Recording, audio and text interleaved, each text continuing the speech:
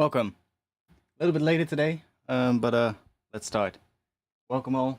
And I want to do some sound design today. I just want to mess about and not really to necessarily work on a track, or well, maybe something happens and we stumble upon something and we still end up making a track. But you get what I mean. I just want to do some sound design, and we'll see what we can make. So I have been making some more breaks for the pack as well, and I've been doing some with like different time signatures, or like at least I'm trying. So we might do some stuff with that. We could get weird. I do want to make a couple of sounds first though. We'll just start making something and see what we get. If anybody has some ideas or anybody wants to put something in the chat, that's fine too. This is not a stream where I'm too concerned about people backseat producing, just so you know. And yeah, hope you're doing good. So let's see, let's do that. Yeah, okay, cool. There we go.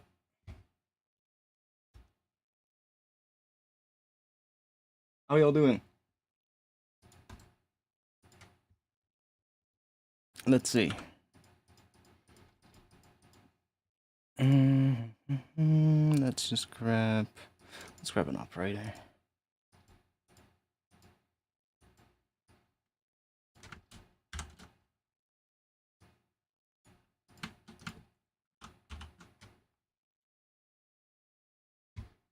Yo, Angelite. Welcome.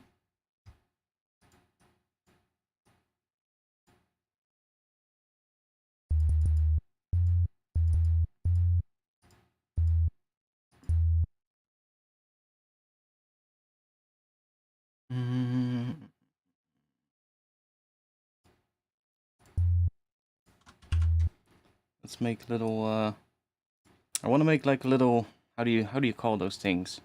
Like one of those sort of like percussive bass sounds that I guess is also maybe the kick, and then has a bit of more like a bit of a rumble in it. So we'll see. Think the bots aren't working yet? Interesting. Let me check.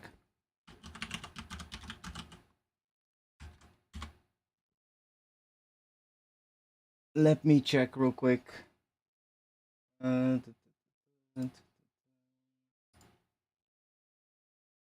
Maybe they turned themselves back off again for some reason. We've had that happen different time as well. Check real quick. Bot, where are you? Bot. Yeah, the bot is off again. Weird. What, should be back on again?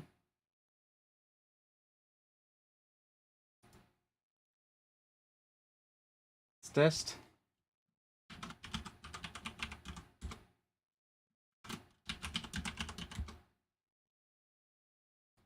See if that's working.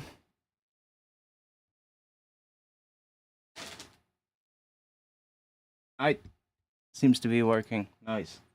Thanks.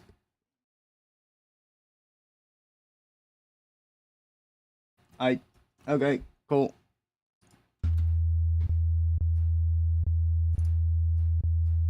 Okay, so I'm gonna go and do.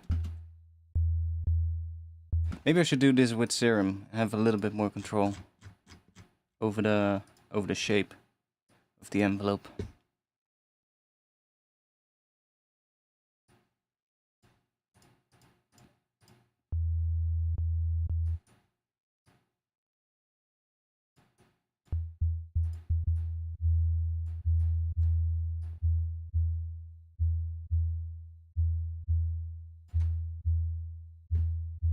Okay, so how are we gonna make this rumble?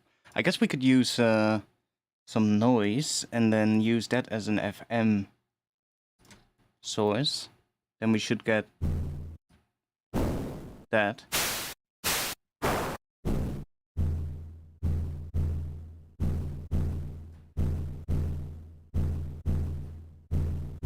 Let's see if that's gonna...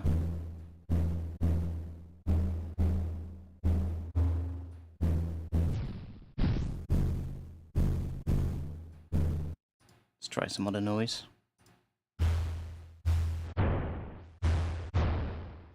Can also...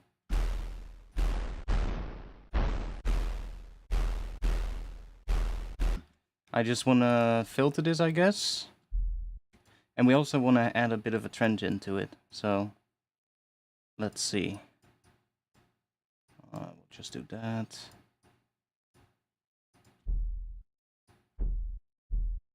Yeah, it needs more upper harmonics as well. Just try. Not that one. Let's try doing that one. And, oh yeah, well, I'm gonna do this with something else. Let's try maybe using a...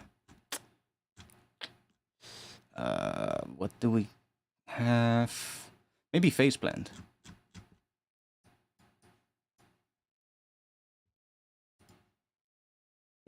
We could also do it with a reverb, of course, but let's give this a shot.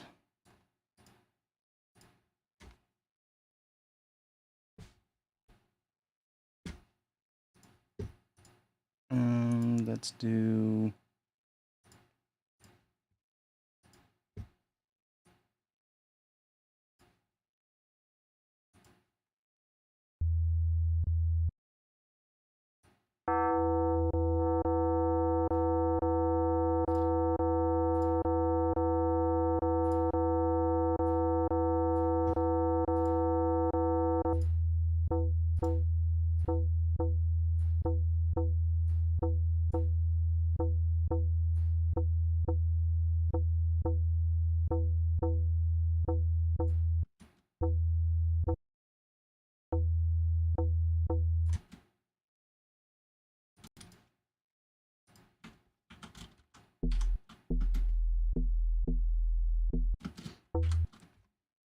I think I'll go for a higher pitch though.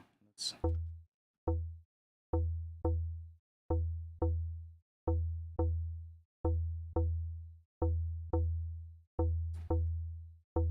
And let's try the same thing. So if we take a noise oscillator and feed that into, I don't know, maybe this as well.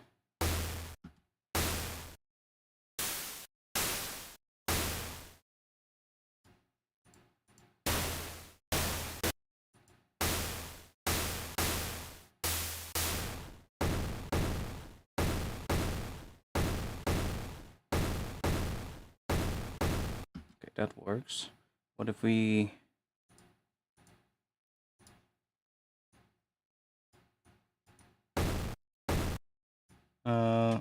wait, what?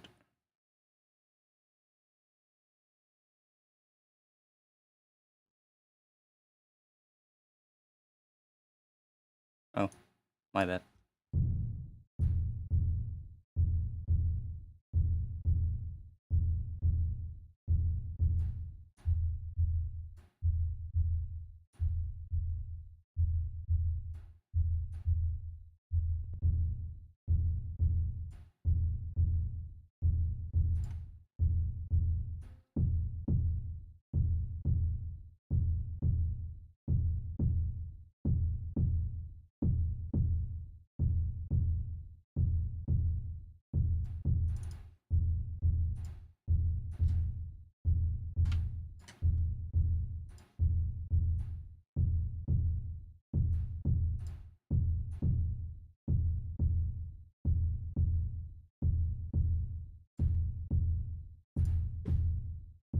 Okay, so if we now mess with the noise, I guess we can also use a sampler, and then we have all the different noises that might be better. Oh fuck. Sampler, and then we have all these different noises here that we can use. That might be nice. And then this one to here. Then we have to load noise. Where are the regular noises?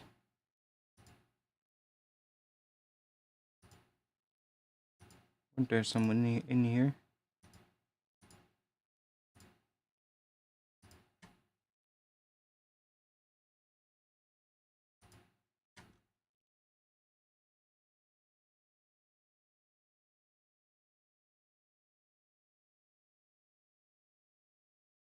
Wait, what? Okay. Is there not no white noise in here? Various. Sure, whatever. Okay. Well, we have some. One moment.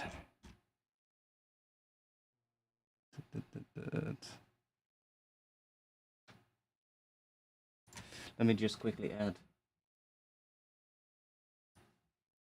a folder.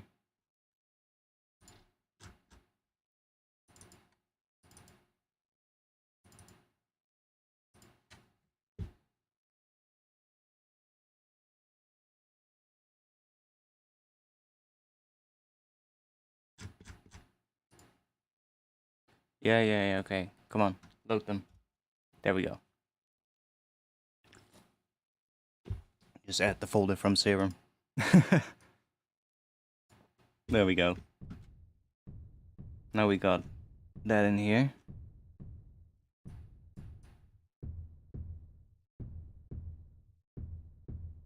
It's a little quiet, but we can...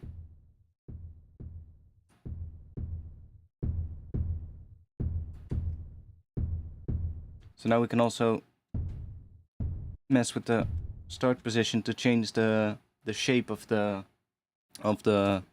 waveform, because if we play with this, see, it also changes completely. So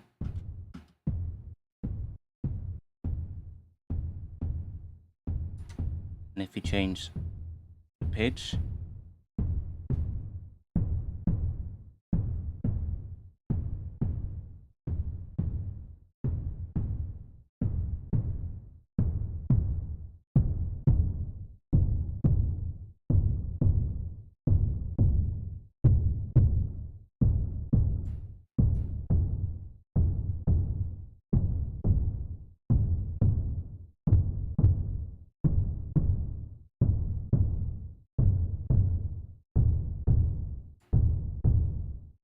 interesting.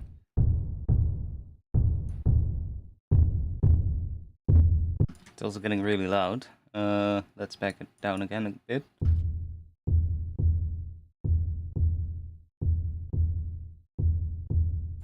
Now, by tuning this, we can also change where the resonances are in the low end, so we can get it to sit around a particular frequency.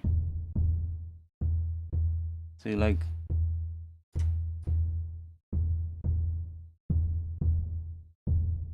all gonna be basically rumble, but there is still a tone in there. And I guess if we change this one to be an octave lower, then it's gonna get even messier, but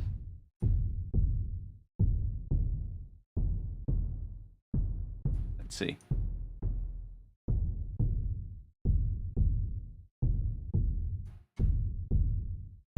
It almost wants to go even lower.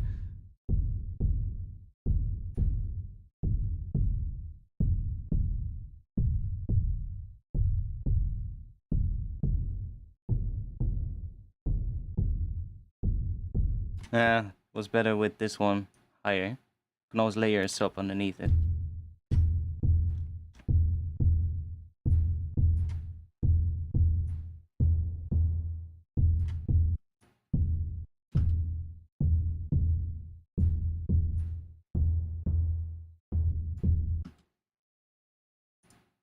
Oh, that doesn't work? Okay.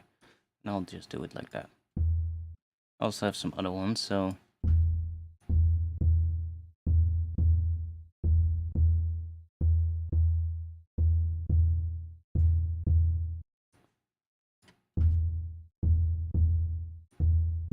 gonna sound quite similar, but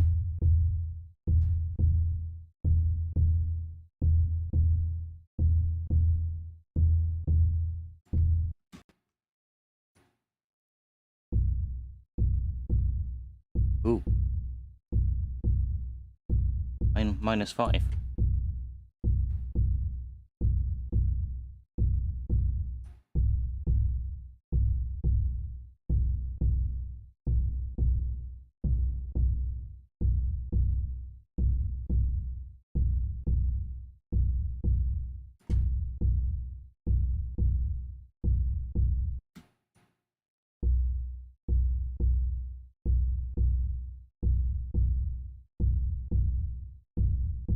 We can automate that as well to go from like something smaller to something bigger. Don't want to go too far because we still want to have that note in there, I guess. A bit of a techno-ish kind of sound, I guess. But let's see what we can make from that. Like I've been thinking about one thing that I wanted to do one day is well, one tune that always inspired me a lot, and I think a lot of other people as well, and a lot of people that might be watching, is The Hole by Noisia. It's just one of those tunes that when I listened to it, I was like, fuck man, that tune is so fucking good. And I was messing with some other time signatures earlier this week, and one time signature that I ended up using or messing about with was 7/4, which is not the time signature of The Hole, but it's a really interesting time signature as well. And I think a sound like this that sits just underneath that time signature and like a drum pattern like that, it would be a bit of a more jungle type drum pattern, I think. Would be pretty cool. But I wanted to figure out how to make these kind of sounds, but I guess using noise is the way to go. I would do it with reverb, you know? Like use some I don't know, maybe some convolution reverb, but it's always so finicky with convolution reverb, and then it's also really difficult to automate it, because a lot of times you don't get a lot of control over the automation or over the things in like for instance, if we take the if we just take this off, so if we just take off that one, and then we go, I don't know, maybe use the hybrid reverb in Ableton, which is what I would normally use for this kind of stuff. It's just turn off this high pass filter, and then if we just for now put it at 100%. Okay, that sounds like shit. But if we then go and I want to make it a bit less wide or even mono, and then put it all the way on the convolution side, and then we can pick something in here, like, I don't know, small ambience, give it some attack, and then if we mess with the size, you get similar kind of things, but it's always really hard because you're always going to be messing with the impulse response to get like something that you want, but then it's such a pain to find the right one, and then getting it to sound nice is even harder. See? So with that noise, it actually is so much easier. So that's a good thing to know.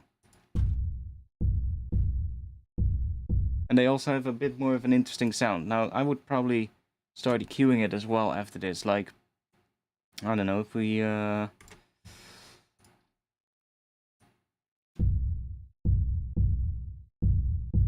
like boost around here to give it some more harmonics in the so that the mid frequencies.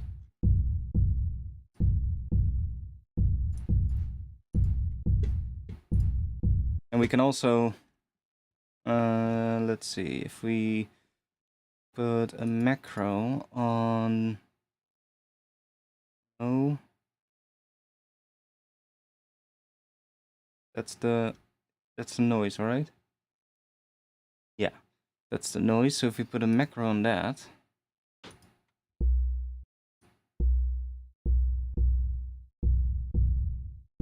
Right, then we can make that come in. So that is the rumble. And it's still completely mono as well, I guess. So we can maybe mess with that a bit, maybe give it a little bit of width. And then when this is down, it sounds like that, so it sounds pretty shit.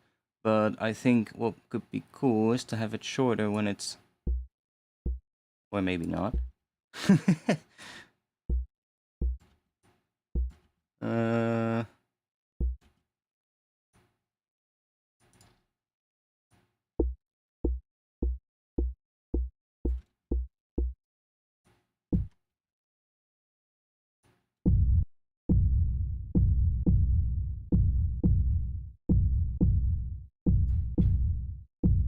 That's a bit weird. It's better. I guess we'll not have it like that then. Let's just do that. I do wanna...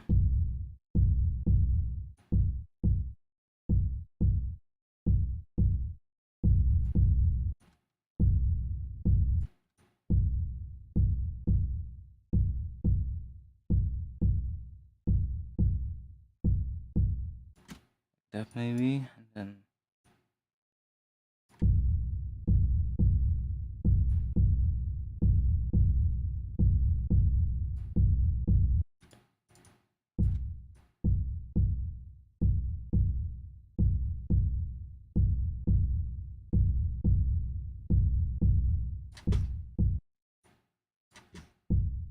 It's a little short though. Can we also put something on here? We can. Okay, that's nice.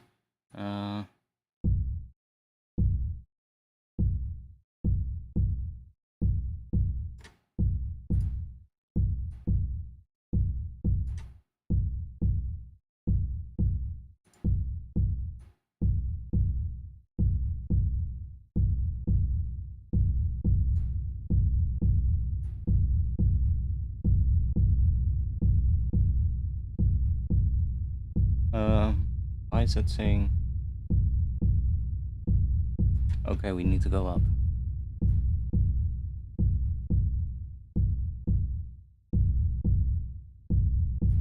Is that going...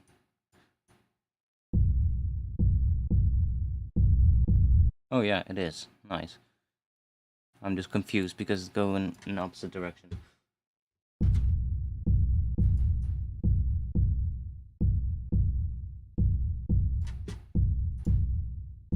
Okay, what can we do to this to make it more interesting? Let's see, maybe a filter on top of it?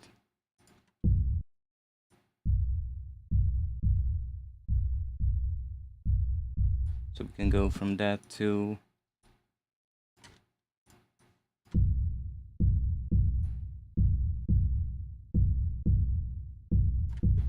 that.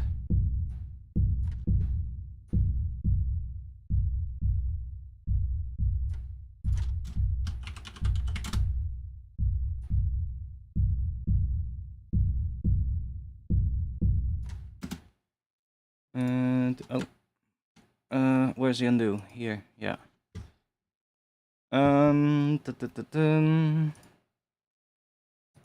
What else can we do here? I kind of wanna...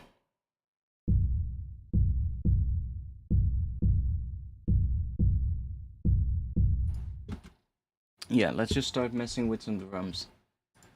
So, I was doing some weird shit, like different time signature stuff, and it was kind of interesting. So, let's say if we, like for instance, loop 7 beats. So we get 7, 4. I was doing some, like some weird stuff in this.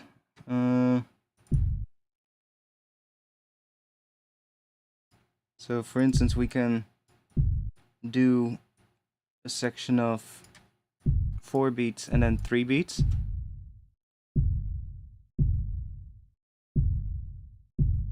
But we can also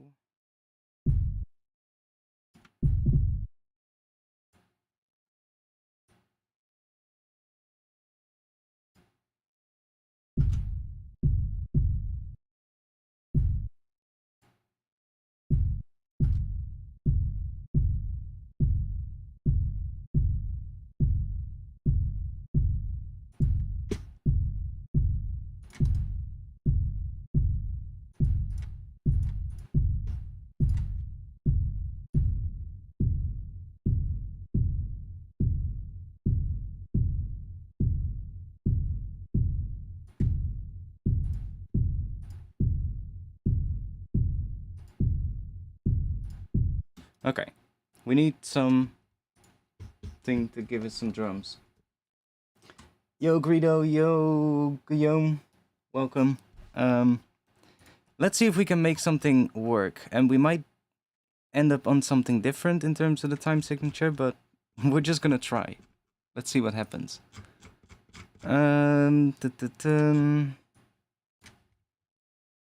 Let's just grab an addictive drums. Very chill, for now, I guess.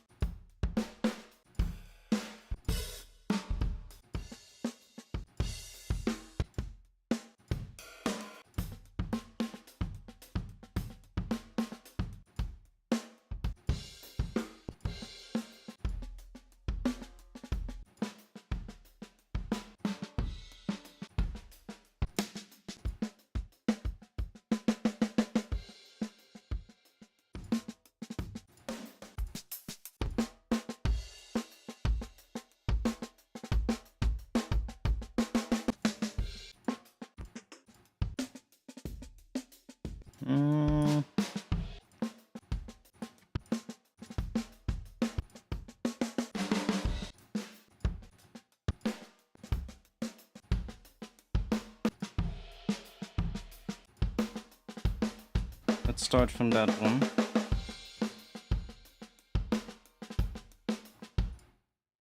And let's start playing a little bit with this one. So first things first, that is centered. Okay, we're not really using the toms, but let's just center those as well.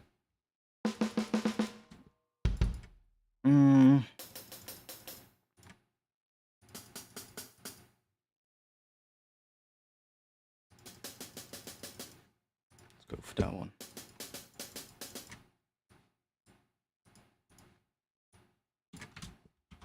So let's see, if we, let's just start with, I'm actually gonna make this a little bit easier for myself. Let's just put this on 7/4. And then, yeah, this is 7 beats now, so let's just do that first.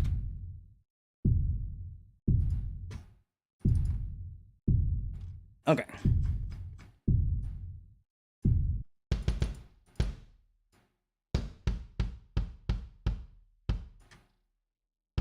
Actually, I'll just do that, but let me go into here and do a couple of little changes. So, is this? No, it's not linked to anything. Let's do that, and then I want to... Okay, let me do that. So, I want to go for something more like that, so we have a bit more sub in there. And then the same thing for the snare, so like the snare, we also don't want that.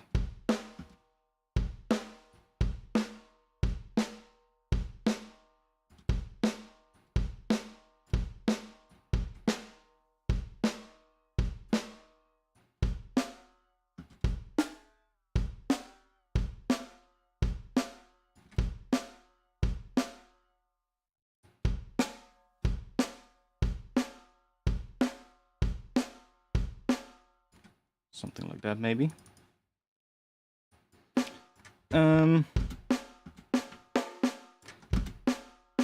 So one pattern that works in 7/4 is this pattern. That works in 7/4, so if we then, I don't know, put another kick somewhere.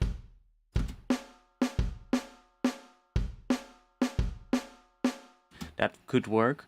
We can also have that kick just there, and then, I don't know.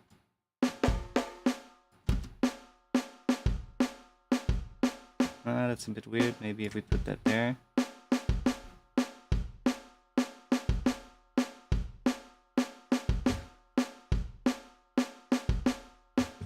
That works pretty well.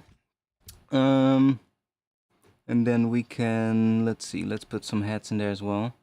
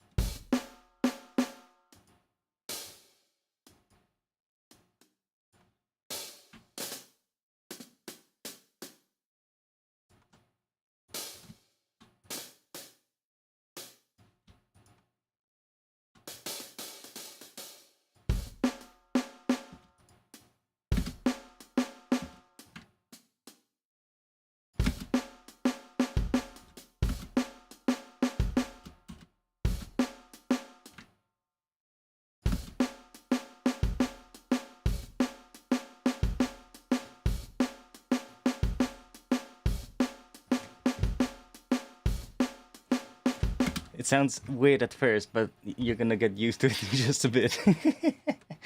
Let's see. We also need to start working on adding some ghost hits, but I'm gonna make these all a bit shorter so that we can... Ooh, what if we use the...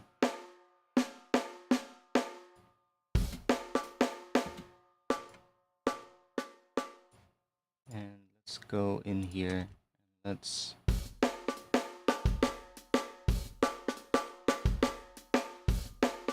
see what other snares we have.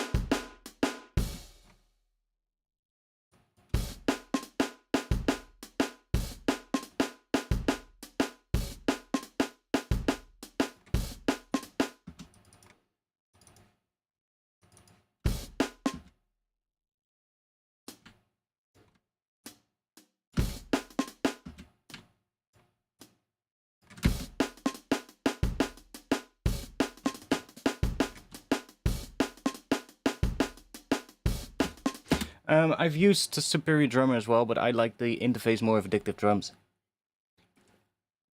That's the main reason.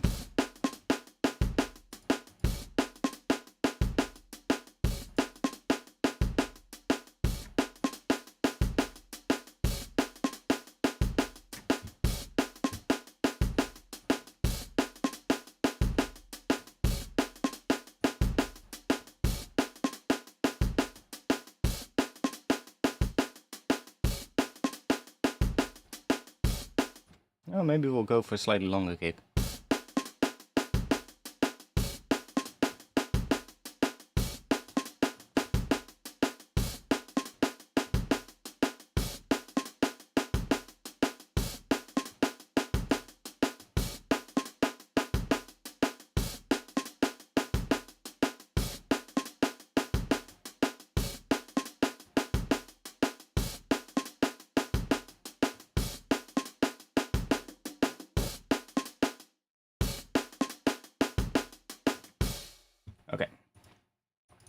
So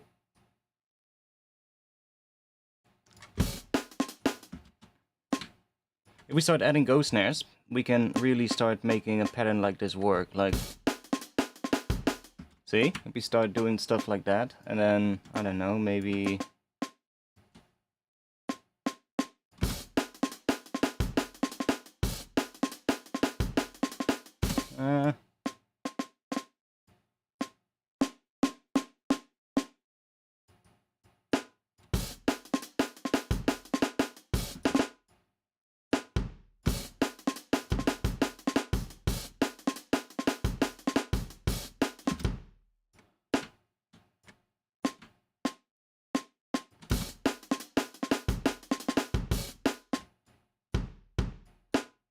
what else can we do?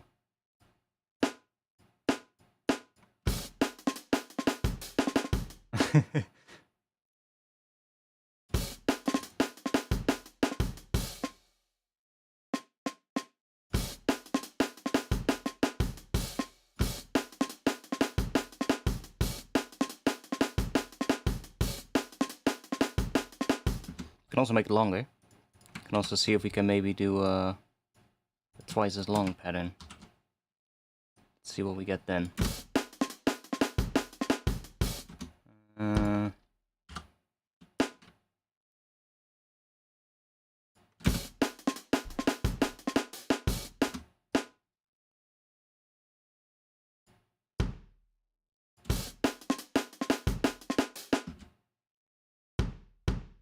Go.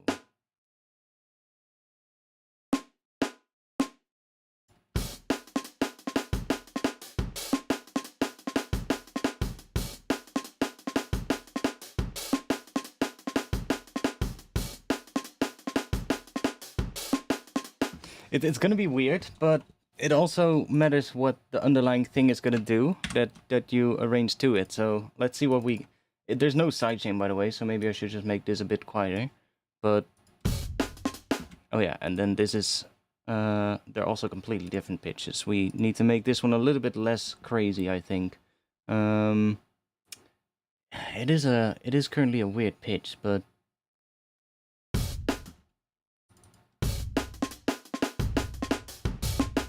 okay, that's gonna sound weird. But what if we arrange these to the kicks? So... let me do this.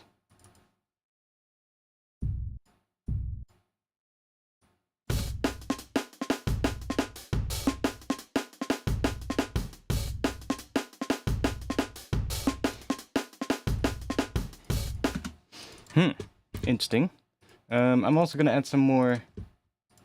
something that's a little bit more... I guess I could... well, I'll just make something real quick, just like some noise shaker kind of thing that's more static. So that gives us a more static kind of thing that's always the same every single beat. Just grab one of these. Then we'll just do that. I also like how it sounds. It's just all about finding the right rhythm, you know? One that doesn't sound too weird, basically. I don't know, maybe do something like that.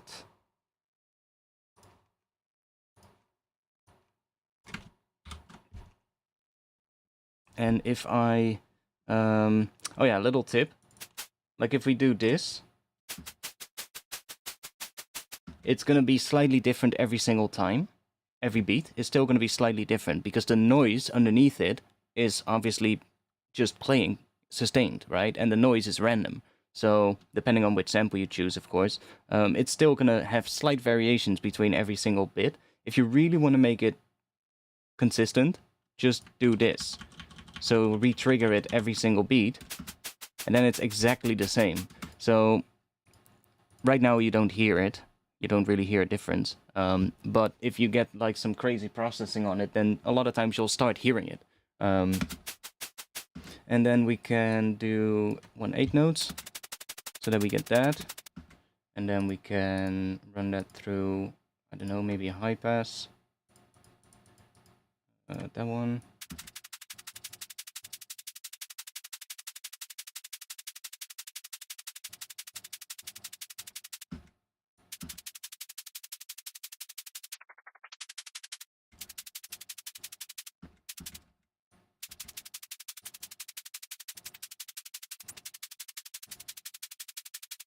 Doesn't really matter.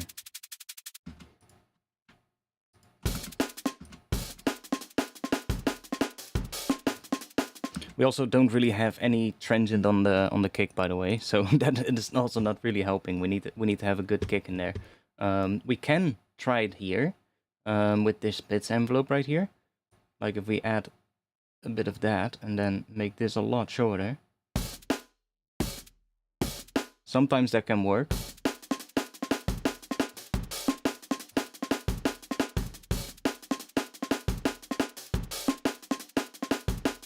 But it's a bit annoying, honestly. So I usually just add a better kick. Just make a kick and add that to it.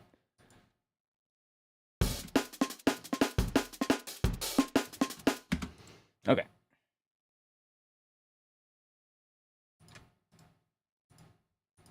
We need something a bit more. That's a bit too crazy, I think. Let's go and add a kick in here. So I'm just gonna, let's just group this. And then I'll just put a serum in here. And we'll just limit that to the key of C1, which is the kick.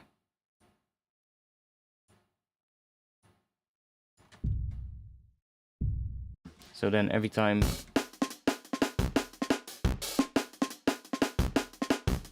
see, so every time that it basically automatically triggers our serum, and then I can just make a kick drum in here. C, so this is in E. No, it's in B. Yeah, that's gonna be weird. We're gonna make something in E, I think. So let's just do this one in E. No, not that one. This one.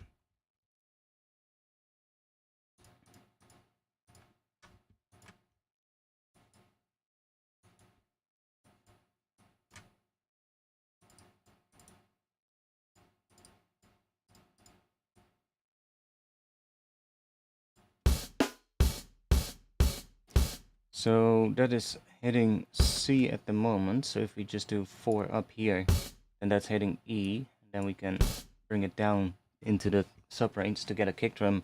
Well, to get the right note for a kick. And then add another one here. Make sure that one is a little bit faster than the this one. Then we'll just put that on here.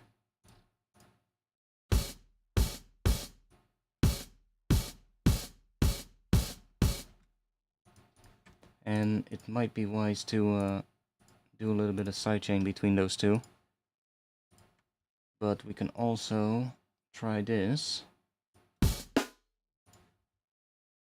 just seeing if we can make that work.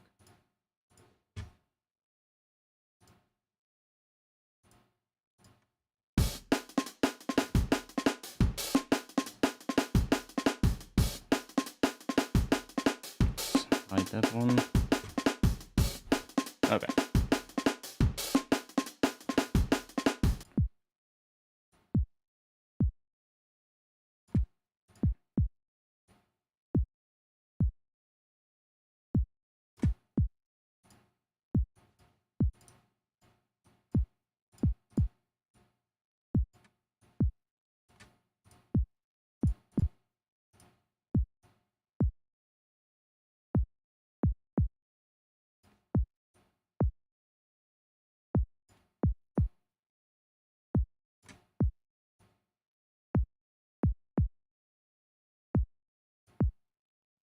There we go, something like that.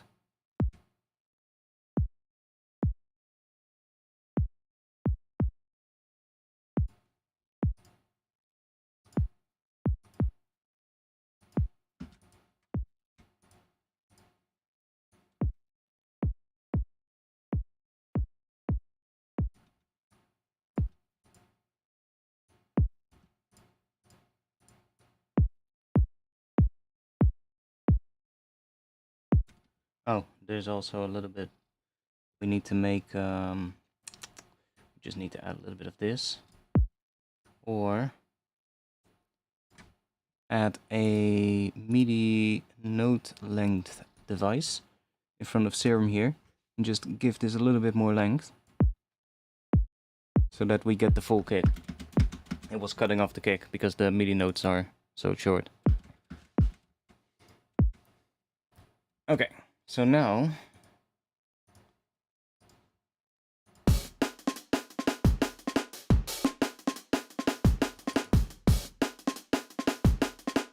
it is getting pretty crazy.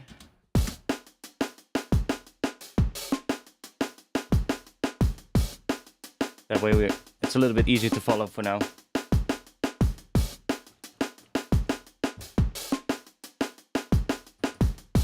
Still not sure about this pattern here, but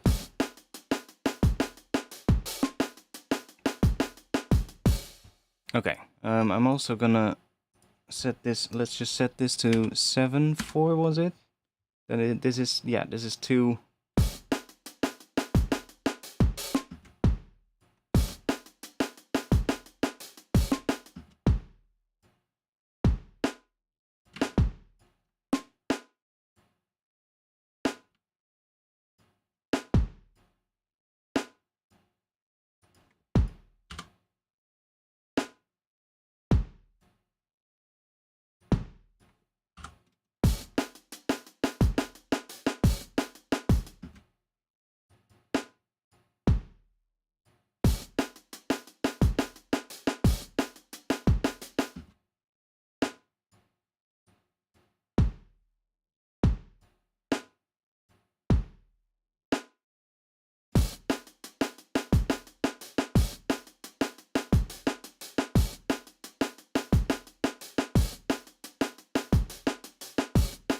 Oh, that could also work. Or that's the same, right? Yeah. No, it's not the same.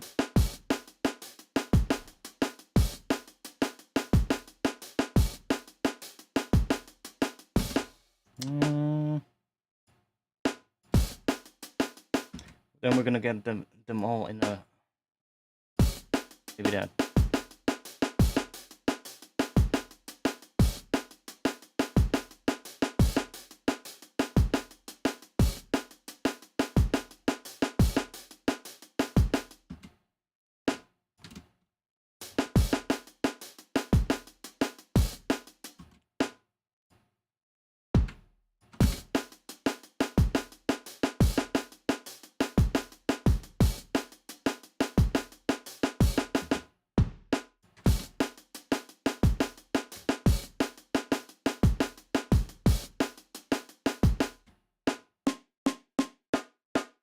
Ooh, you hear that one snare there? That one?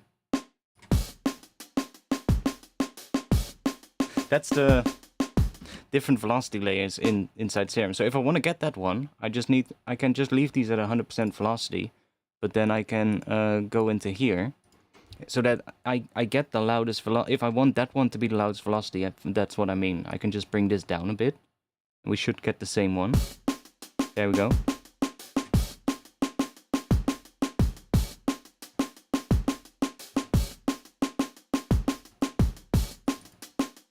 I mean, that works as a pattern.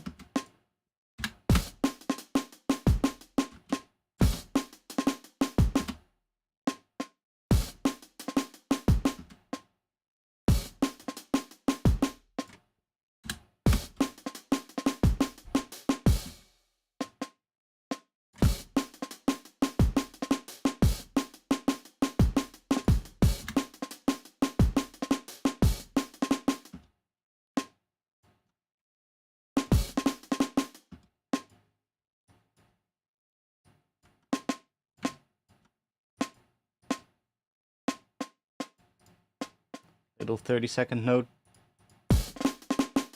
thing there, maybe.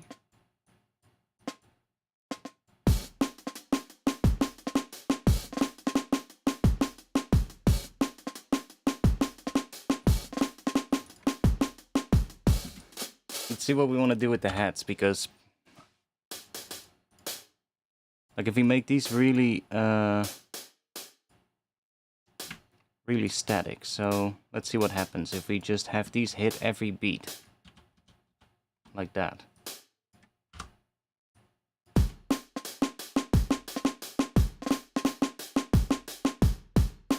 And then let's try that one.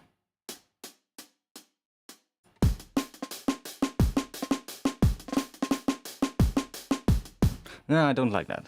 Let's see what we want to make that hit. So I guess on the snares would be nice.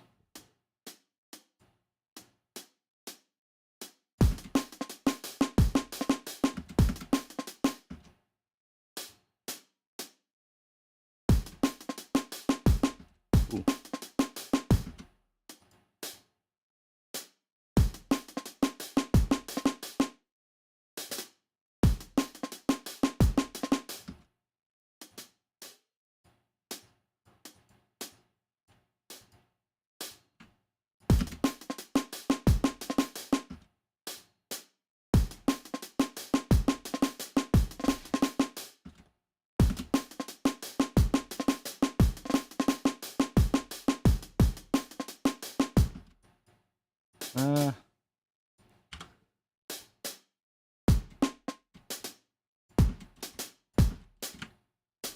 Let's see, so if I just make those hit on all the snares. That one. Let's do that one. No, let's do that one.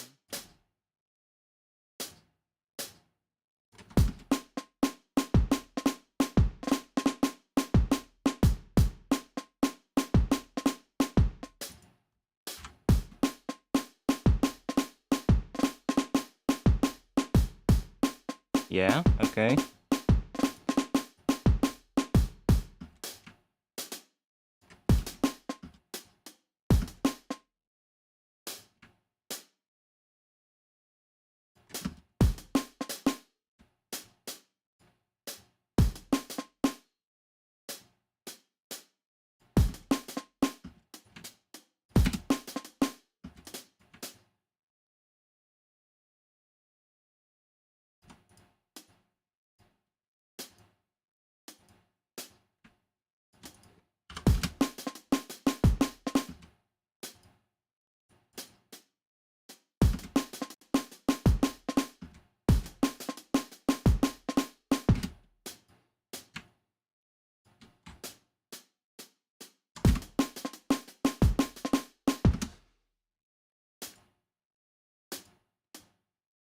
Oh yeah, we also have that one.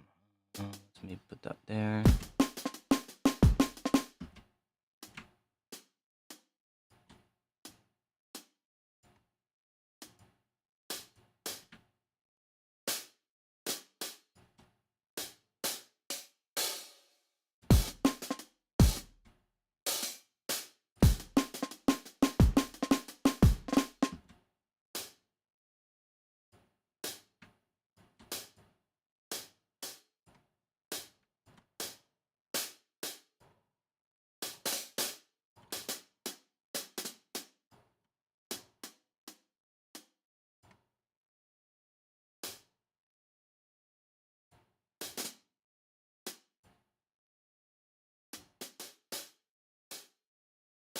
We want to have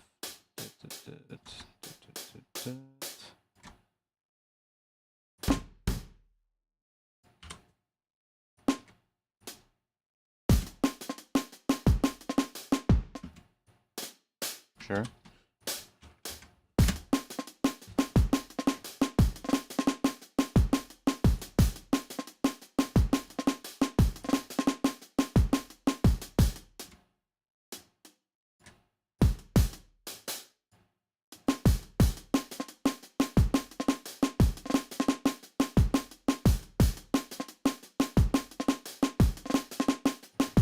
Well, it's the tempo of the project is in 4/4, but it might actually be good to put something in here and give that 7/4.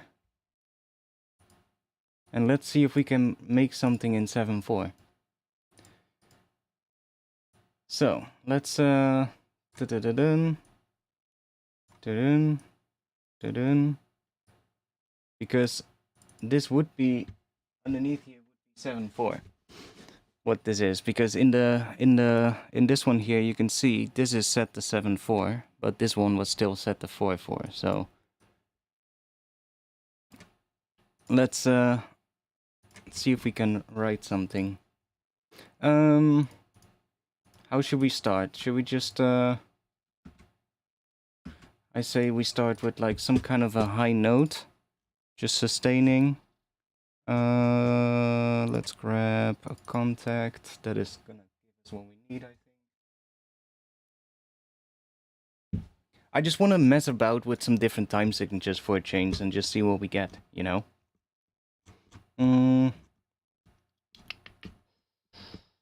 Let's just grab...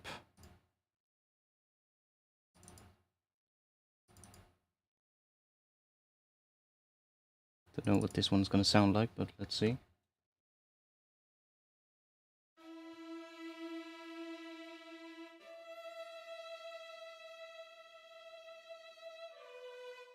I know one patch set is definitely gonna be... Well, fuck it. I know what we can do. Let's grab pigments. Let's just do a granular patch. So that we can just chuck samples in there until we find something that kind of sounds like a cool ambience. And then we'll just start with that. That always works. If you're not sure what kind of sound you want, just take a pigments, granular patch, and just find something that has plenty of stuff in there.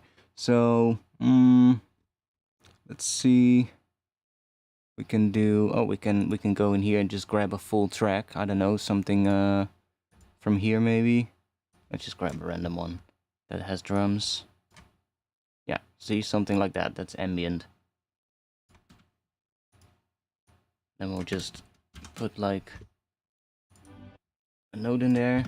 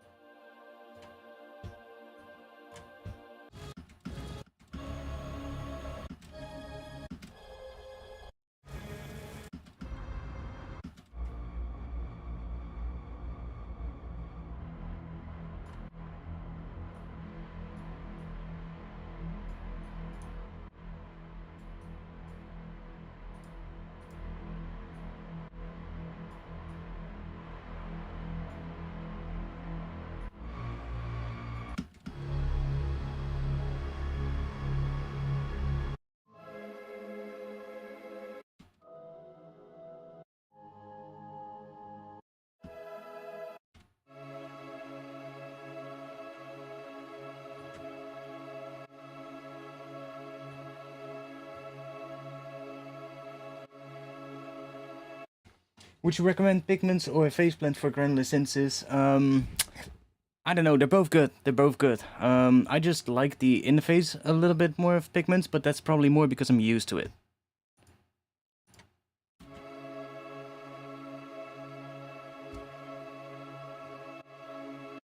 I need to get more used to the face blend, but yeah, whatever. Now the one thing is, I don't know what the key of this is, but we can just chuck a wavetable in there. Is it in fucking key? Oh my god. It's just in key.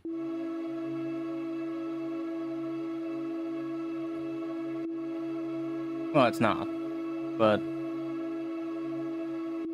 I guess we're playing the third.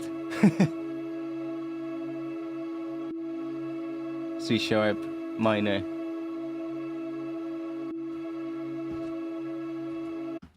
So it's not in key, but now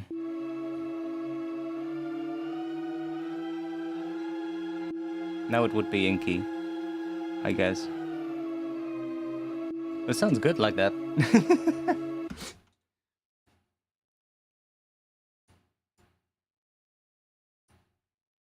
Like, just put like an oscillator in there so that you have like, and then it's better to make sure that it's like lower. So that you can kind of hear what you get. And then maybe this one we can... I have an idea. Let's put that into filter 2. And this one is going to go into filter 1, which is... I don't know why this always bugs out until I move this. It's always weird. It's always just empty, and then I move that and it suddenly becomes okay again. Let's grab... I'm going to grab the Surgeon filter, which has a really steep high pass. And then we'll just chuck that right around there. Maybe even lower. And then we'll chuck this one an octave down. There we go.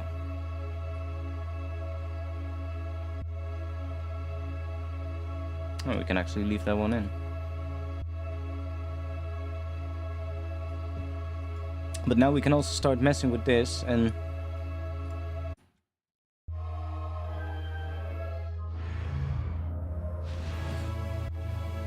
See, this is definitely not in the same key. Just that one there just seems to just work, you know? But it's always good to find something at the start. Let's see. Can we figure out what that is?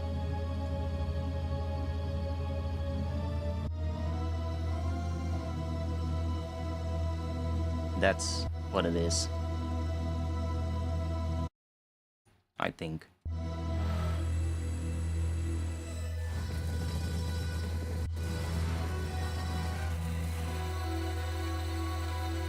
High pass a little bit higher. Then you can hear that almost the entire thing now sounds good over that note. See? So now we can just start finding something in here that we like and just use that.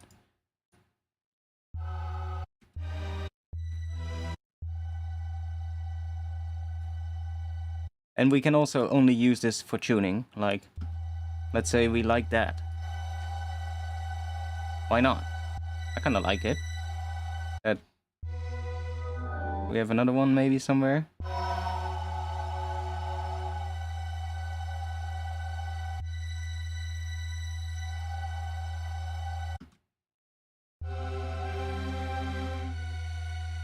There.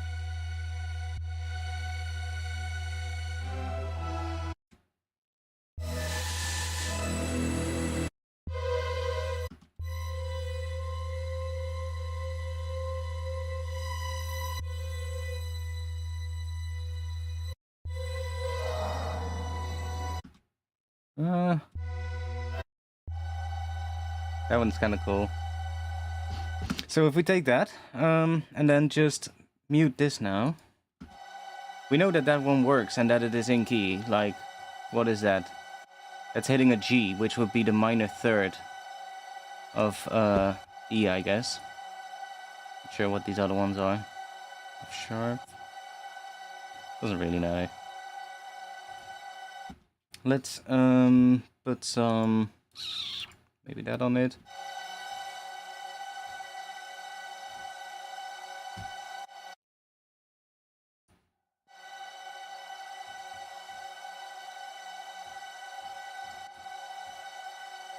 Let's put that in front of there.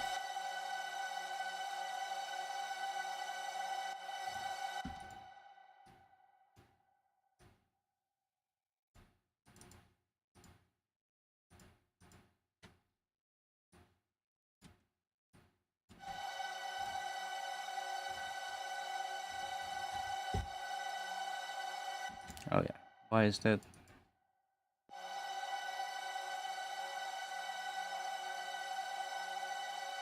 Oh yeah, okay, now it's actually working. And then we can start doing some...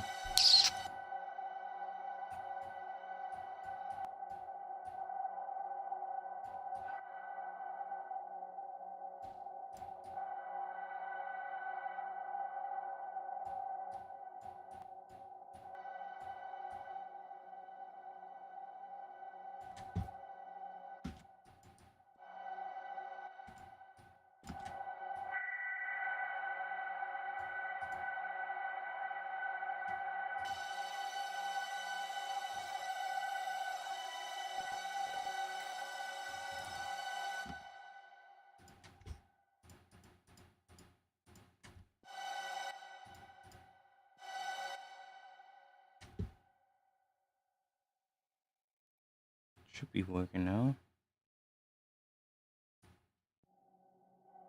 Yeah, it is.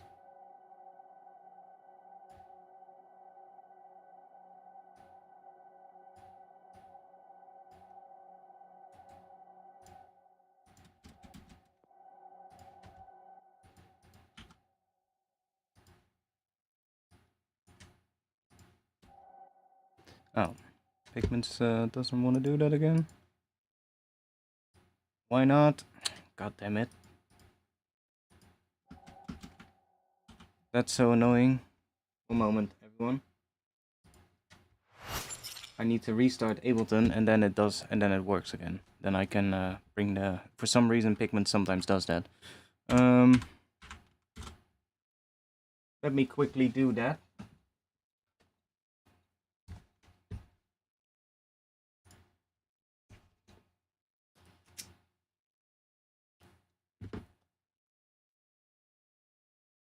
I've also been messing lately with using pulse stretch again. It's so good. Just making like a sound with like some subtle pitch changes in it, and then stretching that like 16 times the original length. So if you take like a sound of like, I don't know,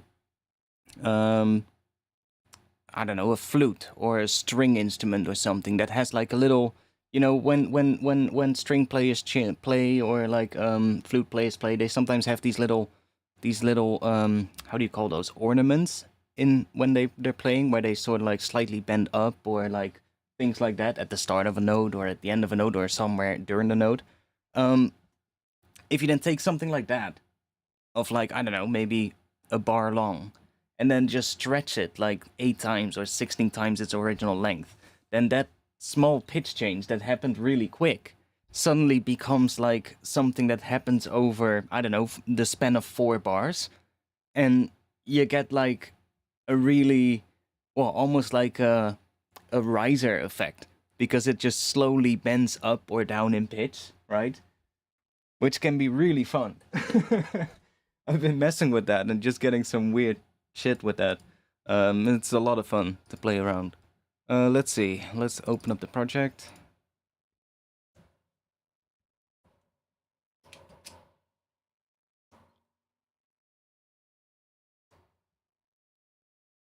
Or just in general, you know, taking like something from your track that is, I don't know, a short loop, and then just making that longer and seeing what you end up with.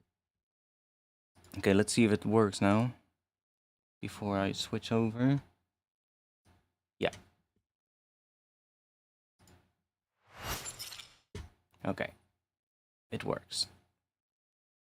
We now have macro 1 there.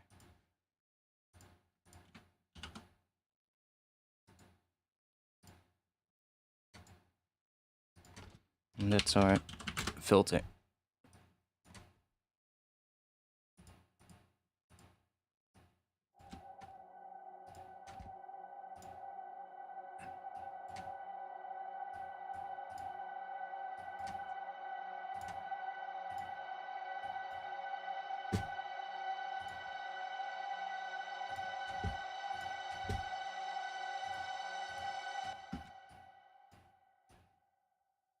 Okay, we're gonna have to make a better one for this thing, because it didn't really work. But let's just arrange this first. Let's do this and then that for now.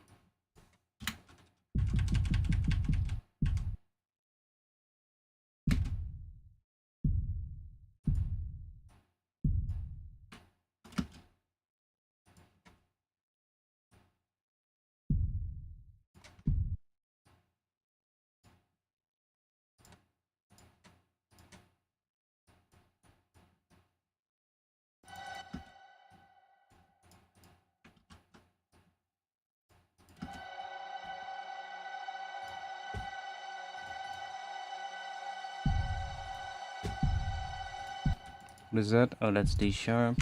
Yeah, it literally sounds like the same pitch because of that noise rumble. Just becomes kind of almost the same pitch, but that's alright.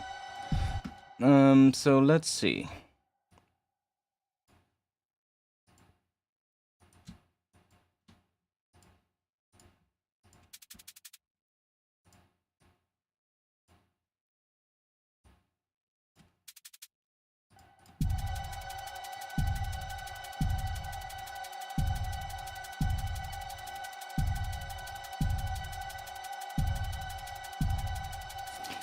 Like if we introduce that rhythm first in the intro before the drums come in, your ears can kind of get used to it. And I've also been looking at like how 7/4 can work, but there's some really weird things you can do. For instance, you can still divide that up exactly halfway, right? You can like let me just take some kind of bit of a higher instrument, some kind of maybe a plucked instrument. Let's do that one, or let's try this one. I think that one is a bit higher, yeah. Like if we take this and just for now just grab this, and this is 4 bars of 7 beats. So let's make that smaller. So now we have 1 bar of 7 beats, but we can still divide that up halfway through as well. So we can do every 3.5 beats, we can add a note, like it's just this sound is not the right sound for it, but just as an example, like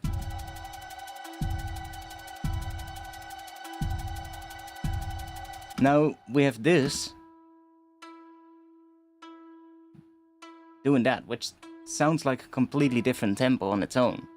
But if we put that in the context of something with this rhythm,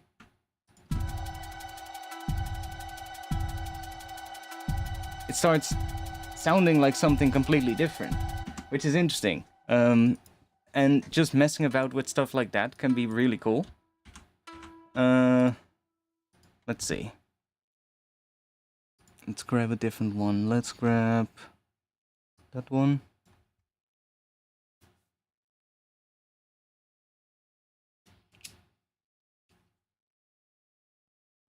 Any tips on making weird effect sounds? A good thing what I like to play around with is like definitely with delays. Delays are really good for effect sounds. But the weirder the delay, the better, in my opinion. So, like, well, you can take a regular delay, of course, but for instance, the delay that also allows you to pitch the delay would be a little bit more interesting, especially because then it usually pitches down further and further as you crank up the feedback, which is quite interesting. So you get like some really interesting effects that way. Plus, you can crank the feedback up on some delays to like 100% or even higher than 100%, so that it kind of starts really becoming a feedback with itself, and it becomes like a sustained sound. That can be really cool for effect sounds. But then also like delays that are, you know, like granular delays or stuff like that. I love using for effect sounds. And then combining that with stuff like, I don't know, frequency shifters and all that kind of stuff, comb filters, you know, stuff that does weird things to the face, I guess.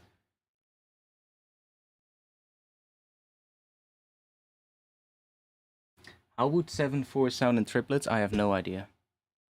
I'm not really eager to try and make it even more complicated.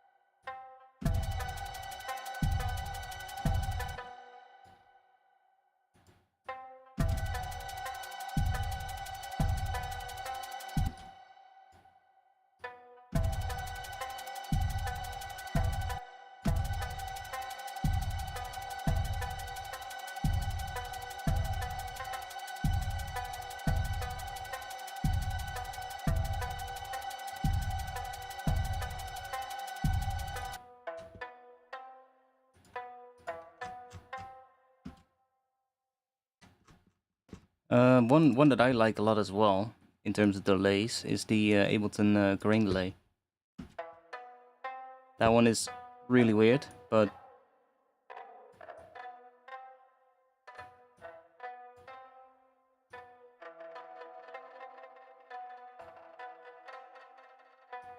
also has a pitch thing in there. So if we do, for instance, plus 12, and then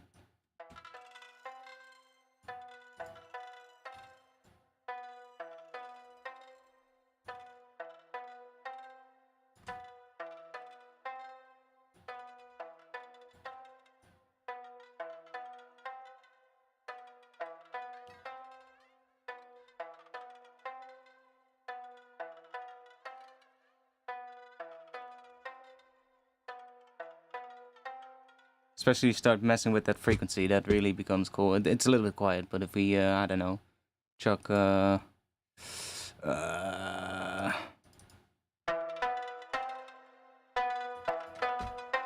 we go.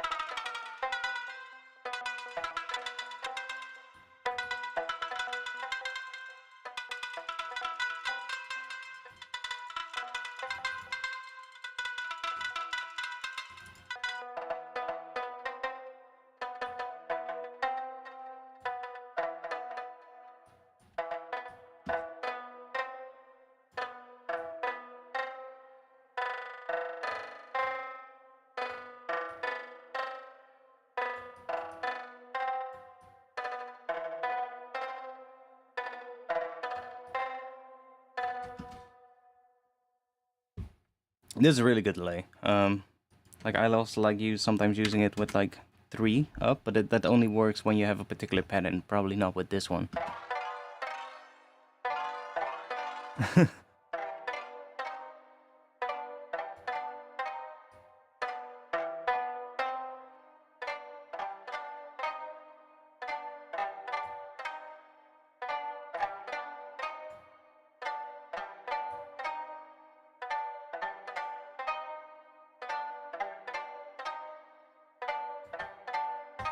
Can be pretty cool.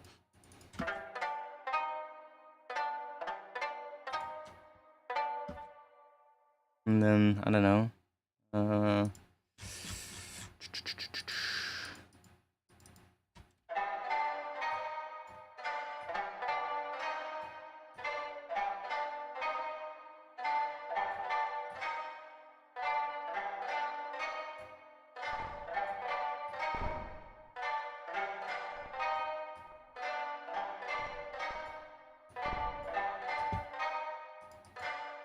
Happens if we...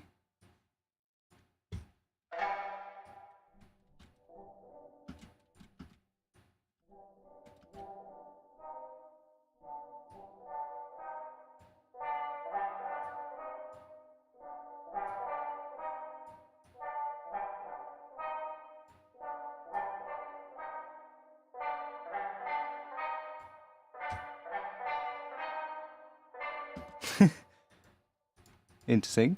What happens if we put a pitch shifter in here somewhere? Let's grab you and put you, I don't know, maybe in front of here. And do -12.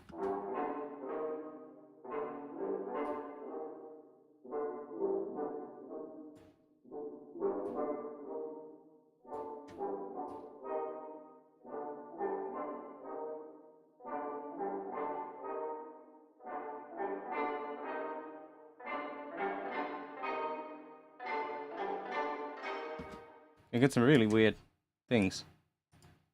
There's definitely a note in there that's not in the scale, but... yeah, on this one. Or... yeah, that one. That one is fine. That one would want to be an E note, but it's getting a D sharp now. But that's fine. I guess we can even say, what happens if we do that? Let's see if...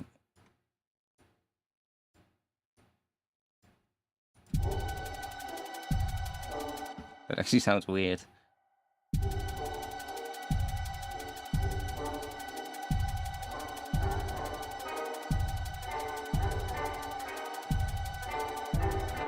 Yeah, exactly. It is a bit of a weird cartoonish sound almost, but in a good way.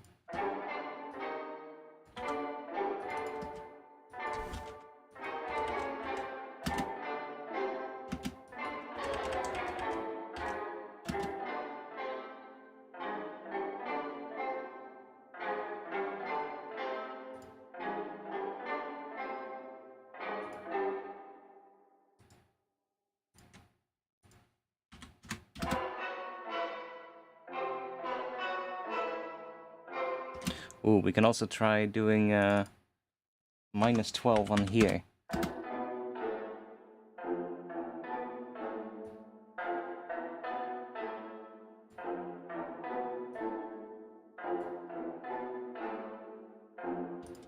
Or having this one -12 and then this one +12.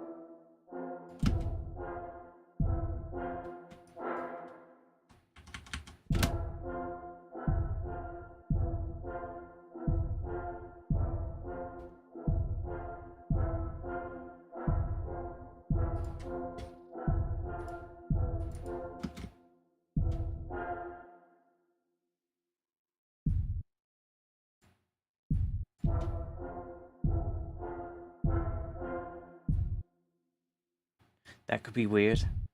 Having the bass just play like that. That would be weird. And it's just playing.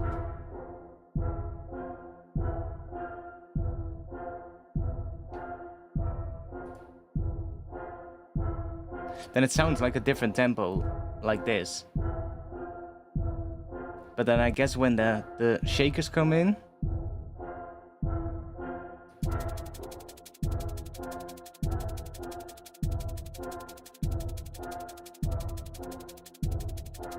ooh, that could be weird.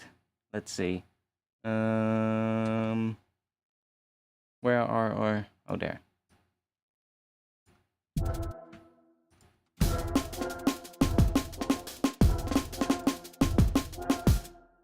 Okay. No. I wanna have like a slightly a pattern where it goes like, I don't know, maybe.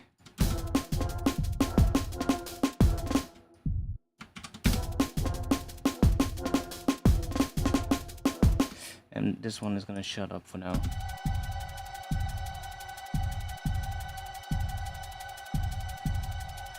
Yeah, I think that makes more sense, something like that. Come on, loop.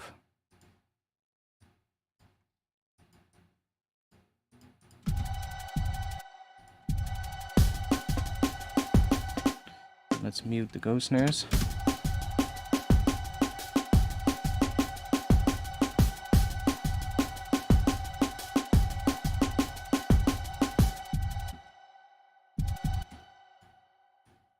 And let's also do a little quick side chain. That one.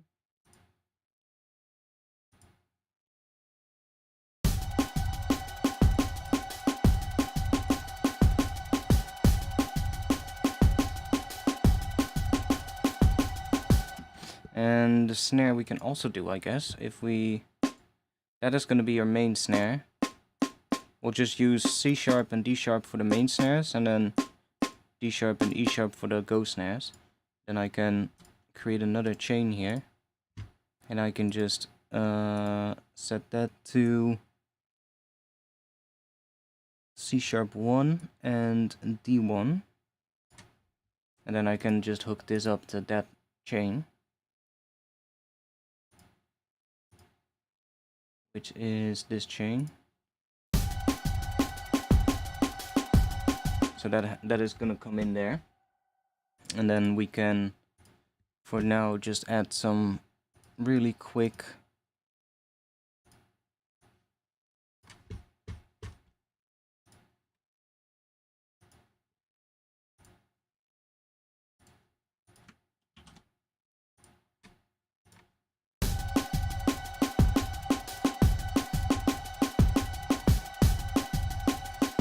and this thing is also gonna have to change because it sounds like crap. But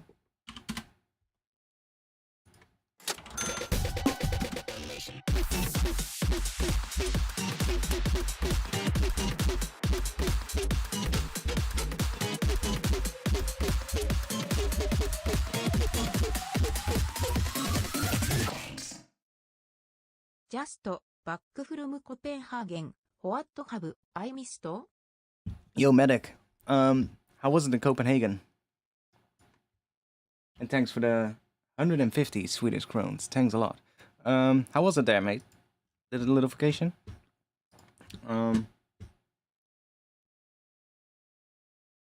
Those meters, they work on Cubase because they're running outside of Ableton. Like, this is not part of Ableton. Ableton is a separate window, as you can see.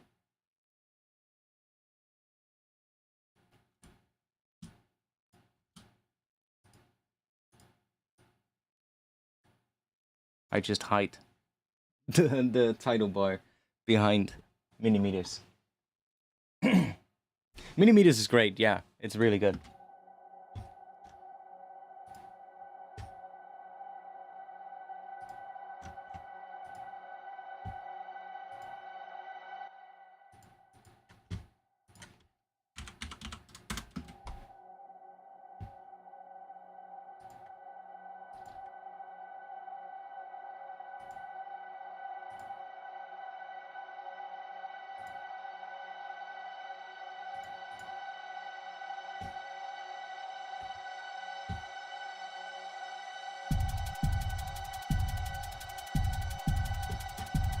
That immediately makes me think of the whole.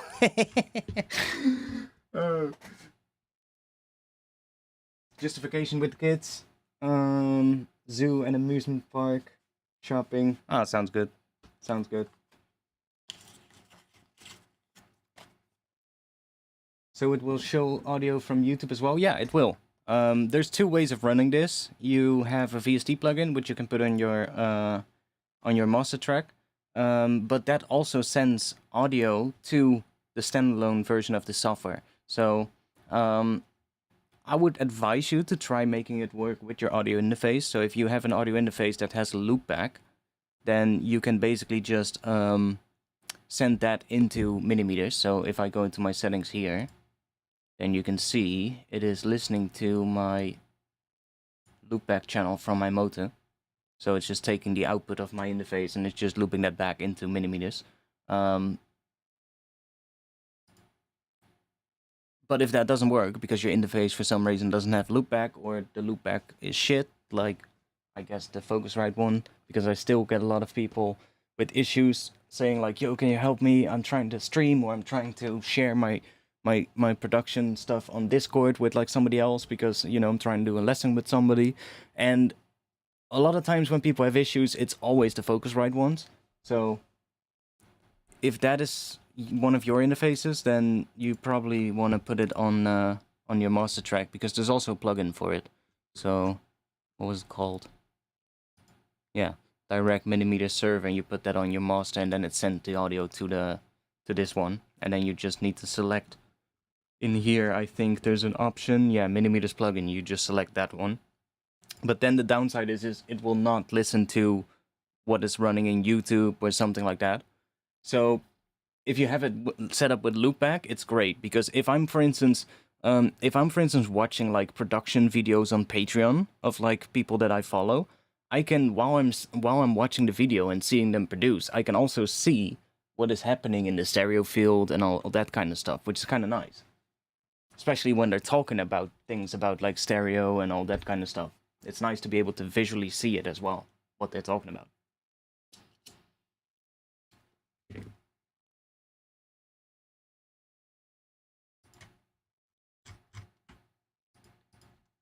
Okay, let's just go with our drums for now. And let's see if we can make those work.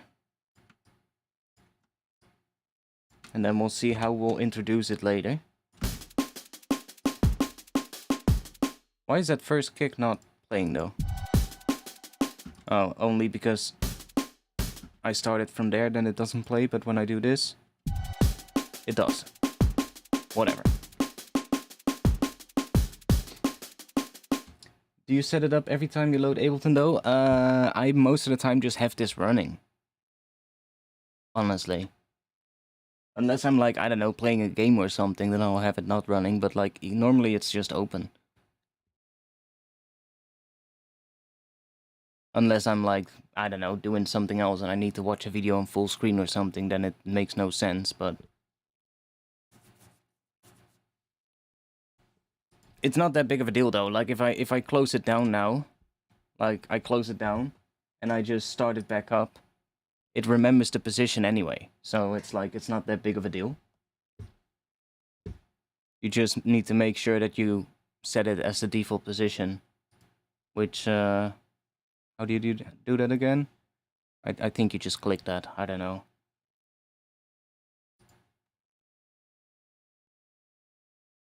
But once you set that up, it's just there, so not that big of a deal to work with, honestly.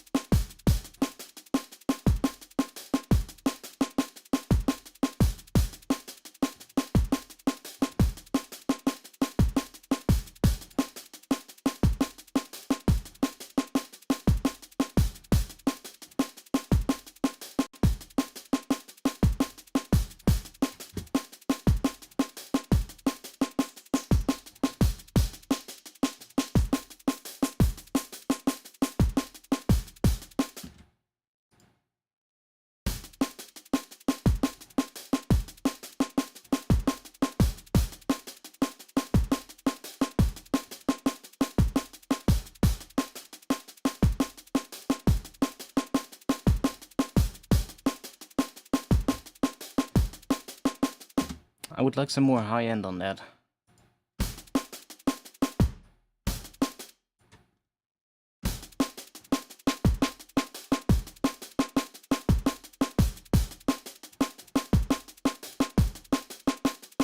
Okay, we need to put like some kind of a bass sound in that is at least clearly defining the pitch. So let's do that. I'm just gonna make like a really simple sound, or just grab a really simple sound.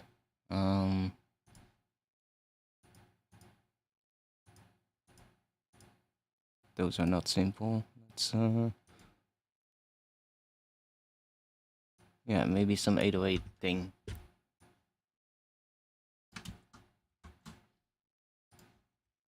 Let's quickly grab, where was the sidechain?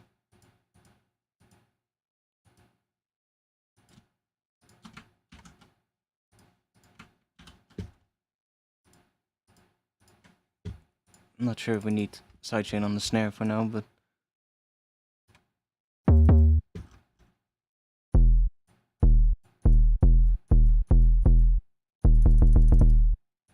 should we do D sharp?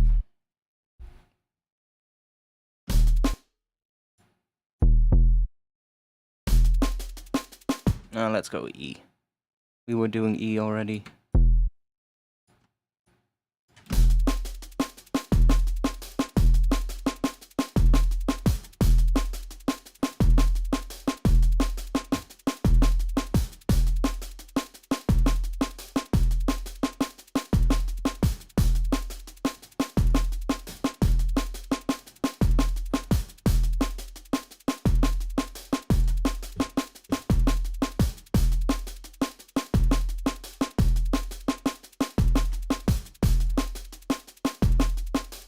Fuck is that?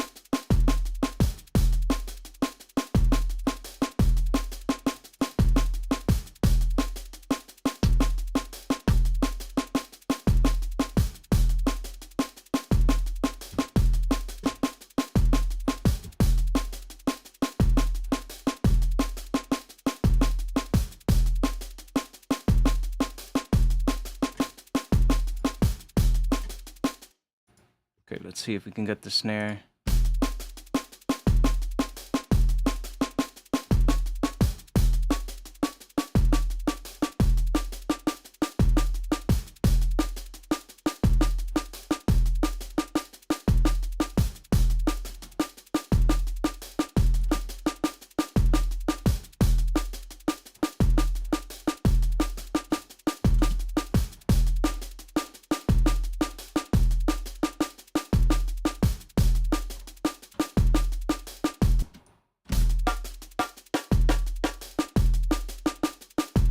Yeah, that one is just good there.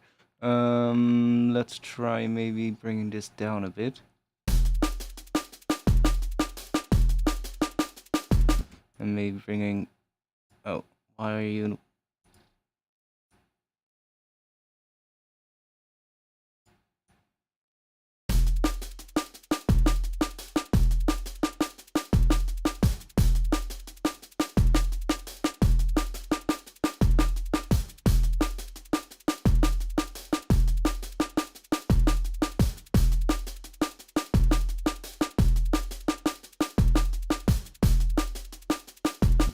Yeah, that's kind of cool. That's late? What is late?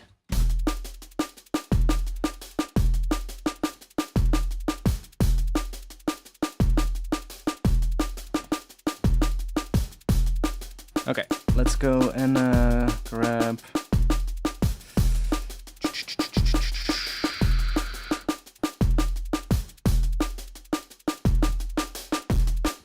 That's gonna be really a lot, but let's clear that.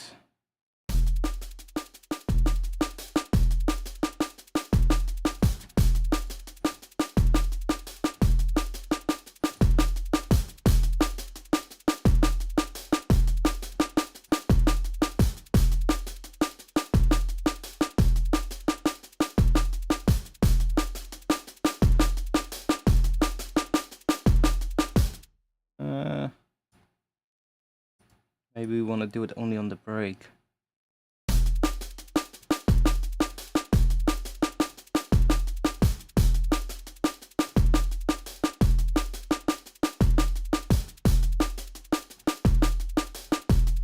That'll work for now, but then let's see what happens if we put this one on here.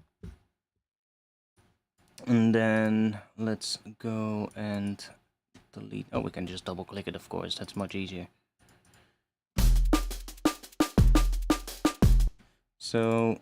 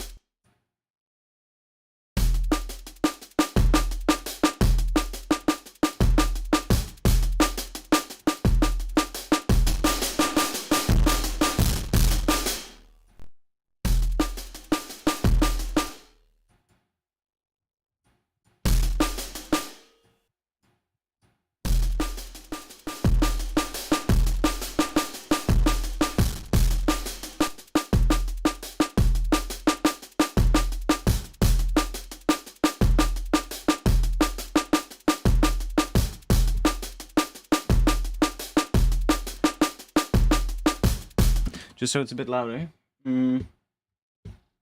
For now. And then we can check real quick. So that is just holy shit, wait. Is that just... Oh no.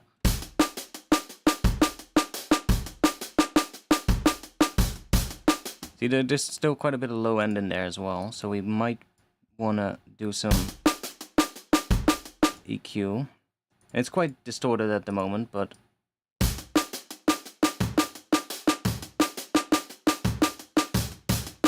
Like, we probably want to high pass it somewhere around there.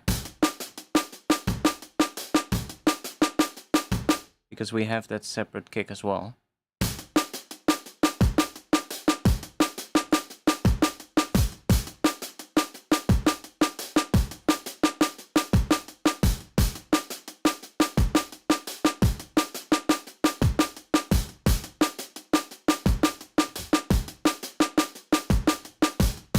What is that kick in the break? If we... Where is that? If we turn that off? Okay. Always hard to figure out what the kick, what the pitch of a kick is, but we're gonna try.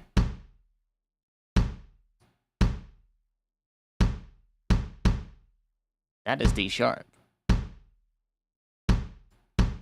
I'm not sure if that is just a resonance, like a low resonance of that, but that could be D sharp. So I guess we'll just see what happens if we do some sidechain. Let's do this, drop that on here, and we'll just do to the kick. And then we can probably get away with, like, I don't know, really short. And then if we play that with the kick,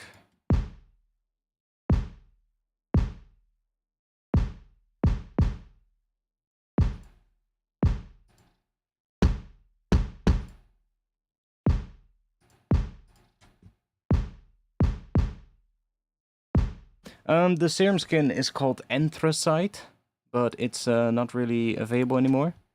But it is in my Discord server. In the general tab of my Discord server, there is a download link in the pinned messages.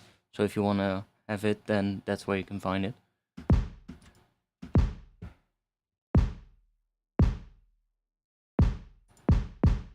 So that is cool.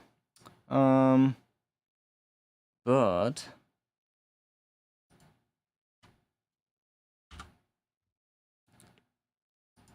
let's see real quick what happens if I take an LFO tool. And let's create ourselves a bit of a shape like this. Then we'll just do, I don't know, 8 notes or something. And then we'll do note retrigger. And then in here, we're gonna basically make another thing. So let's just group this. And then we'll put an external instrument in here. Send that into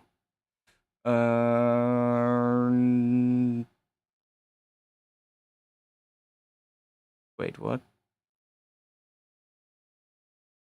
Did I put it on the wrong track?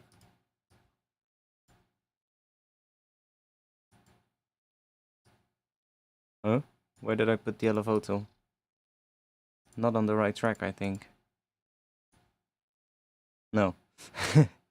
Oh wait, that is the right track. Yeah, of course. I'm stupid. Stupid. Here into 10. I need to rename these as well, otherwise it's gonna be hard. Well, I think it's still doable. 10. Addictive drums, elevator. There we go. Now this. No, the skin was not made by me. It was made by somebody else, but the person took the website offline.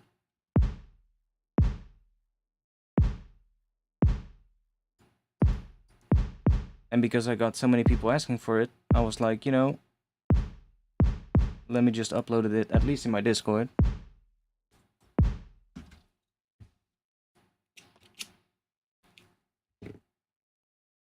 I have started working on my own skin though, but that's gonna take such a long time. So, yeah, whatever. I want to see if I can use the split feature here. So if I turn this on, now it's only sidechaining the low end. So we can now use this.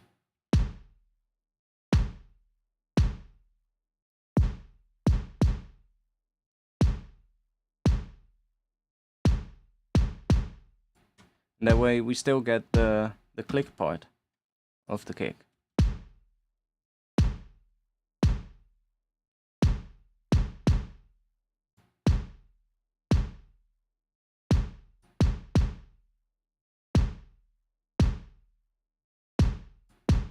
It's kind of nice.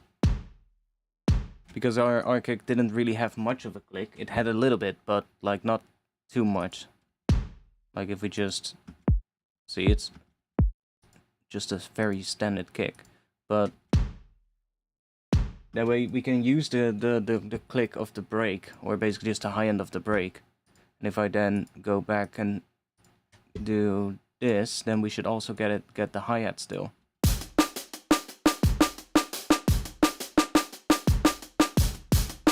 See? Whereas if I would do this,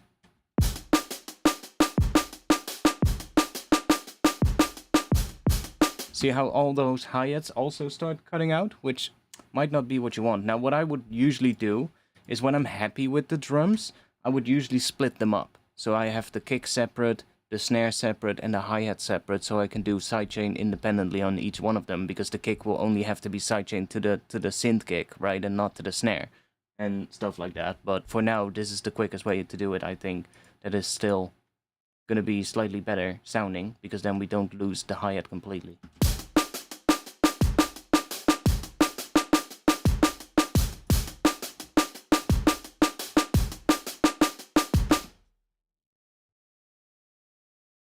I kind of like these drums though.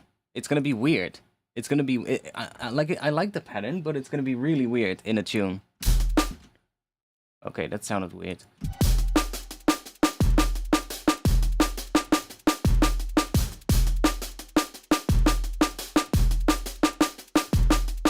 The hats are still a bit too. How do you say it?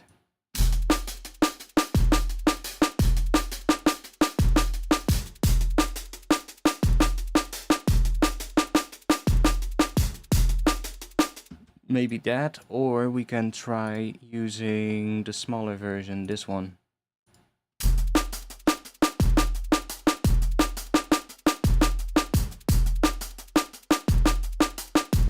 Well, I mean, I did say at the start of the stream, I wanted to make a tune inspired by the whole sometime. A tune that kind of progresses throughout, in a way. Not necessarily the same kind of tune as that, because this is also a different time signature. But, like, something that starts small with a small thing, which is just a weird groove. And then it just starts building throughout, which the whole definitely is one of those tunes. It's one of those tracks that doesn't really follow a particular... well, it doesn't really follow a standard arrangement, you know, in a way.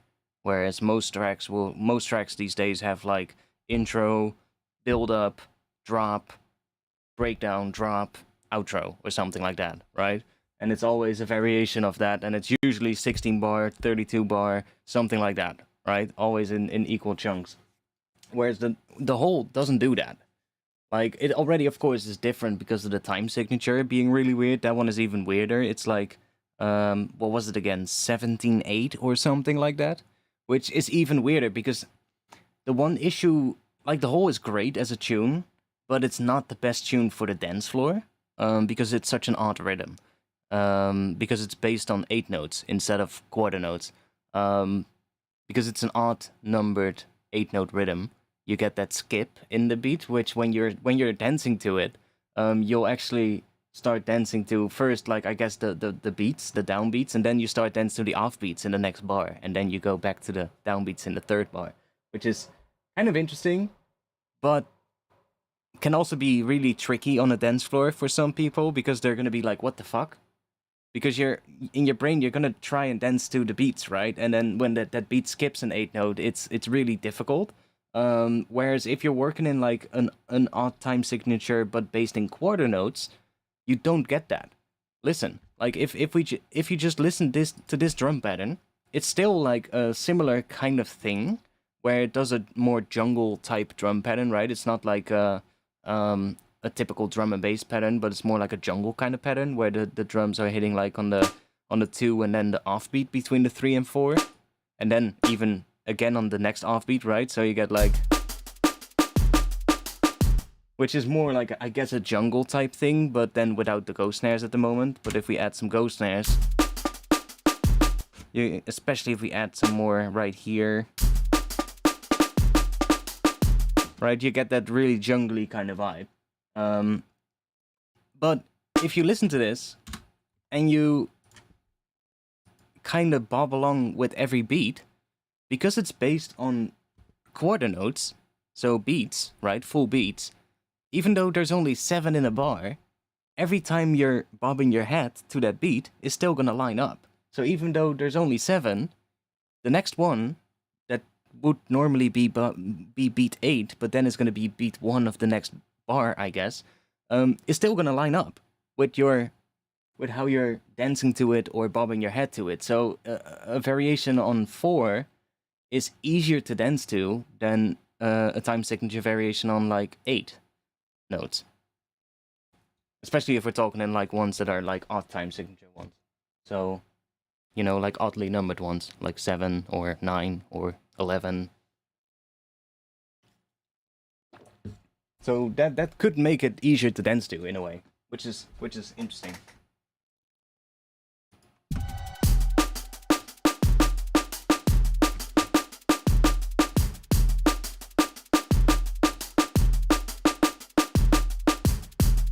But that one works.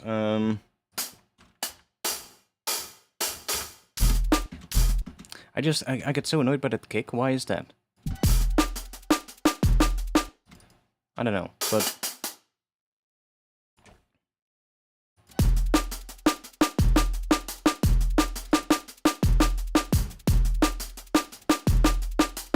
so we have so many snares in a row here that are hitting just a beat after each other, but it sounds cool.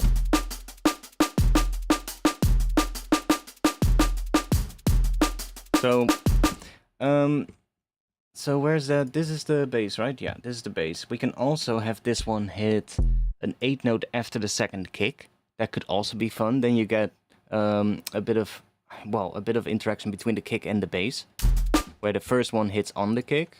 Let me just mute that, and mute that.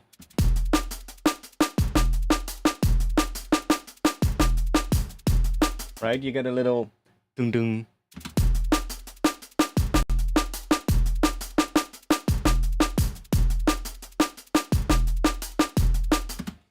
It makes it challenging to mix, yeah. I think the whole is just a tune you would probably end the set with or something.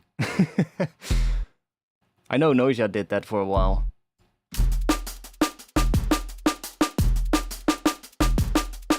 But I think I like it most when it's just hitting on each kick.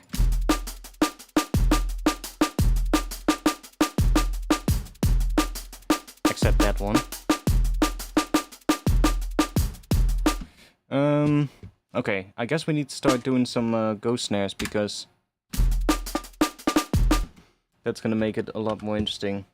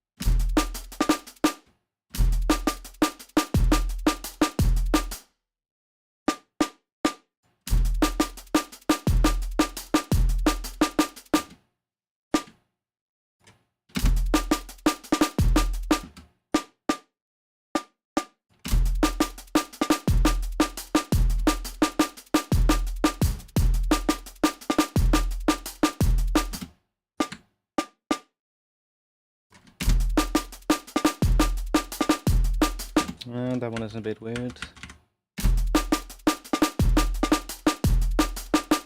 Yeah.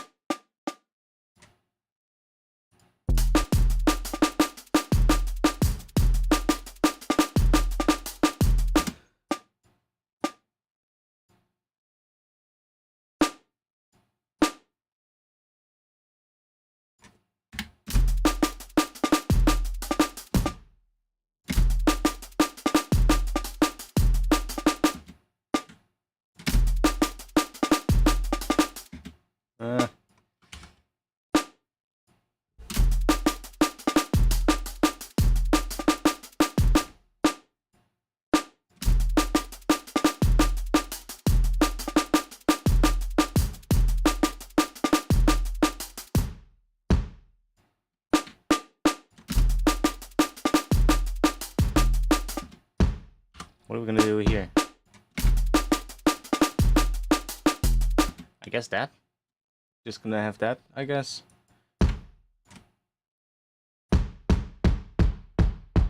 Make that one a bit more like that.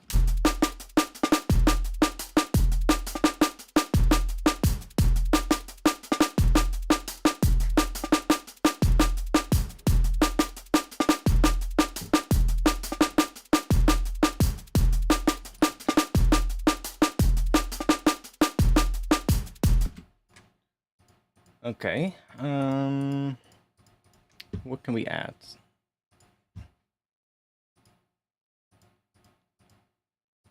What was that rising thing? This, right? Happens if we just have that underneath here.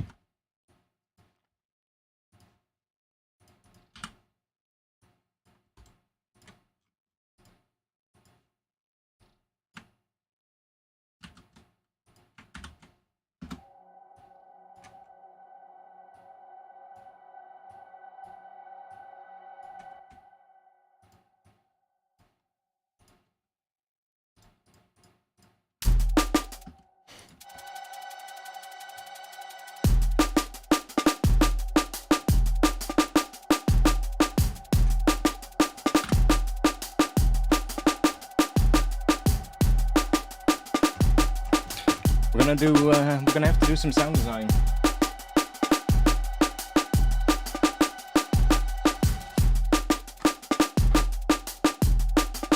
What are we gonna do?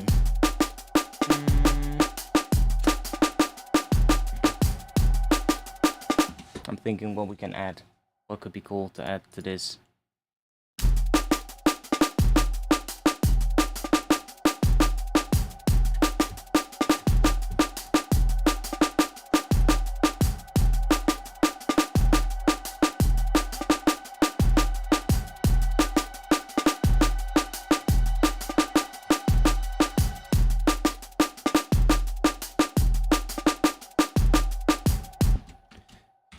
What if you have a pattern that comes in maybe after like what is this? This is 16?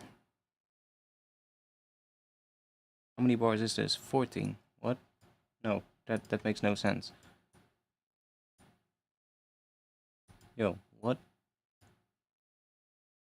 14? Why 14?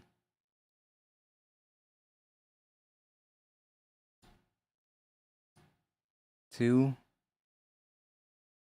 Why the fuck is it saying 14? Length 7? No. We're in 7/4. Why are you... Okay, I think Ableton doesn't understand this. Why is it saying 7?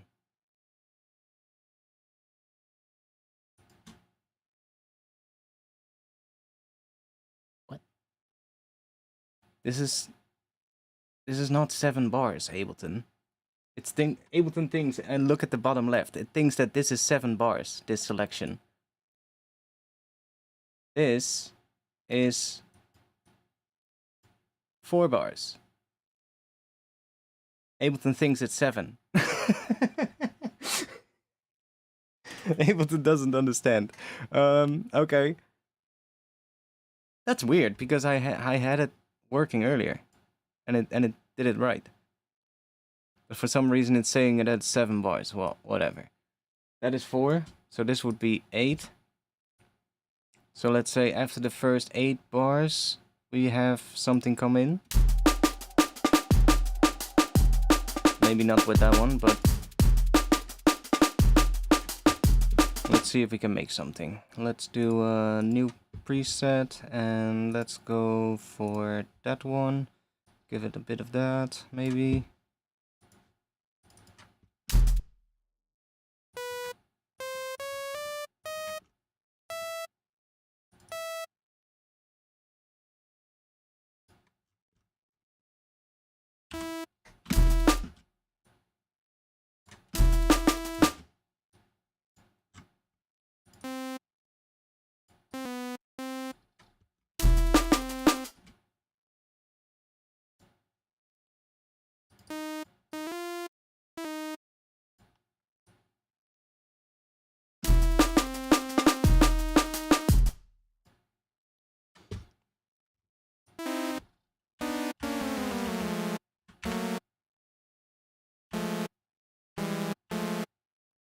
I'm thinking what scale we're actually gonna do.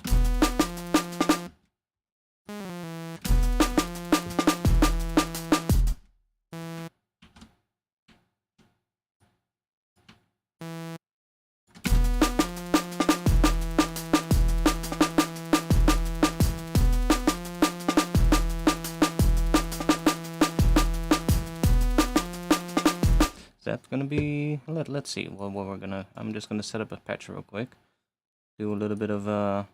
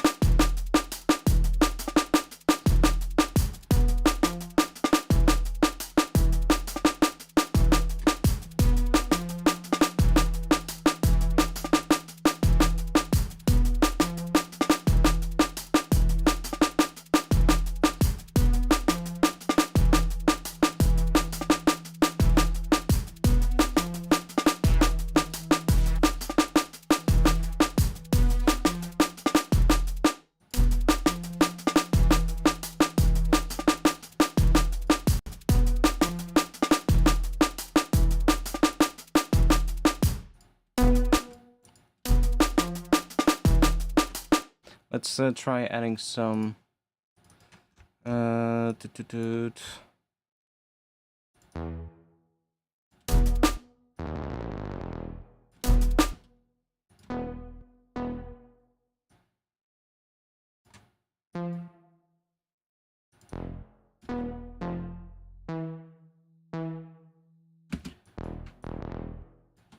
See if we can make something cool out of it.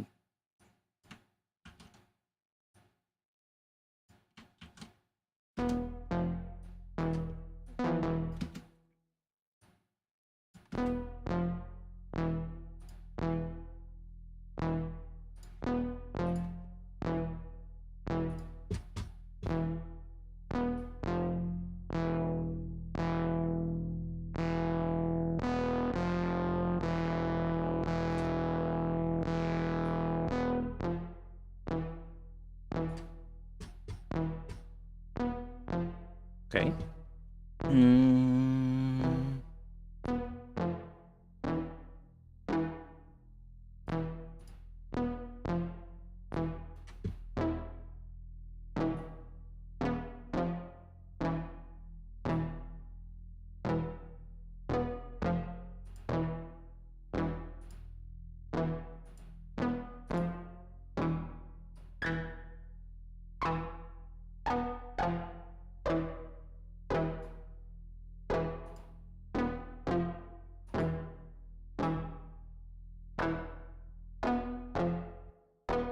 What the hell was that?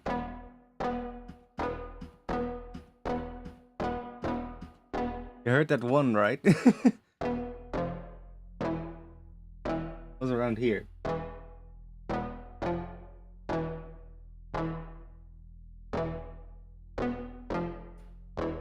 Oh, let's try that.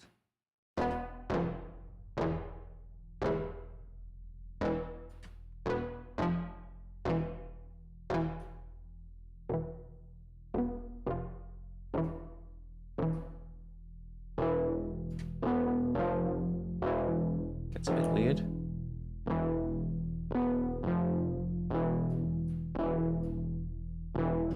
If we do that and then that.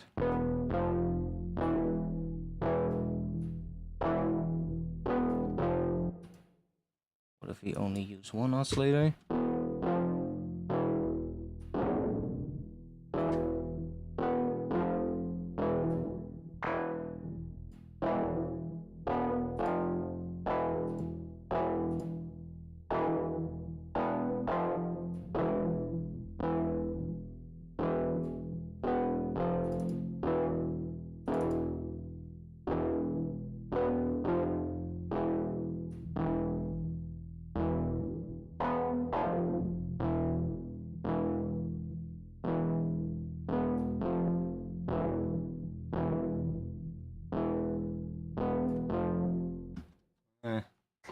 Like it.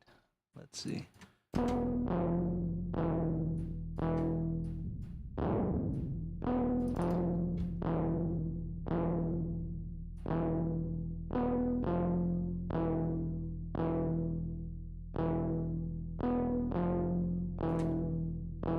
Sometimes having like a very subtle amount of FM from noise can be quite interesting. Really subtle, but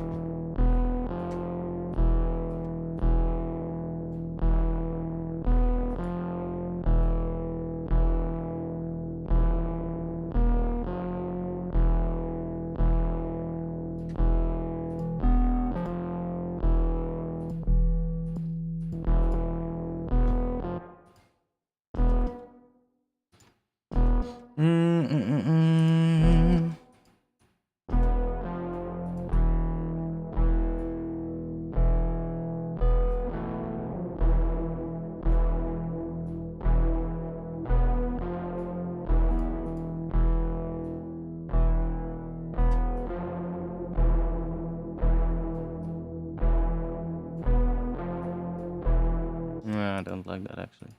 Let's maybe do that.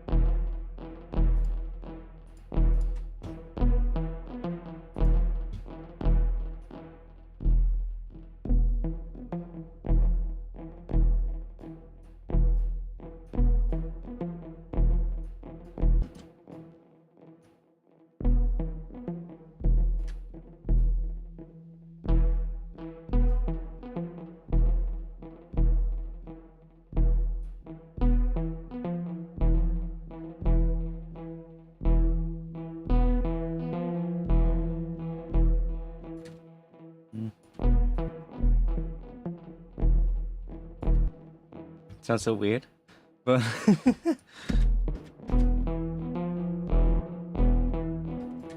just a question: which Ableton license do you got? Just Ableton Suite 11.2 at the moment, because 11.3 is buggy as hell.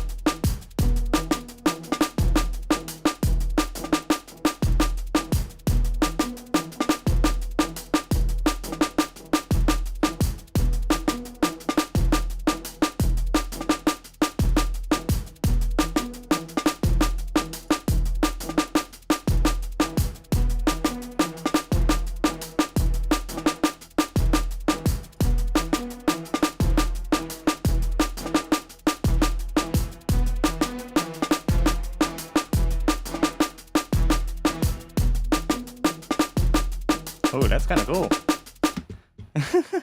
That's kind of interesting. Let's do map that to, come on to that.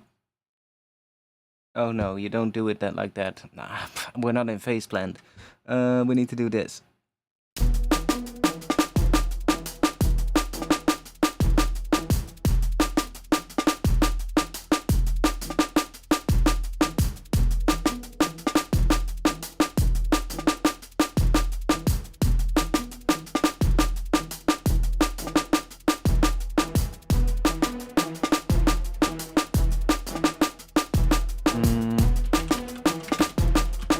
Such a weird sound.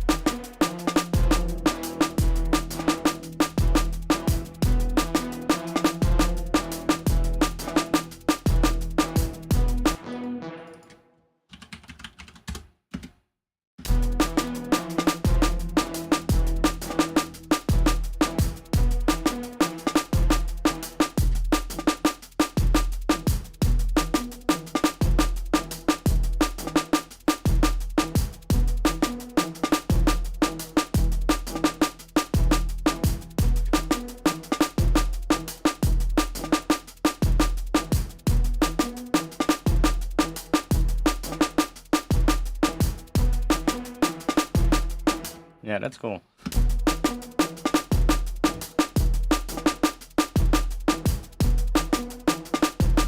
It's a really weird sound, but let's see if we can make it...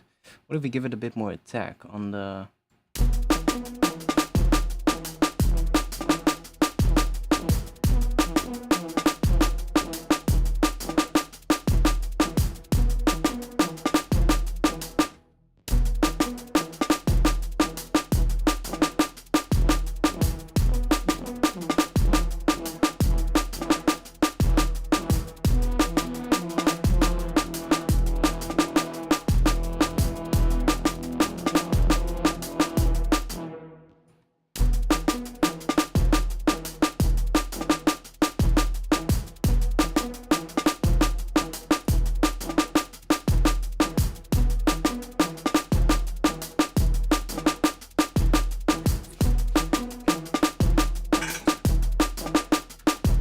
Let me grab a drink.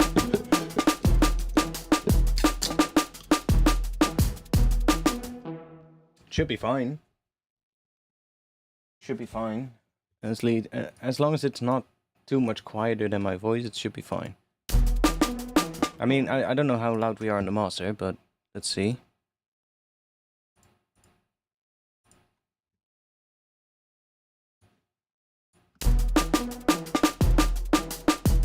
We're running a little bit into it, but not too much.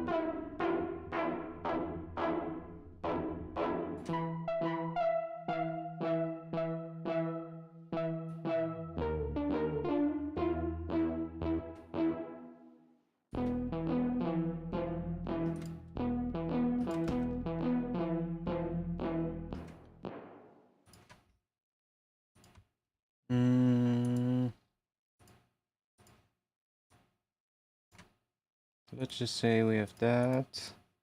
Then let's just loop that.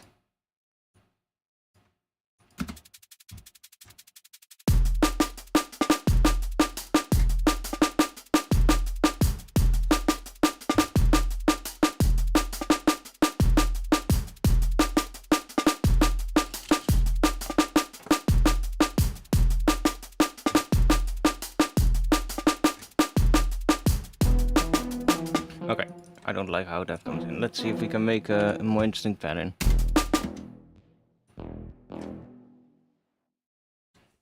Might not even need that.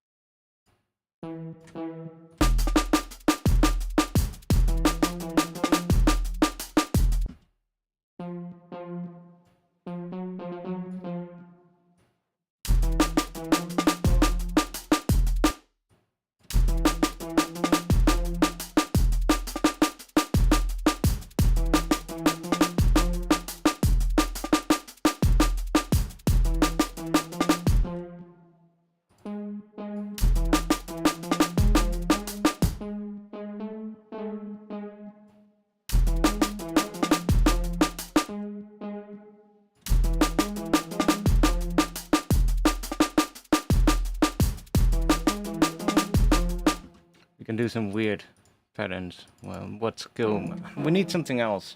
Not this though, but the sound is cool. We can definitely use this somewhere.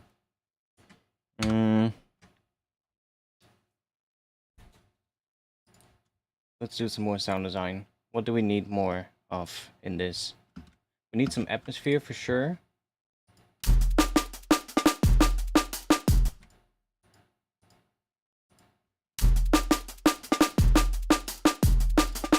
Need something hitting on the first beat, I think. Like, so annoying that that one kick is so... Every time it's not working properly. But if I just freeze these... Oh, we can't.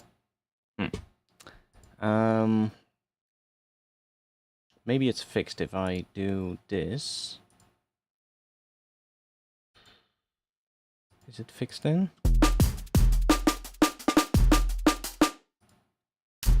No.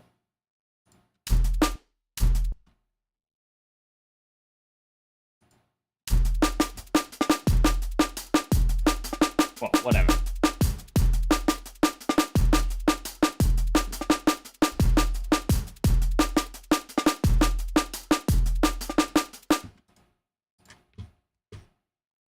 Let's go and do some... Let's grab a contact. Let's grab...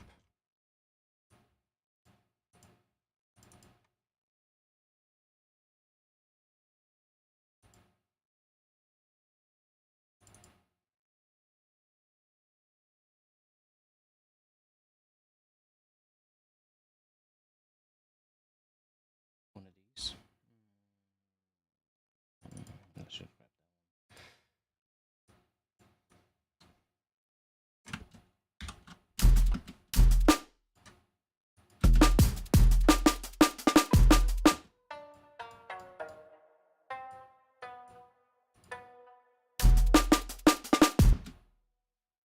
What if we just make that hit on each of those bass notes? Like that. Why don't you use the skill highlighting? Because I know what the skill is. Oh, that could work. It's a bit quiet, but that could definitely work. Let's just make it a bit louder. I hate using this in here because when I then change it to a different patch, it switches back to that value. So I'm just going to add a utility instead. But this could work. Something doing... Are we gonna go... I mean, I guess we were already going quite in a bit of a... Well, I mean, Nick said that with the tutorial about the whole that they did on Patreon, a bit of a tribal kind of feel, but that's what these kind of drum patterns will have really quickly. So what if we use more like those kind of instruments? I think that could maybe be pretty good.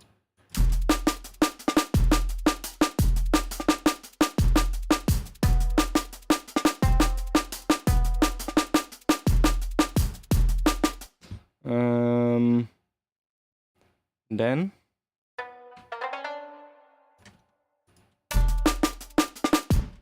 dun, dun, dun. Yeah.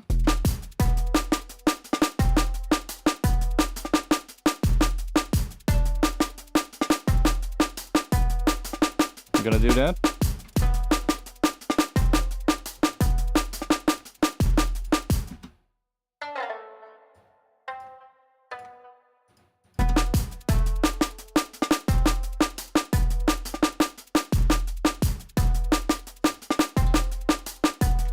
I mean, that definitely adds something. Then we're in... Which skill are we in now?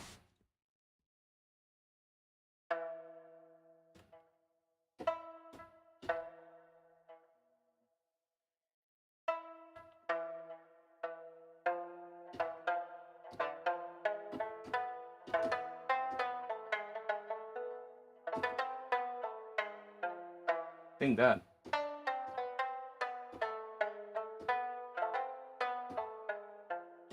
Which is a variation of A harmonic minor. Which is weird, but because we're mostly an E, right? But A harmonic minor, if we are in the key in the key of A harmonic minor, so that is basically all the white notes except for G. So the G becomes a G sharp.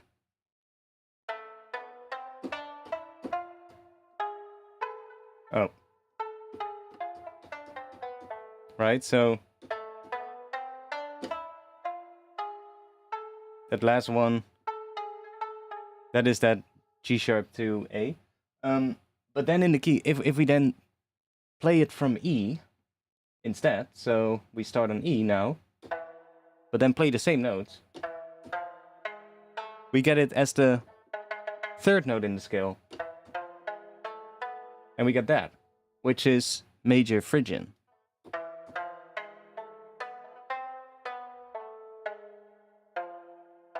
Which has a bit of a, what is it, a bit of Middle Eastern kind of sound, I guess.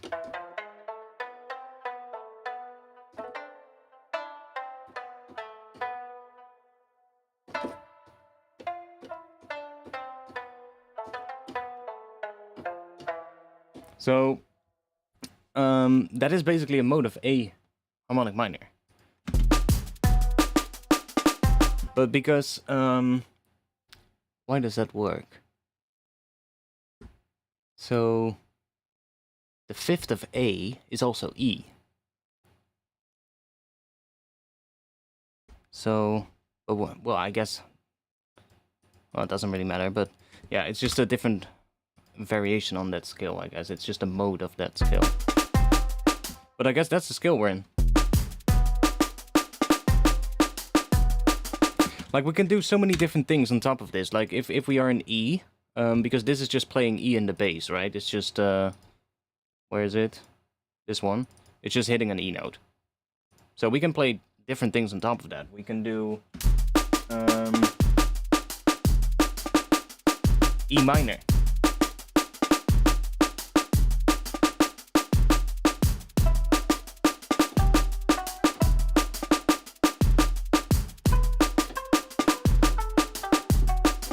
But it doesn't have to, it doesn't get that same sound, right? You don't, and we could, in theory, do E harmonic minor. So that we get that, but it doesn't have the same feeling.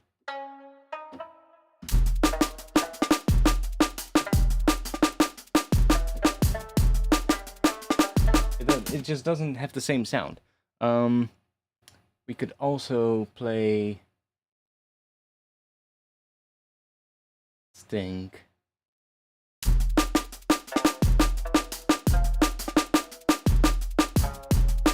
Oh, I guess we just, the one that I was playing just works best, which is major Phrygian in E.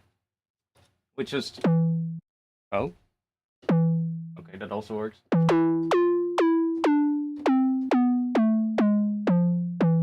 Basically that, and it just sounds pretty cool in this.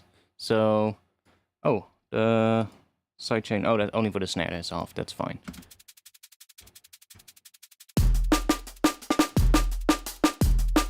Okay, so let's just have this. That's where the thing comes in.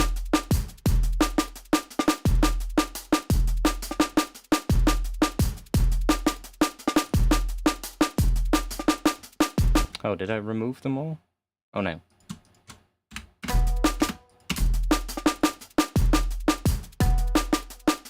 Gonna start higher. Oh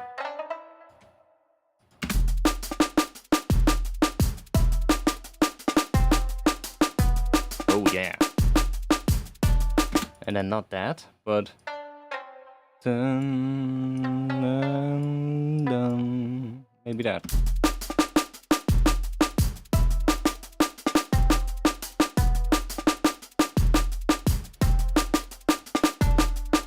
No, let's go that.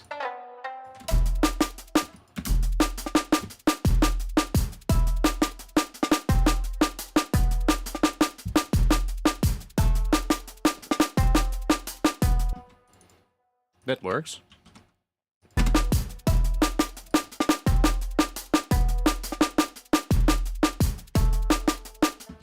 Dun, dun. Obviously.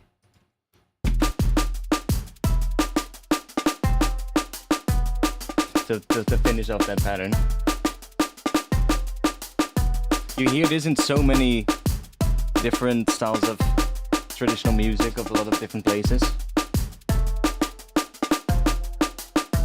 That pattern. Because this is often, you hear this melody kind of thing, following these notes. You hear that in Middle Eastern music, but you also hear it in, for instance, Japanese traditional music. You hear the same thing. Just played with a different instrument, but then it suddenly sounds Japanese because it's played with like a kodo or a shamisen. Whereas if you play it with this one sounds vaguely like shamisen, a songxian. This is I believe a Chinese instrument or a Mongolian one. I could be wrong on that, but it has a very similar sound to the shamisen because this instrument was basically what became the shamisen in Japan. So this was like the shamisen. It kind of evolved from this instrument, which was kind of like, I guess, exported from China to Japan, and then it became the shamisen. But it has a very similar sound, and it also sounds very similar to a banjo in a way. So, and that's an American instrument, I guess. So, or maybe not. Maybe the banjo is from somewhere else, but it's made popular in America, I guess. So it's quite interesting. But that same kind of skill you hear in a lot of different traditional types of music. And yeah, I'm Dutch. Yeah. But you don't want to hear Dutch traditional music. Let's just say that. If you've ever heard or like Dutch folk music, you don't want to hear that. André Haas is the goat. Well, yeah. I mean, I guess, but not really my cup of tea. It's kind of like if you're familiar with German Schlager. So how do you say that even? Schlager music or something like that? It's kind of like that, but then in Dutch. A lot of accordions and like, yeah, accordions, I guess.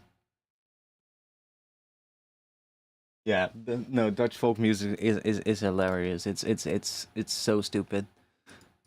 It's literally music to drink 15 beers to, and then you might be able to have a good time and dance to it, but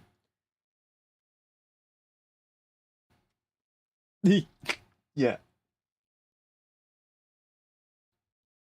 But I think a lot of Dutchies with me, that especially the ones that are into electronic music, kind of agree with that.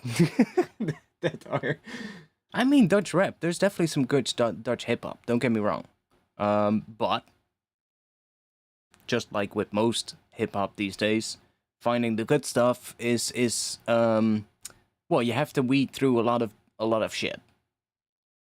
But that's not just in Dutch hip hop. That's in a lot of hip hop at the moment. Unless you're maybe unless you personally like the mumble rap and the trap kind of stuff, then maybe it's, the current times are exciting for you. But for me, not so much. I'm more of like an old school hip hop kind of guy, so I mean, there's still definitely people that do that kind of sound, but in like the Netherlands, we've got some good hip hop stuff, but most of the ones that I know are like from my youth, when I was younger, which most of them don't really do much today, I think.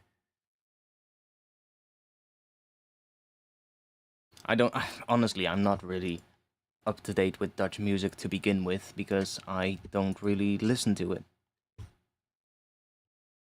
Okay, we need to do some more sound design because we have some stuff now, but how are we gonna make this become something cool?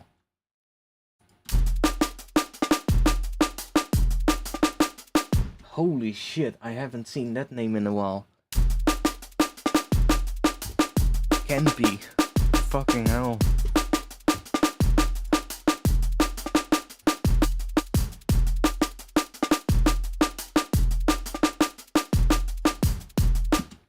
No, we were like when I was we had VSOP. VSOP met Tim Beumes. And we had Lost Rebels. And we had, of course, Opgezwollen. Even though they're not from here. They're from like the northeast side of the country. Somewhere around there. Tim is legend. Yeah, I met him a lot of times. He's a local from this area. I met him a bunch of times. He used to come like a house of a mate of mine, and yeah, we had so many great evenings. Yeah, Rico steaks were great as well. But yeah, a lot of stuff from that era.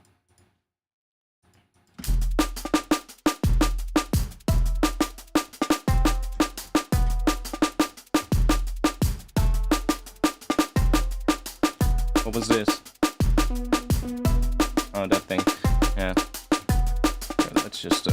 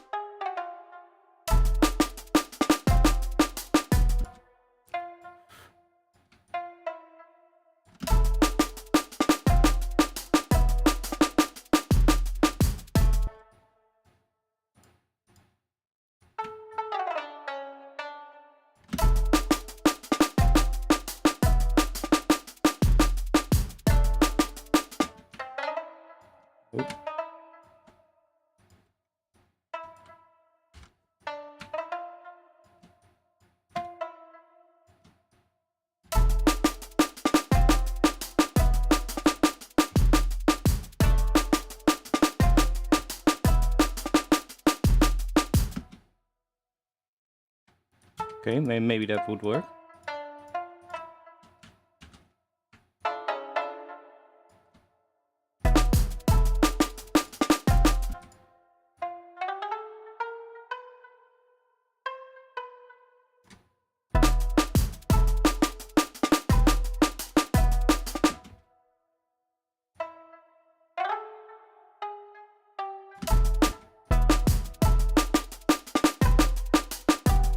Nah.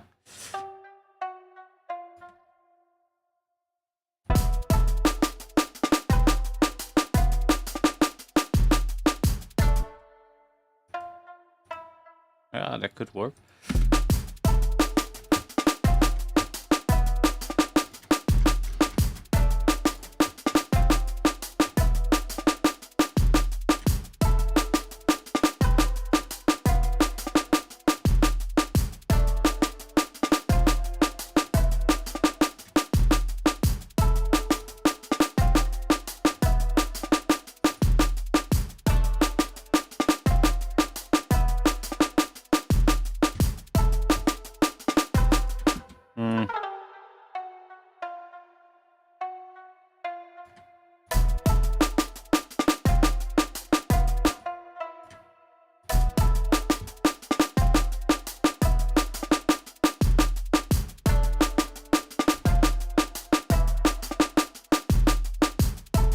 That could work. Or we could do... That sounds a bit weird.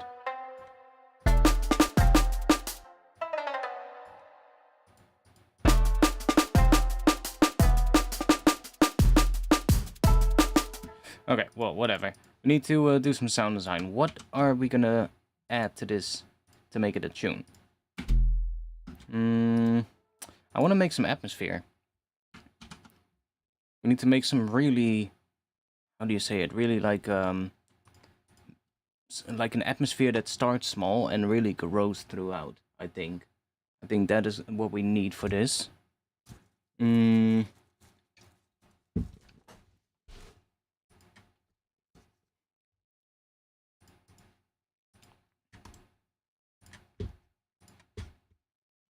Let's save first of all.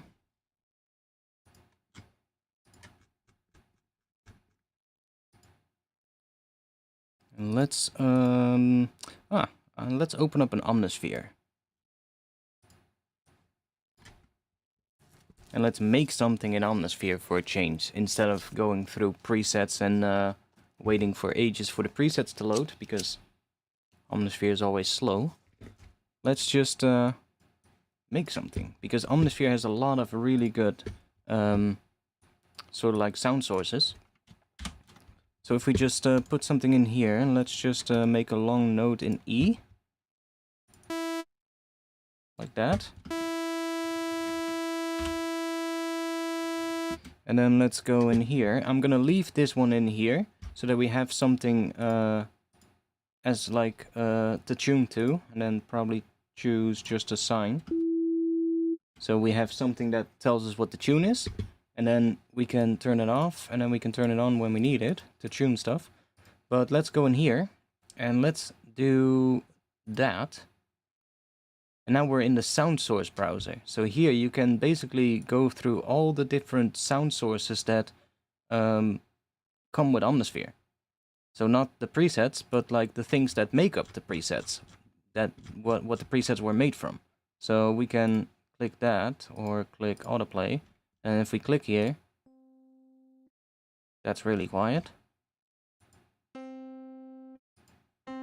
We can hear all these things. Now, that one might already be cool, actually. That has a pretty cool tone. So we can, for instance, say, if we take this, now play this, and then we can just start messing with it. But I honestly think I want to have something that is a bit more textural, so let's see. Let's go in here, and I'm actually going to go and open up all of these, so we get a lot more. And then let's go in here. We have all these different things here, so we can say, for instance, tonality. You get like these options. So if we go in here and we choose tonality, we can say, for instance, single note or cluster, maybe. And then we already get a bunch of stuff now. Just randomize. Let's just pick something. There you go. Like, that could be a pretty tense atmosphere thing to start with. Turn on granular, maybe. Now, I haven't really used this one a lot, so... how do you... speed. So if we turn this to 0, it's still moving. Position. Yeah. Now it's starting from this position. But a lot of these also loop perfectly as well, so... Not sure if it loops. Sounds like it does. It's not stopping, so... I don't know if there's a loop function in here. I don't see something for looping, so... I guess they just automatically loop.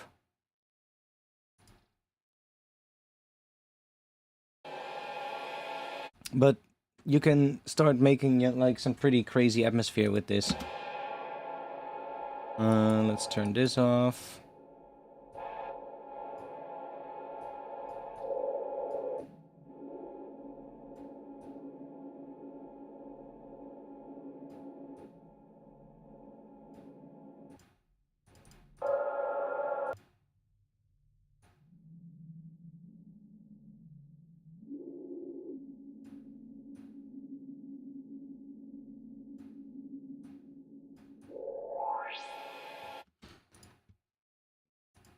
Let's just leave it like this for now, and let's go through here, because that one is a bit much, but it does sound cool. It is a pretty nice, tense kind of atmosphere.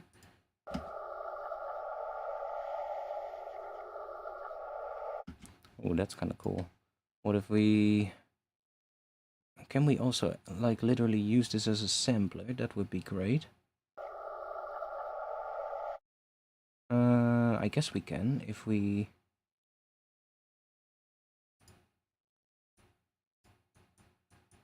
I want to re-trigger it. Let's see if this works.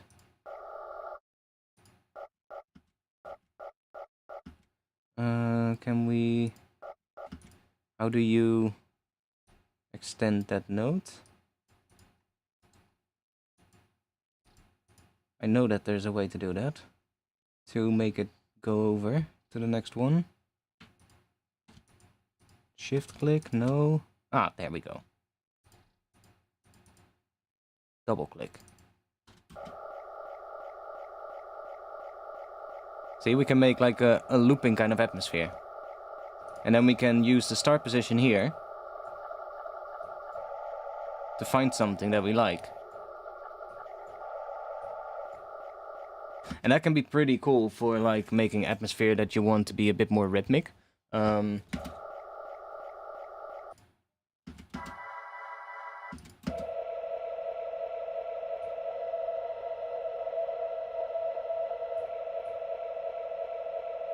That's not really doing anything.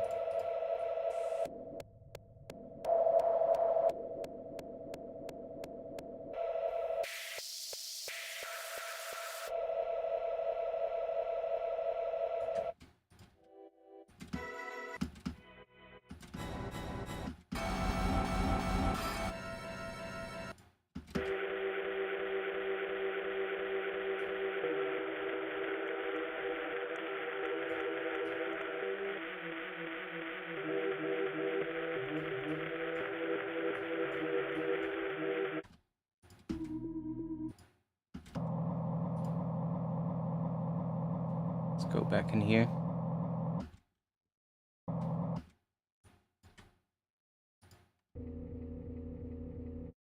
Let's try something else here.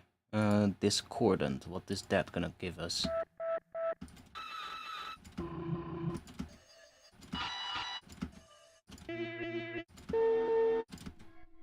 Let's try single note. Gonna have the most things in it, I think. Do we also have... We can also go here and we can try something else. So maybe if we go to all, and then instead let's try that.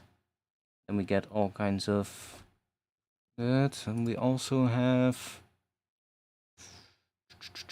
mood. Ah, that might be cool. And then let's do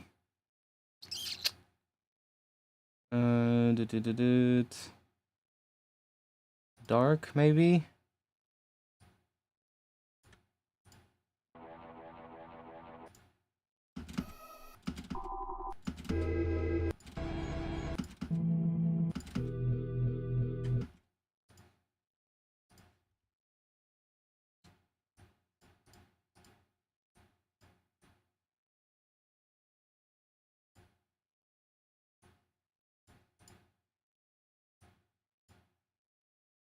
Mm-hmm.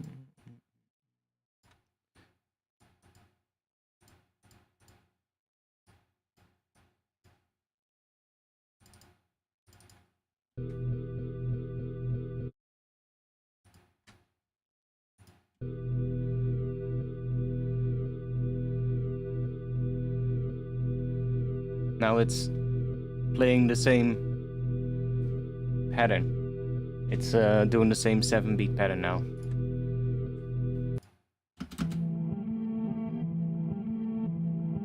See if we can make something with that, because that will automatically make it fall in line with the other stuff. See?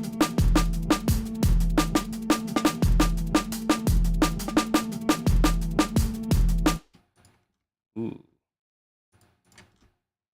Let's just put you here.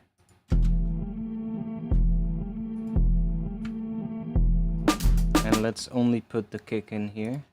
It's just...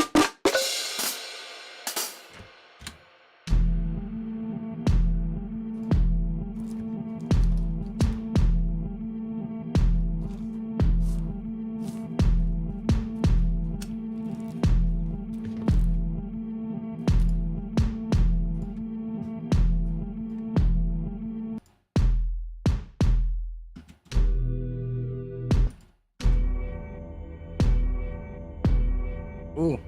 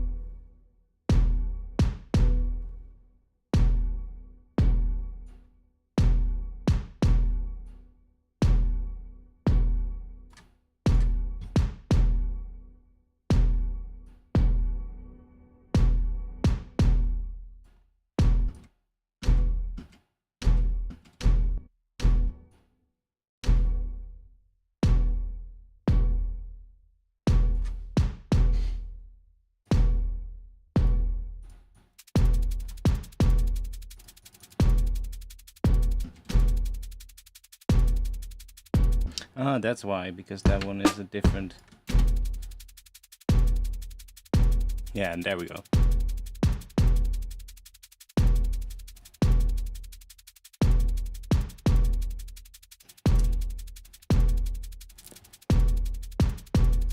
Such a weird pattern.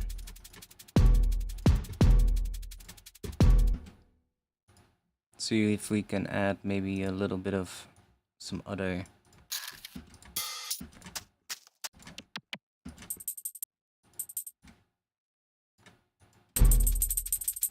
That's gonna be completely out of time.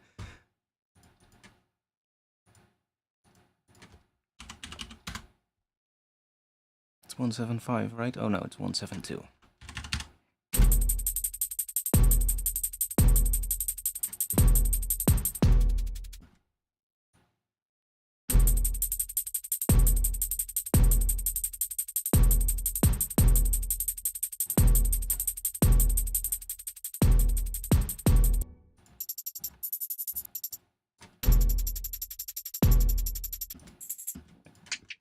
We have some, maybe some hi-hats. I still need to make a lot more hi-hat patterns.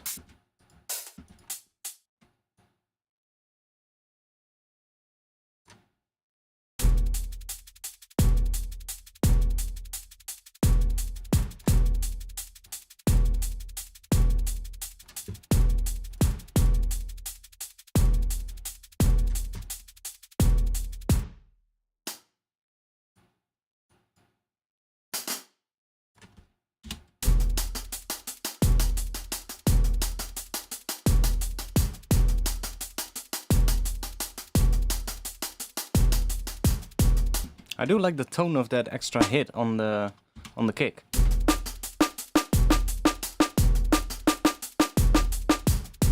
We can also make it hit on other places, but I think it sounds quite cool there.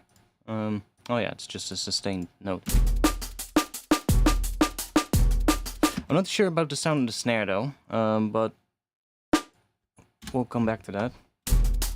I want to make like a bit of a... so Let's think. Save.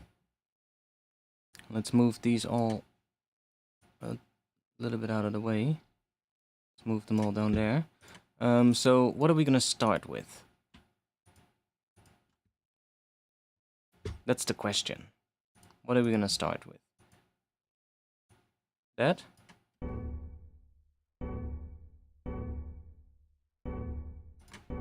Weird sound.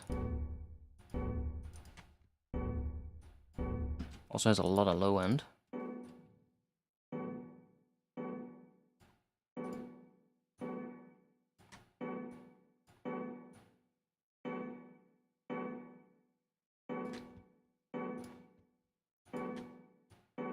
But I kind of want to have like a big atmosphere kind of thing, I think, in the intro. That just sort of like builds. And then we will have something in this rhythm to kind of introduce that rhythm, I guess. And then just have like, this is, yeah, it says 28, but it's not. Oh wait, it's saying beats. Why is it saying beats and not bars?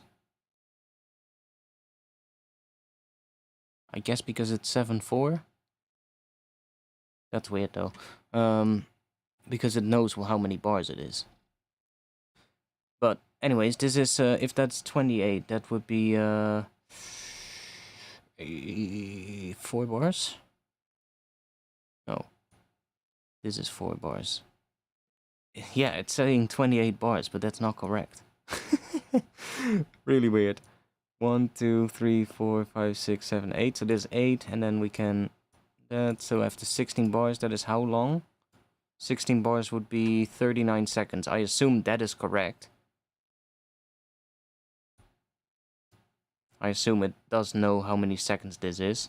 45 to... Yeah, that seems about right. So, let's say that's the length of the intro, or maybe even longer, maybe even that, but for now this. Yeah, I guess we'll just need to make some kind of big atmosphere. I'm gonna do the same thing again, so we'll just copy this omnisphere, or we'll just drop a new omnisphere in there, but with these nodes, so that we have the pattern. Oh no, so can I save the arpeggiator?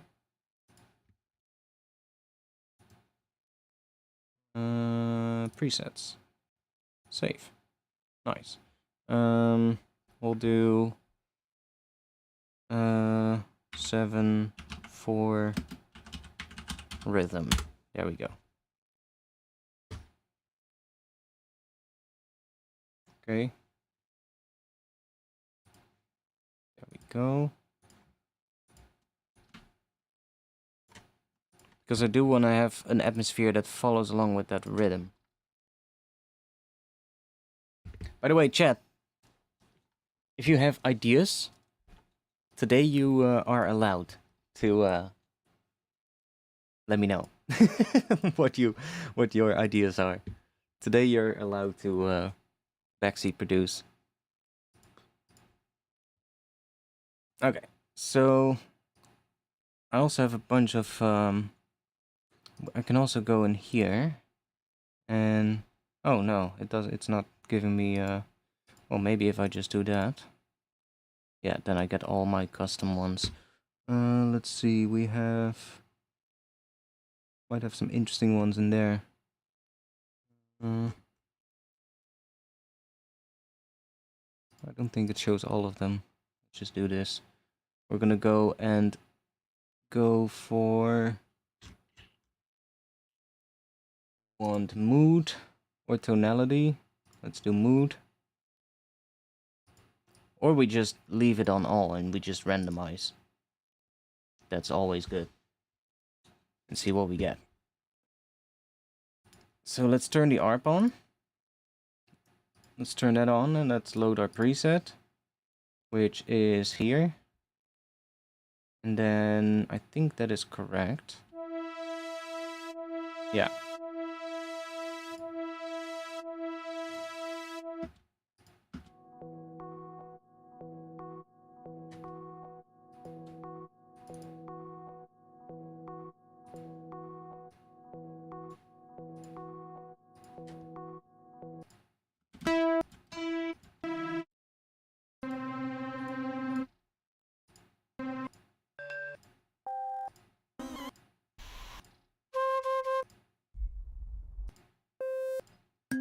Yeah, we need to make a selection, otherwise we're gonna get so many different things.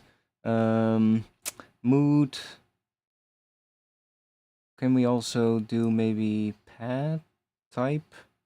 Or what else do we have? We have source. Then we get where it's coming from. I just want to get like atmosphere or something. That would be nice. Just like all kinds of atmosphere things. Technique.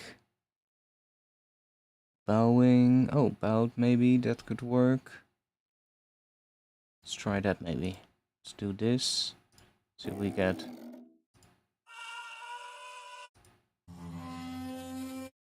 Ooh. That's one nice tone.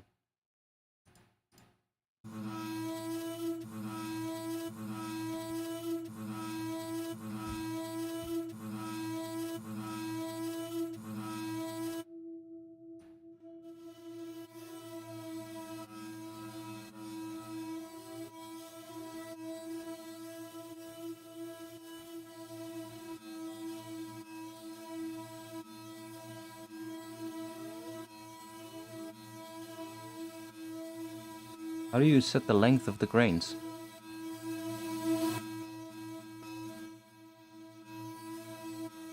Huh? Oh, like that?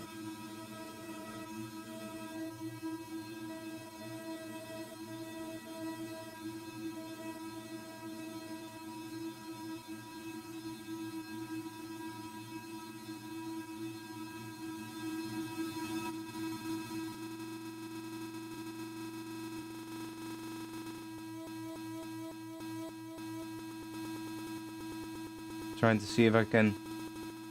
Is there no way to make it like really steady?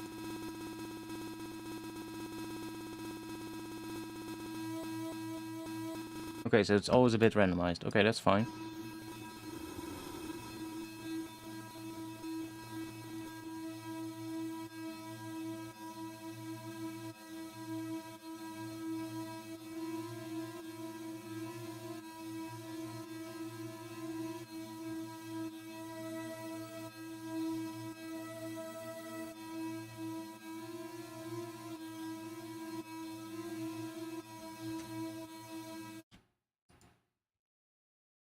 Let's just find a better sample. One that actually sounds cool.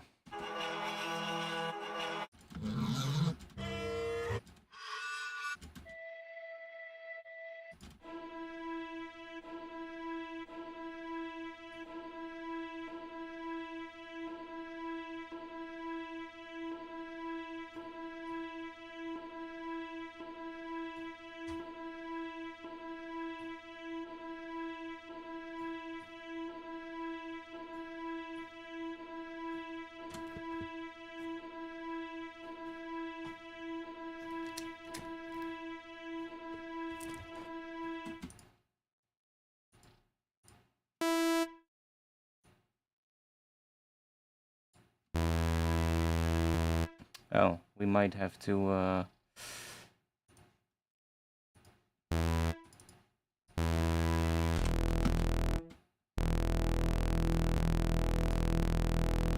And then we'll just bring this one up to +12.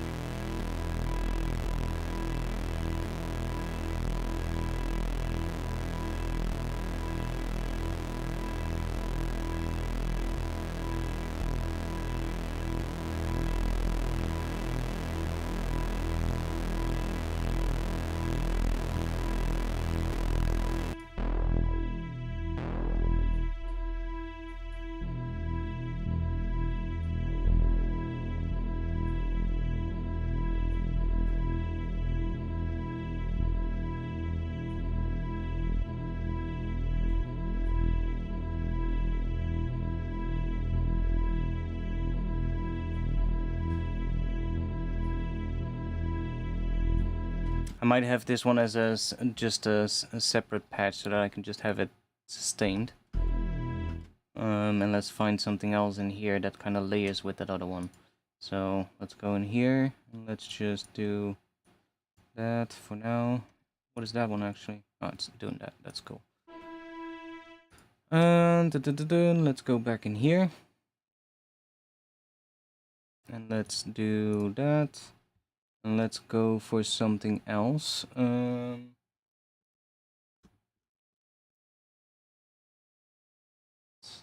Distorted? Sure. Do we also have textural or something in here? No, we don't. We do have evolving. That's quite nice for atmosphere, because then there's probably things in here that make it change over time, so that's always good. Although it's not gonna do that because we have it being re-triggered. But we should be able to find like something in there. So let's just see what we get. We don't get anything,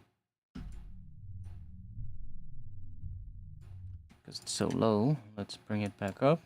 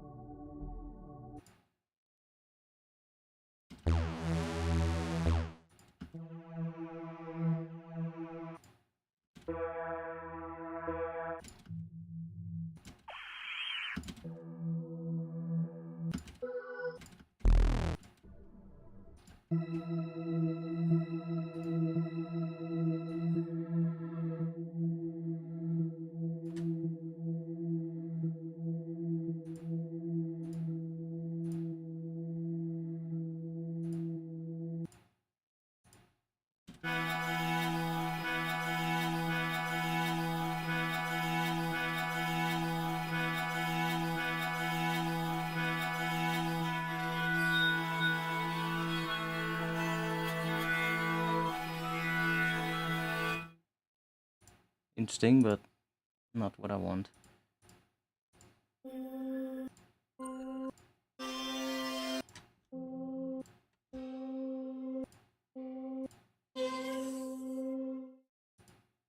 Those drying rack ones are pretty cool, but we need something longer. Like a nice sustained one. See, oh, those as well. Bout bicycle. Those have a pretty, like that's creasy tone. That's pretty good for. I guess if you want to make some interesting foghorn things, you could use those.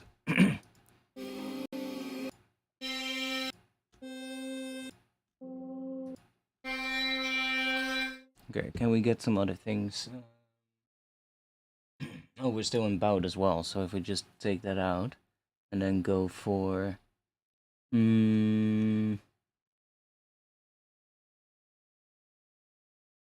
distorted. Ooh. Ooh, that's nice.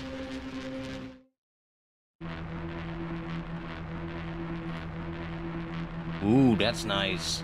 I like that.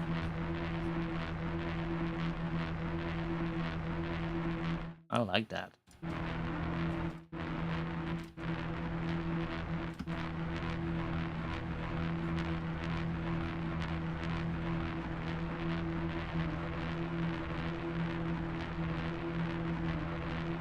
It's a bit wide, but...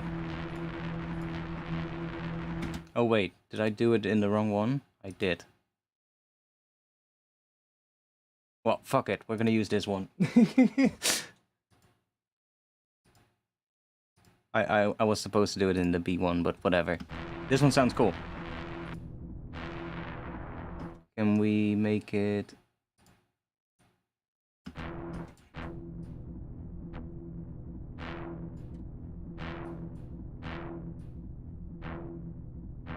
This filter is a bit weird. Let's try the Juicy Lopez, maybe.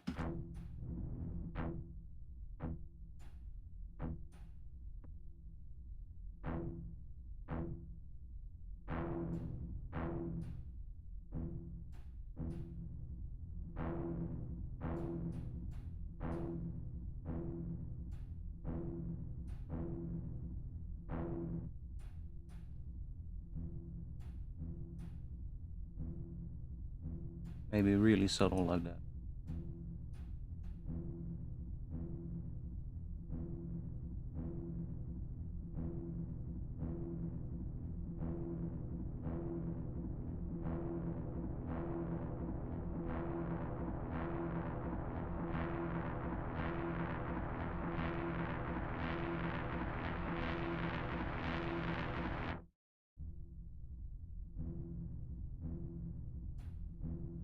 Yeah, it's a really interesting sound. Let's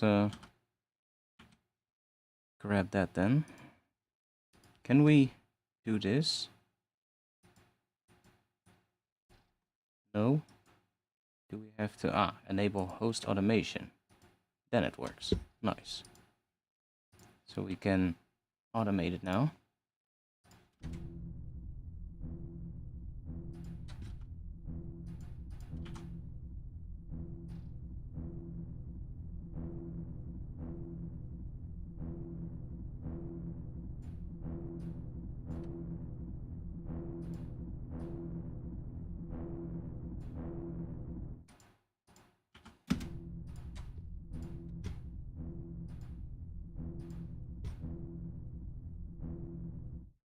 Is this working?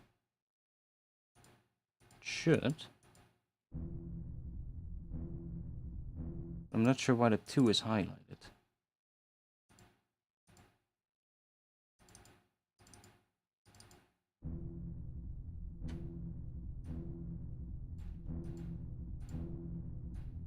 Why is the 2 highlighted here? Is it starting from that one? Because that is not what I want.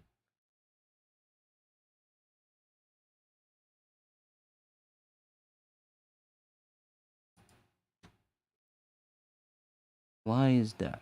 How do you highlight these to begin with? Oh?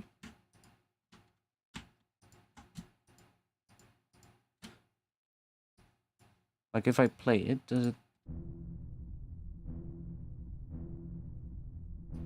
I guess it starts right away.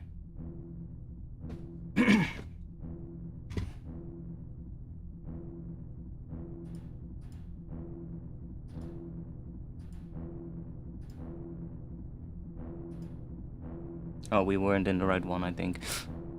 That's why. It's the indication of where it is.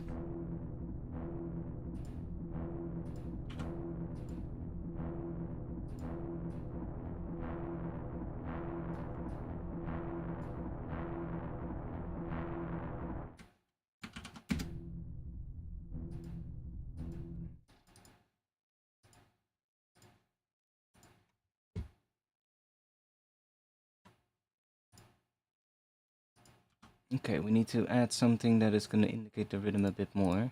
What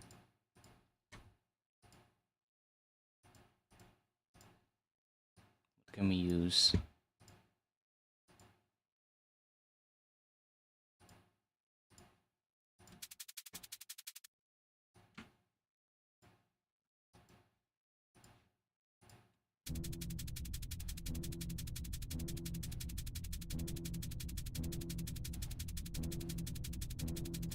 It's a bit much for that section. Let's try. I guess we can try adding another layer to this.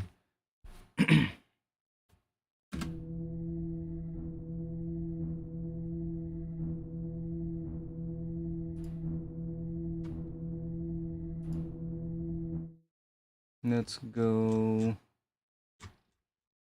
Ooh, effects maybe. See what we get.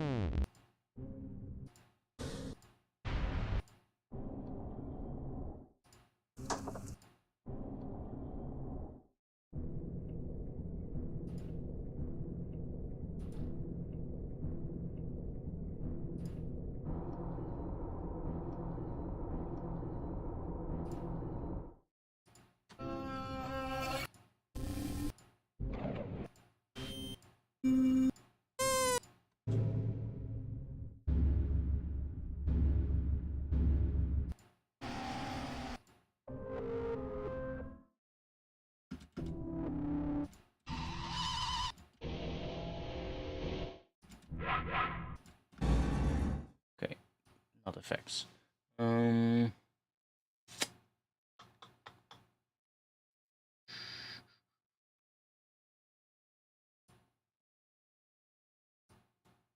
one issue with this is that it has so many things that it's sometimes hard to find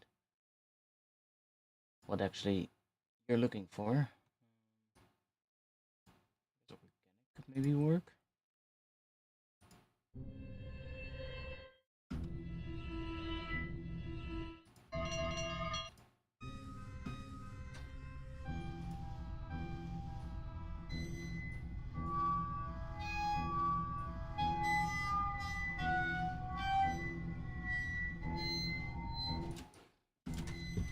No. I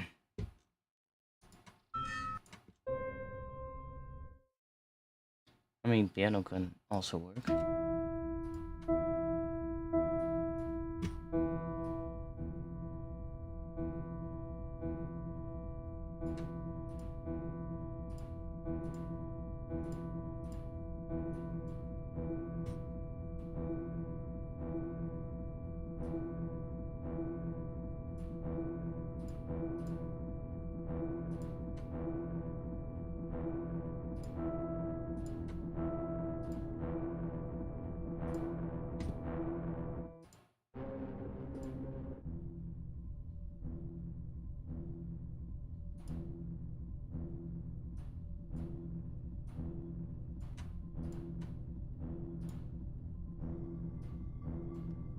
Hearing that one. Huh.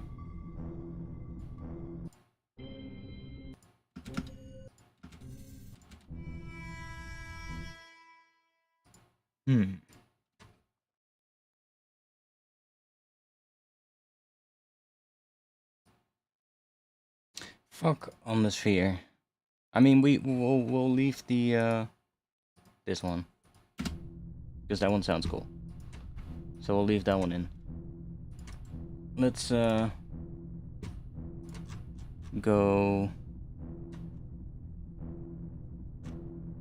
do another pigments maybe. Got another granular thing going in here.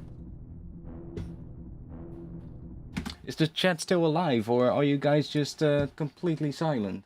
Or is the chat broken? No, you guys are just silent. Okay. Whatever.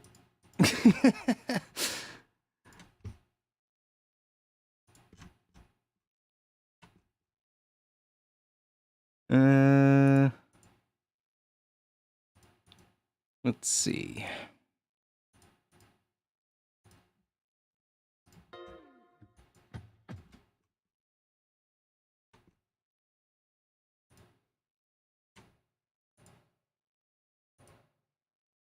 Let's grab another one of these because they have some nice tones in it.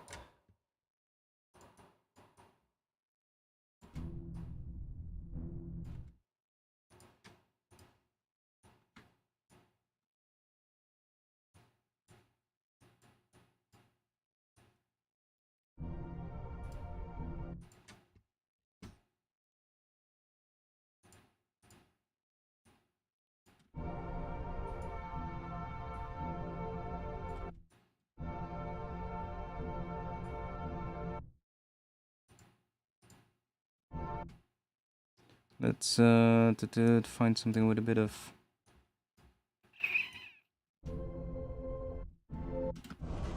have something bigger. Yeah, something big like that.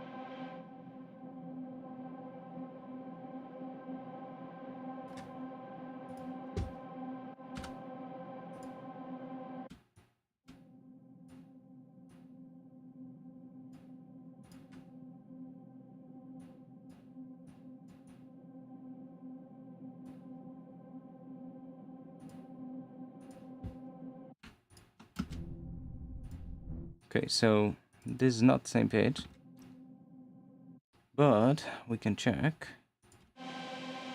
So what do we have in here? Definitely that note, which is a C.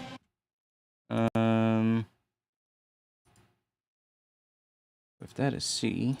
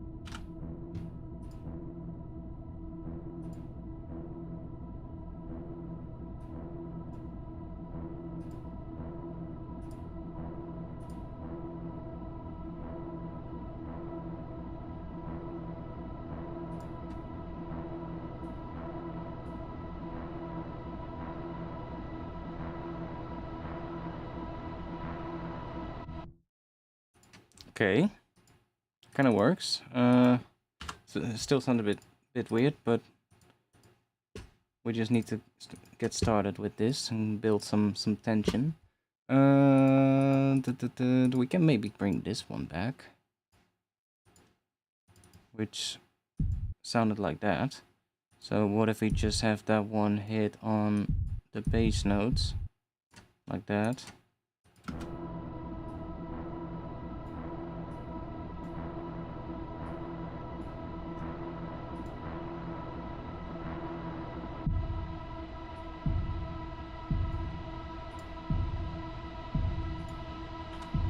And then maybe this one, are we gonna just have it continue like that?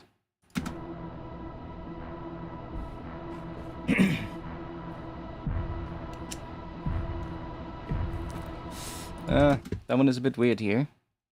I think this one is a bit weird in general.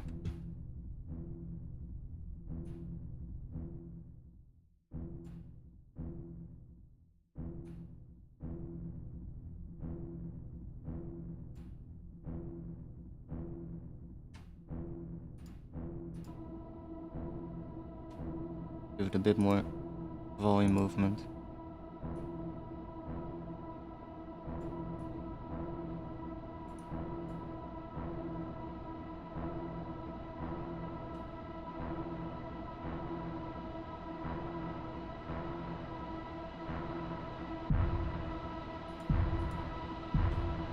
Is this also restarting there? Yeah, it is. Okay. Let me double the length of that.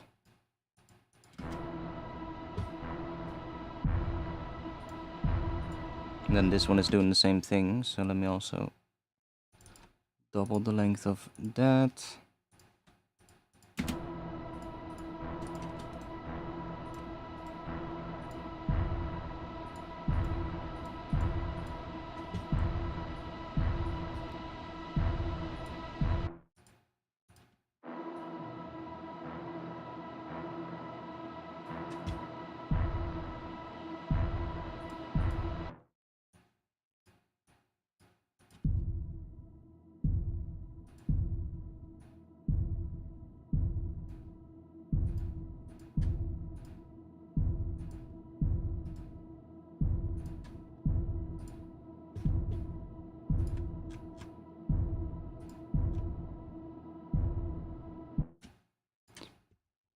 Okay, let's go and grab one of these real quick.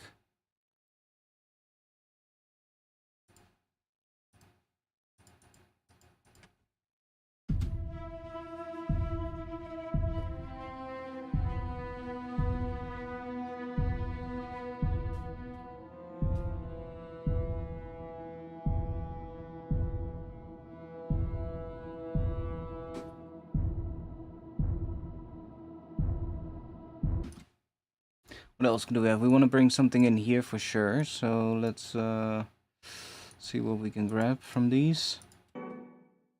Oh yeah, we have that one. Let's put that in here.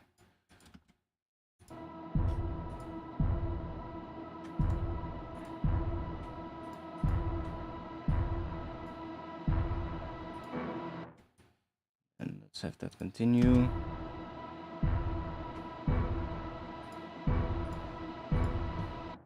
Can we make this one? No,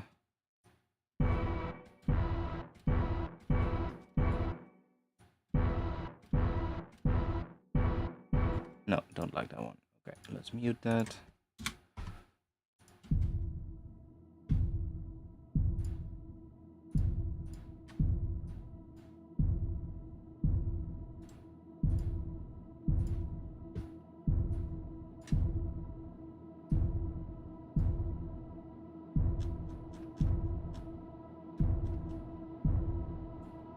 Maybe one of these two.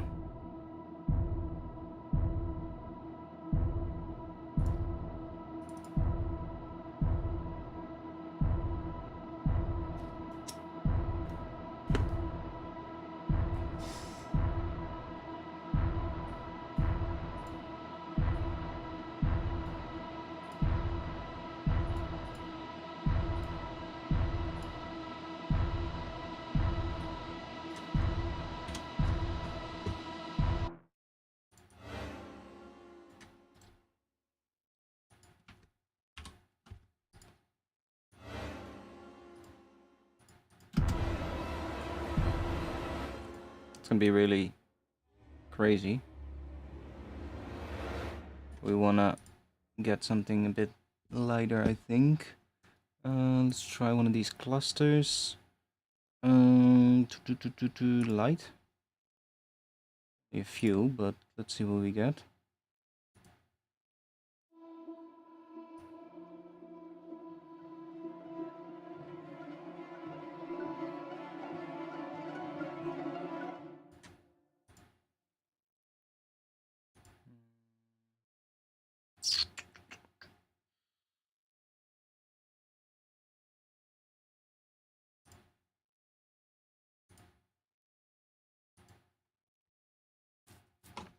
Oh fuck, it was still loading. It's gonna freeze. Come on, unfreeze. Please.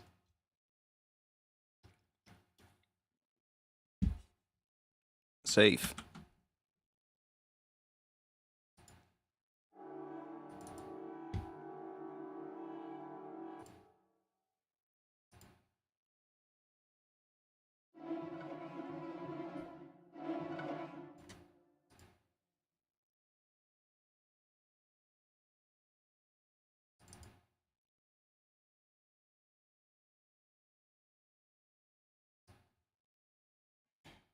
Okay, this library, it's just slow as hell. I think this library is really big as well. It's gonna freeze again, isn't it?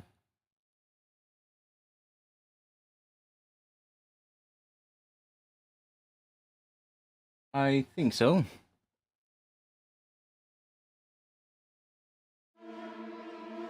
Okay.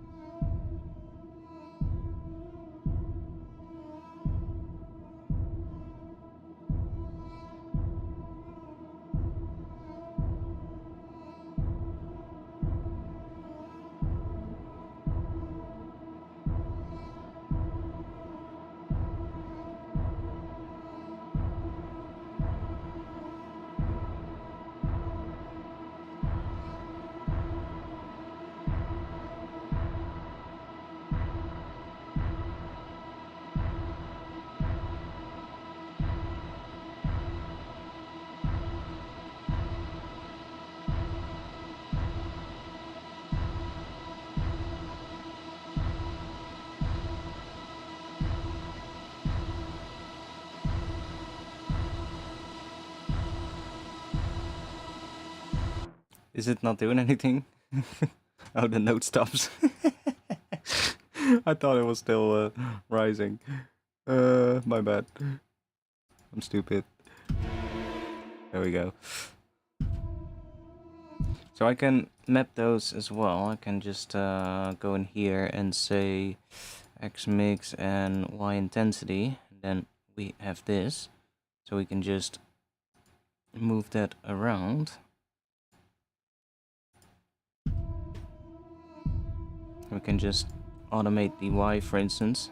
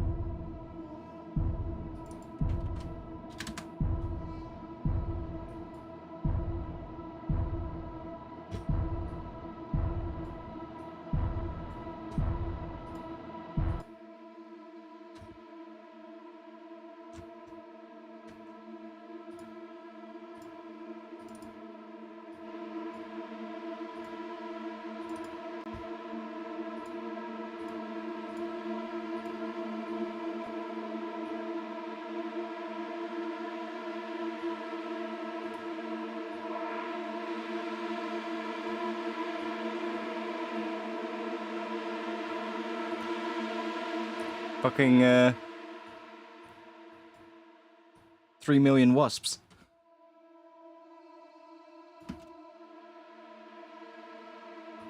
Nice atmosphere though. Really tense. Like with that reverb at 100% wet, it's really nice. Because it becomes more of like a sustained sound. But there's still those little things happening in there that are still coming through, which is nice.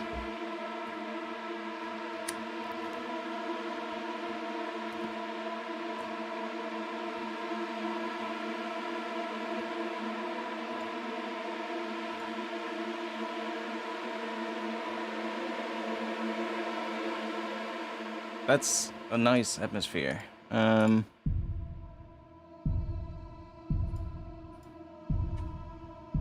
Want to have something more coming in here though. We definitely want to introduce some more stuff.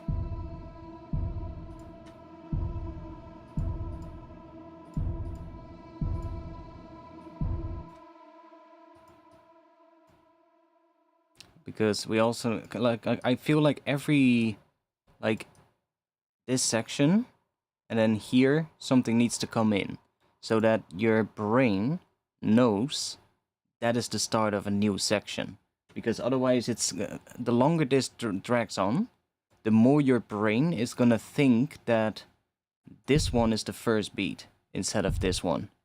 And it's something that happens because we're in an odd time signature as well. But if we, you know, if every first measure sort of like something comes in, then your brain knows, oh, that's a new section. And because then every time it happens, it's also equally spaced apart. So it's like, ah, okay, that's the pulse of it, right? And then when the drums come in, it should also feel less weird. Well, right now it doesn't feel weird at all because there's no drums, but if we place these here, for instance, and then let's put these in there as well.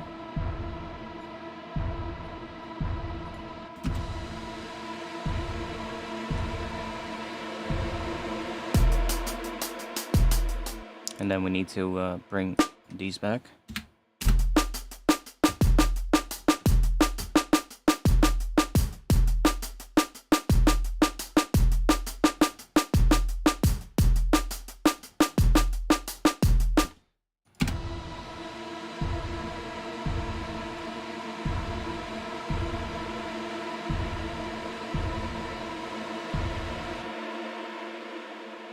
And then here we can maybe do that. We automate this like one beat before it drops.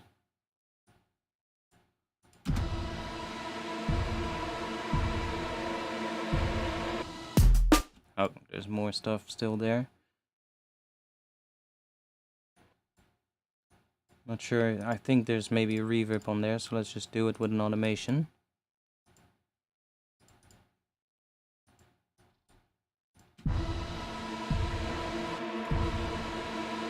We also need to filter this a bit so it... Okay. See, right now it feels a bit weird.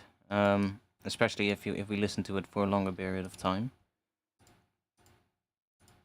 But let's put these together. Let's do some... Let's group those.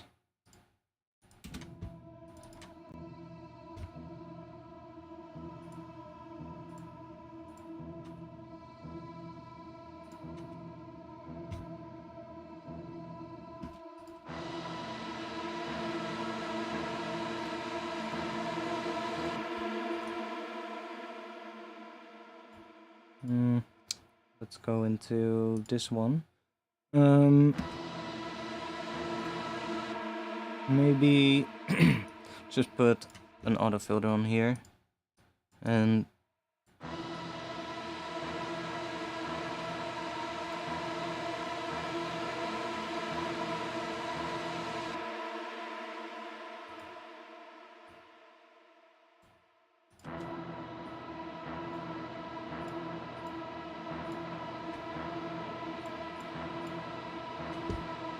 happens if we filter it again.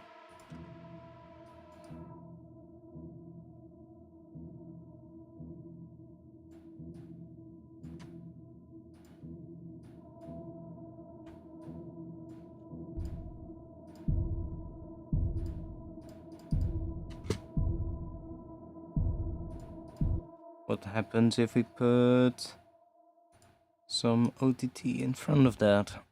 So it really squashes the whole thing.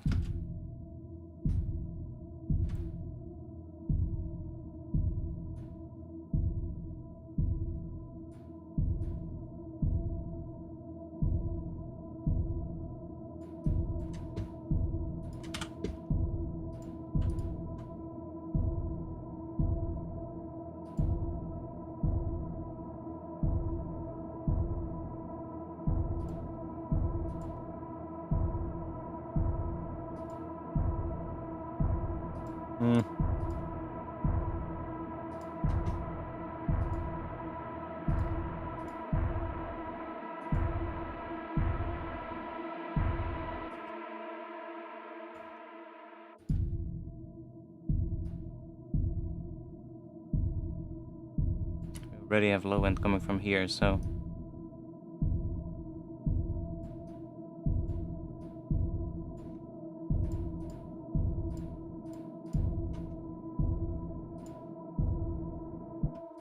here I think we need to have something coming in. Let's grab, let's save. I got myself a new thing. Let's try that one. Or wait, we also had the other string instrument, but well, whatever. Let's try this one.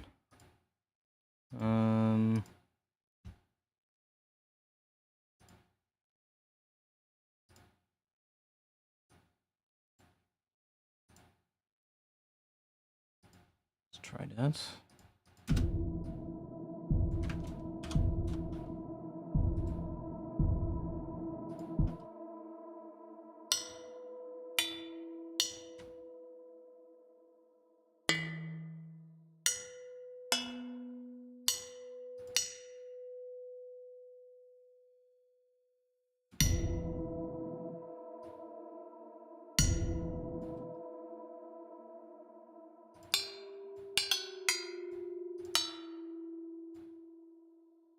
Okay, not that one. I'll just use the other one that we had. Well, where is it? That one? Yeah.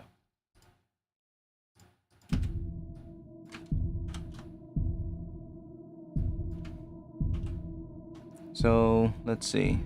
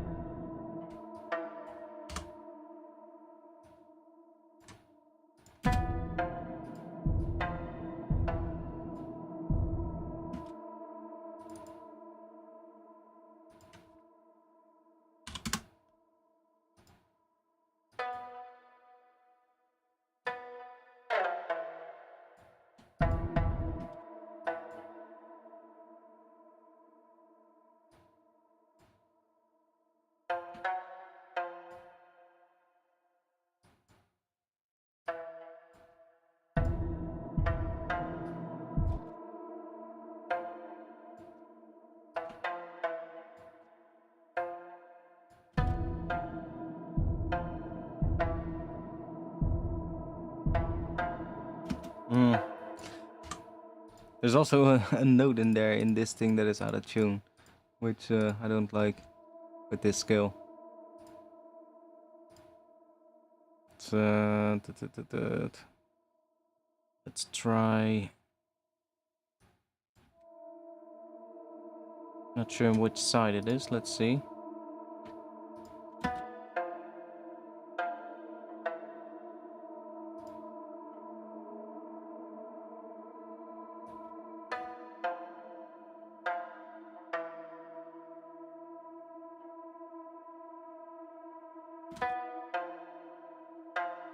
That sounds alright, so let's keep it on that side. I think it's in the other, and because you have two sides in that library, and then one of them has one sample and the other one has another sample. And one of the two samples I think had a weird note in there that I didn't like. This is the most random fucking thing ever that I that I made on stream. Not sure what to think about it. Well, we made some sounds today. That's one thing. And the chat is really awfully quiet. I don't know why you guys are so quiet today. It says there are 19 people watching, but nobody has said anything for more than 2 hours. I don't get it. Explain, chat. Explain. Because I really don't get it. It's the most awkward thing ever.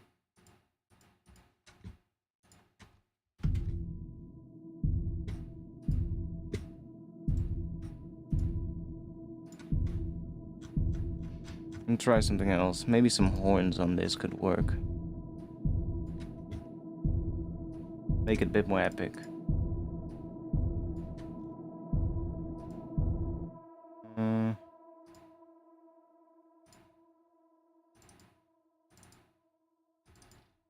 That one.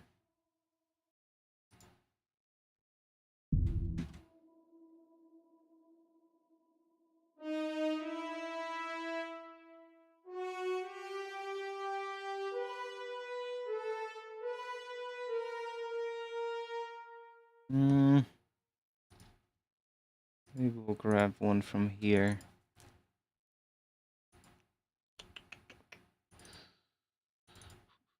Maybe that one.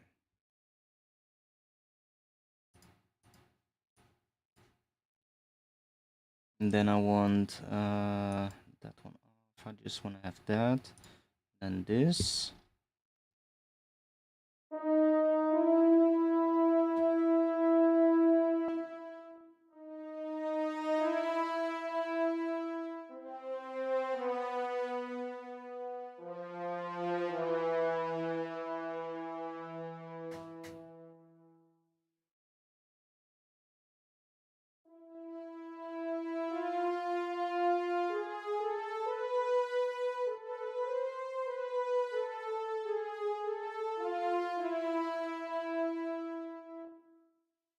Okay, we need some reverb on that for sure.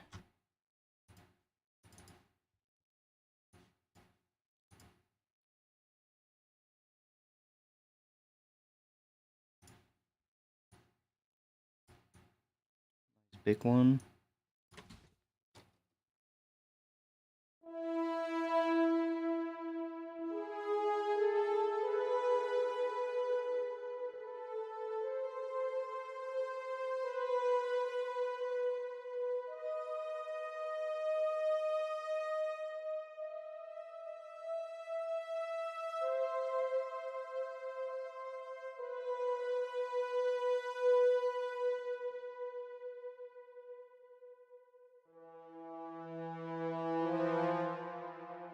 You have legato on this as well?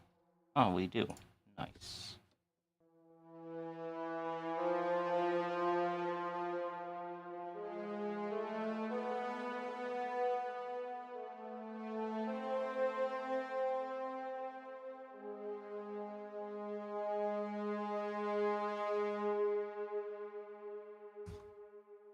Yeah, we'll have to see what works, but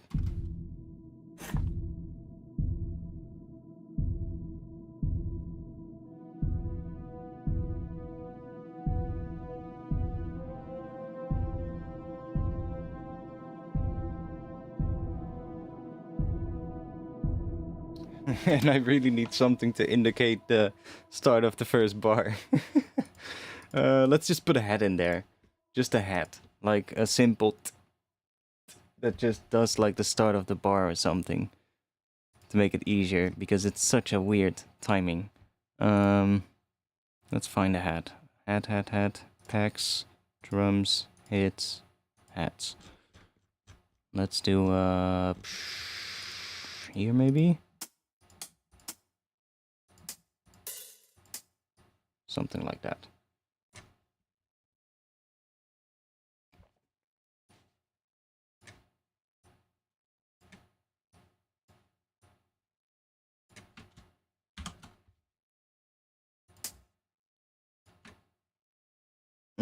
Then we're also gonna get like... I cannot do this, because then it's not gonna line up, see? Well, I can do that, but then we are gonna hear the skip.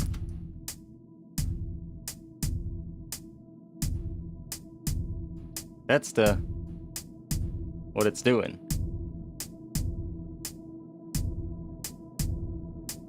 But we're really just doing 7/4, so... And then this is the first beat again, so if I just make these a bit quieter, or do another hat in here. So if I just, yeah, maybe that one. Let's just group this in a drum rack. And just make our own custom metronome, but from hats, basically.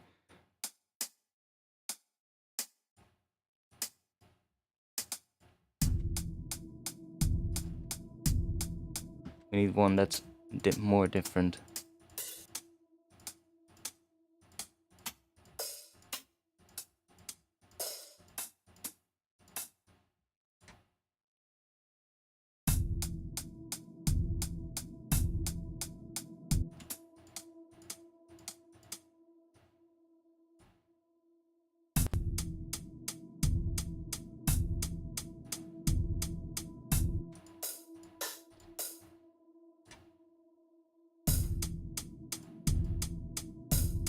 Okay, that'll work for now. Just so that we have something in there.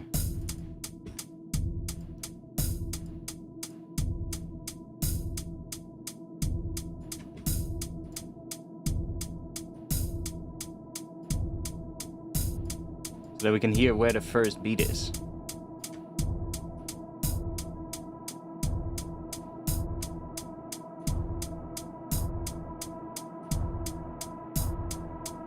Now it's a lot more obvious, see?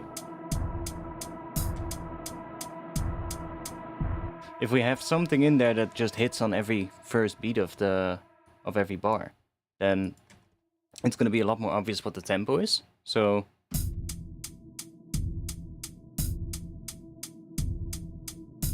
we can do that. What if I, instead of doing this with the hat, what if I just take like a ride? Let's take a nice ride from Addictive Drums, like a nice live sounding ride.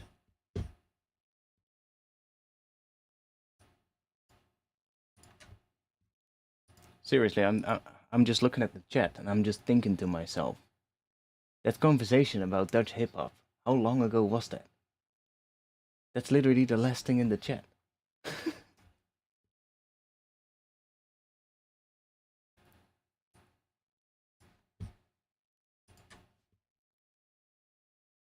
Okay, let me ask a question. Who is still watching?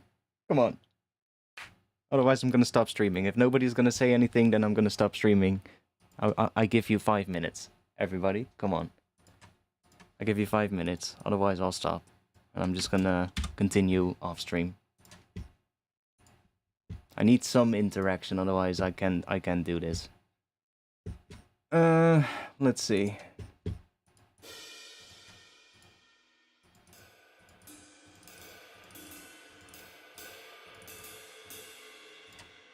Grab that one. We need to find where it is, because I never know where they are in here. Oh, hey. There. But isn't there more? Right here.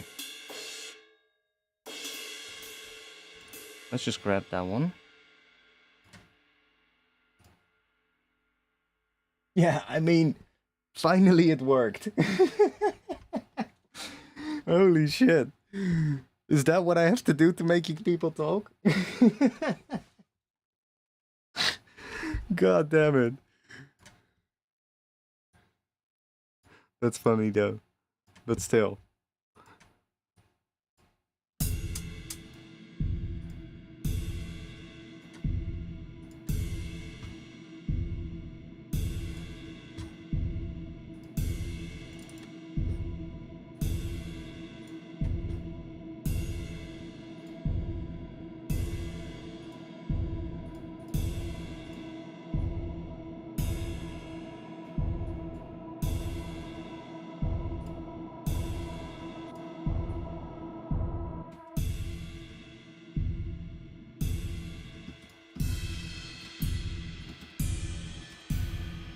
Maybe I need to make it a bit quieter.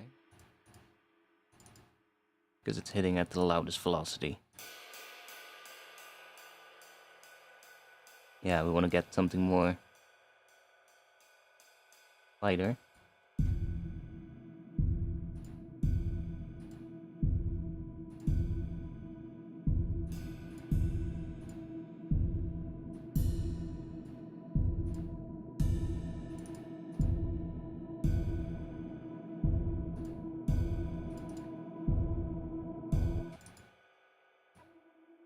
Then should we just put this in as well, so we just have a bit of...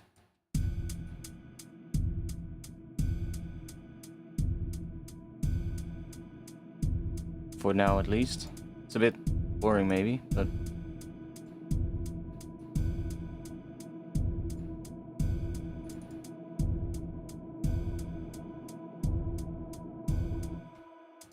What else could we do with this?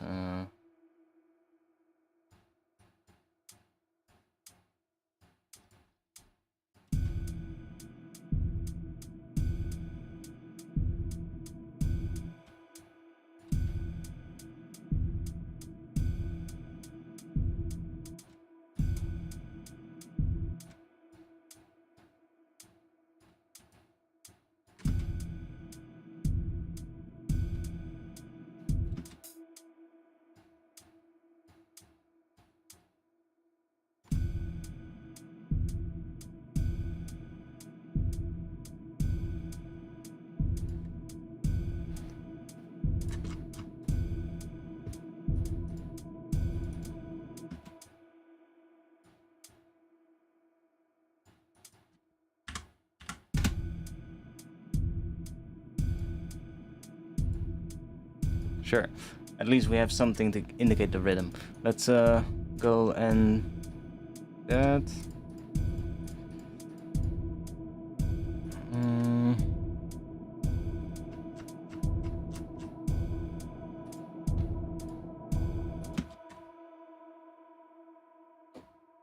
Now we want to have something come in here. Dun, dun, dun. That maybe? What is that?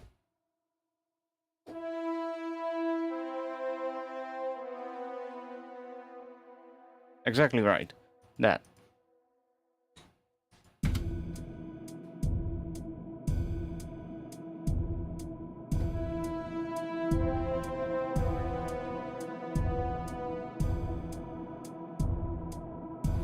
Basically that, I think.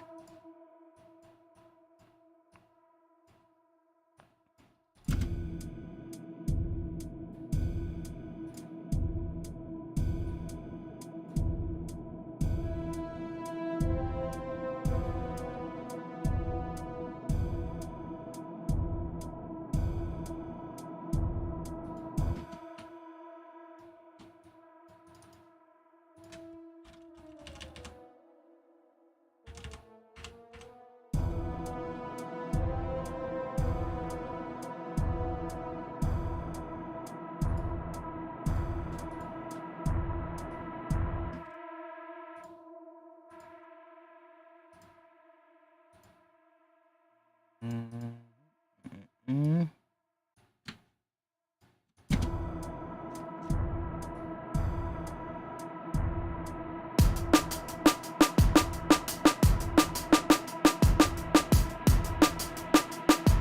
Okay, we're getting somewhere.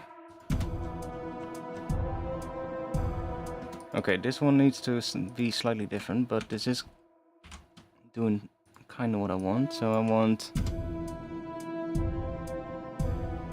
this one. I want to come in a little later, maybe like.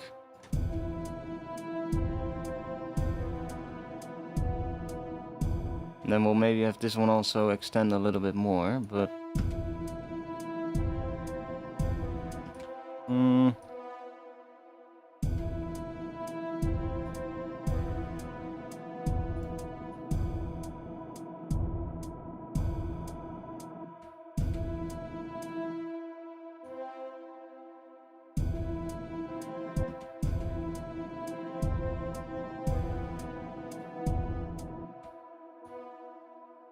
It's so weird.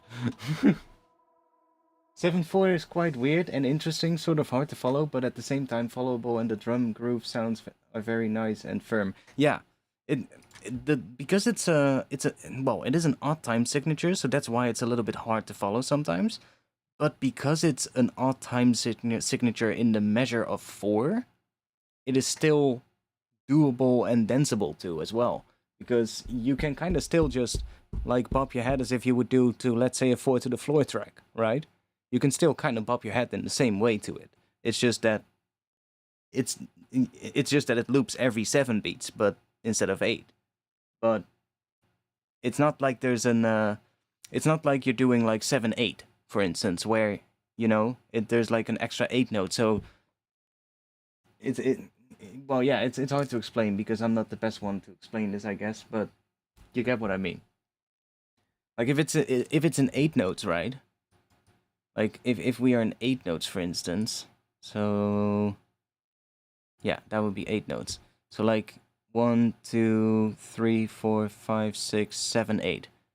So if we would loop this, then we would have 7/8, basically. But you can see then we get 3 beats or 4 beats, but we get 3.5 really. So we don't get the full 4th beat now, and then it just, when you start counting along with the beats, you kind of get that skip, right? Because you're counting, you're doing 1, 2, 3, 4, and then after 4 it goes. Let's see if I can do that. 1, 2, 3, 4. 1, 2, 3, 4. 1, 2. You get that, which sounds really odd and is really hard to dance to.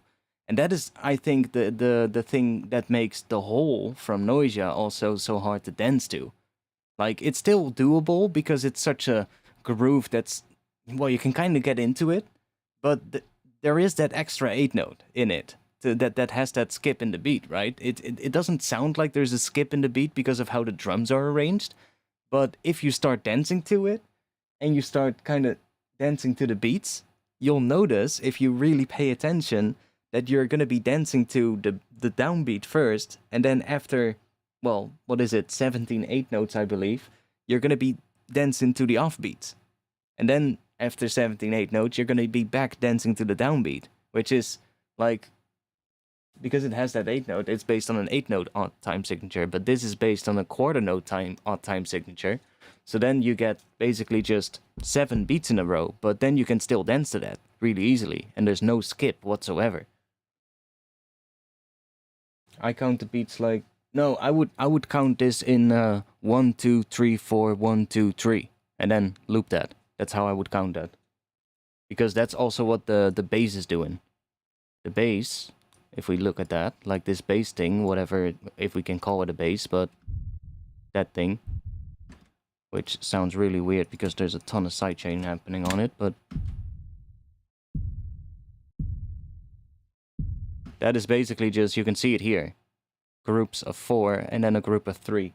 So I would count it as like that. That makes it much easier to count, because 7 also has 2 syllables in it, or what is that? No, not syllables, but 2 lettergrepen, whatever. Makes it hard to count, basically. Usually when you count in groups of 2, 3, or 4, and every now and then you might have a 1 in there, just a single 1, but that's not too often. It makes it much easier to count if you subdivide it into groups of 2, 3, and 4. And then usually I would align that with whatever the groove of the track is doing, right? So in this case, if we look at the drums as well, this is the kick right here. And we can see, if we look at the kick, if we just mute the rest, so let me just get rid of these. If we mute the rest, we can see that the kick is doing the exact same thing. 4 beats, 3 beats, 4 beats, 3 beats. So I would definitely count this as 1, 2, 3, 4, 1, 2, 3, 1, 2, 3, 4, 1, 2, 3. And that's basically, it makes it easier if you do it like that. Counting 1, 2, 3, 4, 5, 6, 7, 1, 2. You get that 7, right? You get that, yeah. Yeah, I guess you could do Seth, but yeah.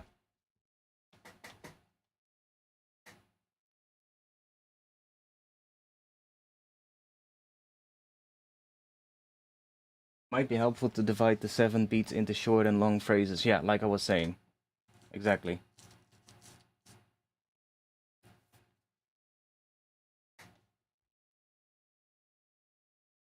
And yeah, you could do 1, 2, 1, 2, 1, 2, 3. That's perfectly fine too. It kind of depends on the drums, I guess, as well, right? If you're gonna be looking at the drums, that's really where the accents in the drums lie. Like and theoretically, you could even see it as like something in what 14/8 or something, because the drums are also sometimes the accent in the drums might lie on the offbeat, right? So you could also technically see it as 14/8, which is the same thing as 7/4. It's just subdivided in 8 notes instead of quarter notes. So it really depends how you and I. The more I read into this, the more I also notice that depending on who you ask, you might get a different answer. Like I've been looking at some stuff about like odd time signatures and like other time signatures and stuff. And there's like sometimes examples that people give, and one video might be talking about a tune and saying like, yeah, this is in 3/4, and then another one is talking about it being in 6/8, right? And it's just like, well, I guess it's the same thing. Eventually, it lines up in the same tempo. It falls all. It lines up, but it depends on where the accents are, I guess. But yeah, I don't want to get too deep into that.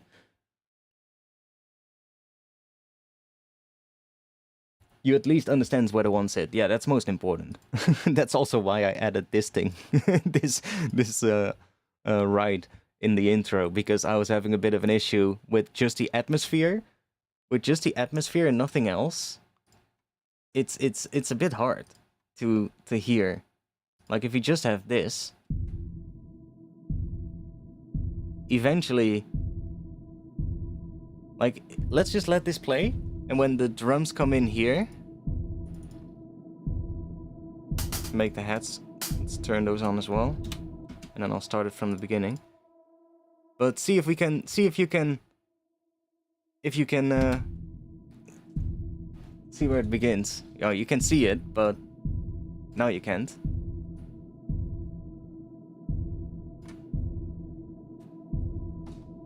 I was having a bit of an issue with it.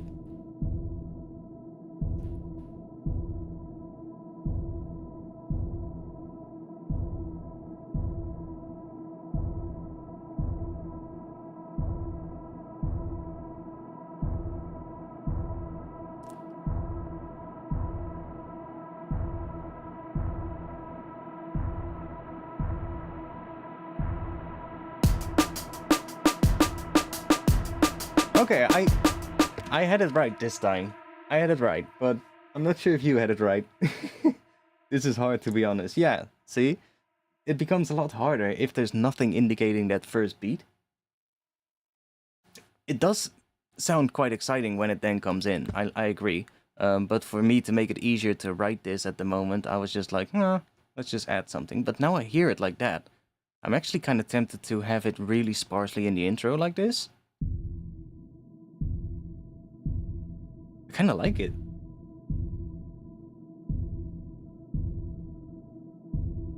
We would need something on top, I think, though, to make it a bit more interesting.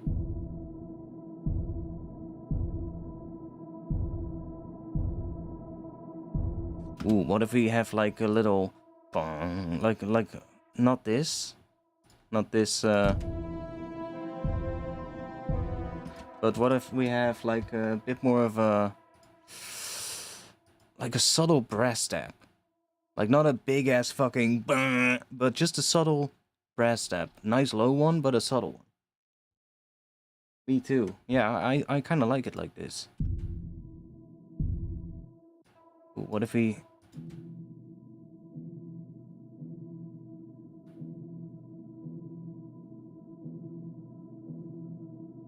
Because that also has that rhythm, that atmosphere.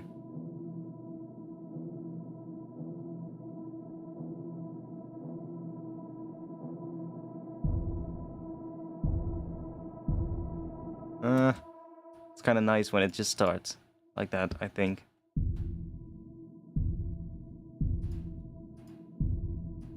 Let's move that down. Let's move that down here. So this is the Atmos. The tense Atmos, because that's kind of tense, isn't it? And this is our rumble stab.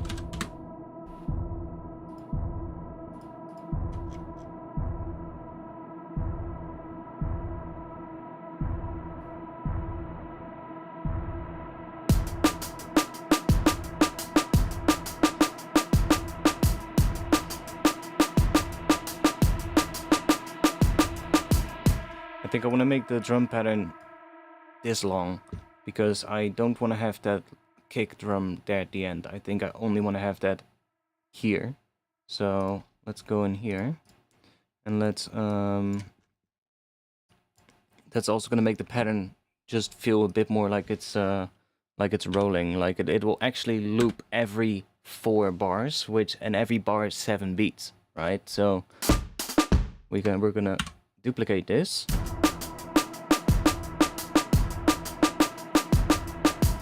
And then we're not gonna get that kick there, but instead we're gonna get the same thing as here. So we're gonna get that one again. And then we need to... Let's do that.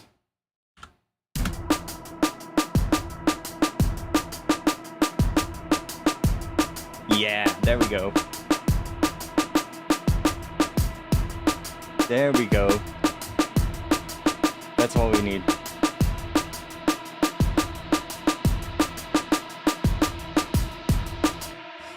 This is gonna be... I really want this track to sort of like evolve over time, I think. So it's just gonna start like this, and I think the groove is just gonna be very similar all the way throughout. It's just all gonna matter, like gonna be a lot of automation and like changing the instruments that are playing the groove. Kind of what the whole is doing as well, because that's kind of what I feel like the inspiration for this track should be. To make it a bit easier for me as well. But I do want it to be different, you know?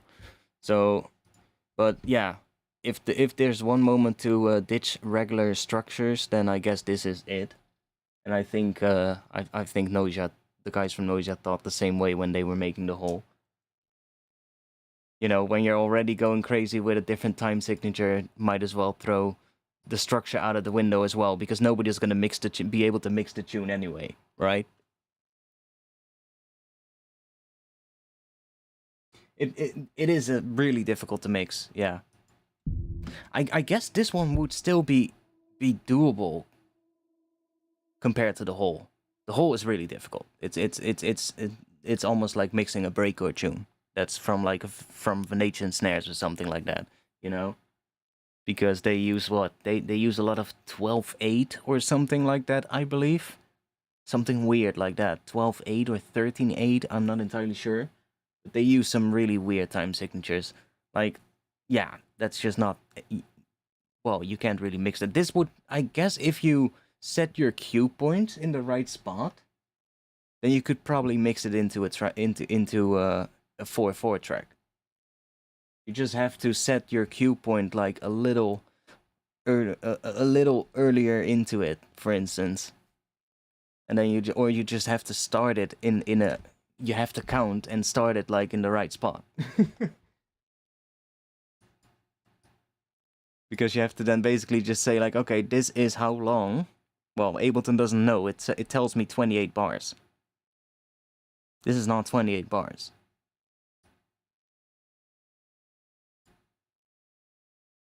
This is 2, 4, 8, 16 bars. This is 16 bars of 7 beats per bar. Ableton says 28, but that's not right. This is 16 bars. So you would have to calculate how many beats that is, and then how many beats difference that is from if you would have 32 bars in 4/4, because for every bar, every 2 bars in 4/4 we miss a beat. So you would have to calculate that and then see like, okay, where do I need to start it in the track, and then in the previous track, but that is 4/4, and then you have to count along, and then you could probably do it. Or just add like a bit of silence in front of the track. That is probably the best way. I know what I'm gonna do. I'm gonna add, for the DJs, I'm gonna add a fade into this track that is exactly the length in beats that you would need to have it line up with a 4/4 track.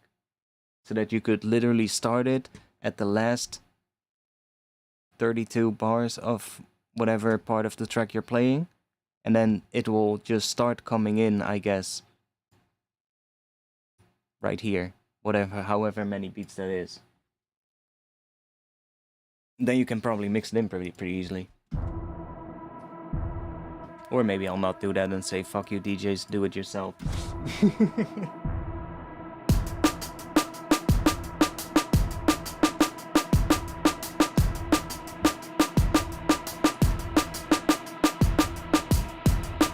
Okay, let's see.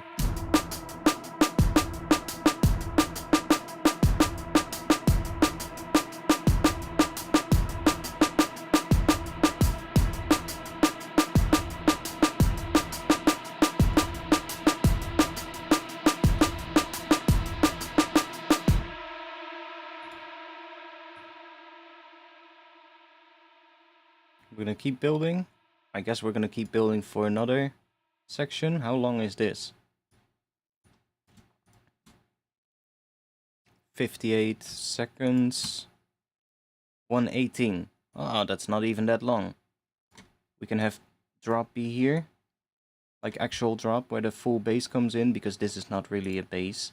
It's more like an intro kind of bass, right? We need something bigger in the actual drop, I think. But if we have that hit here, I think that would be cool.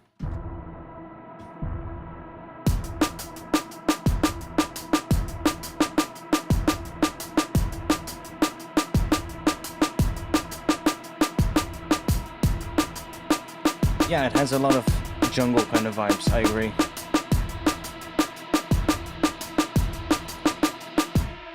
Okay, we're gonna do a little bit of a change in this one, so let's do a little extra.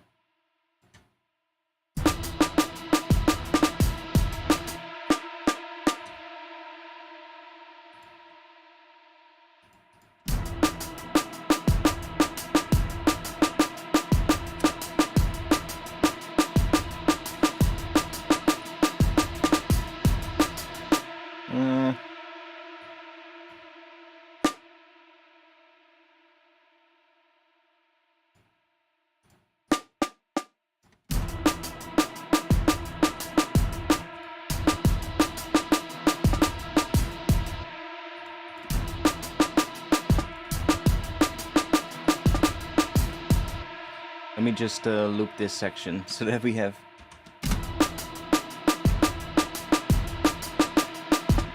Where do we want a ghost snare?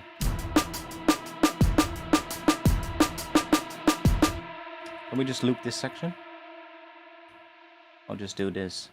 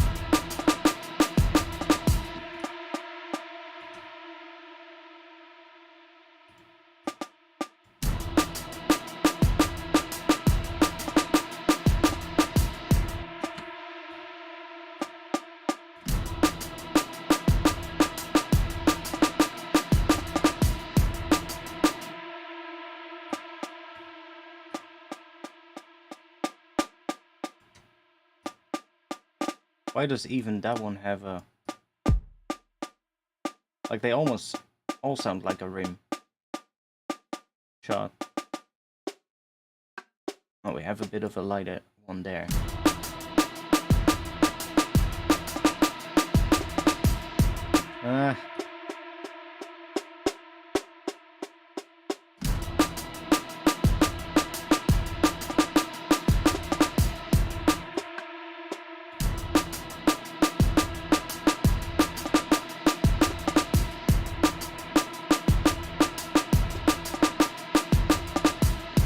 Oh, that works.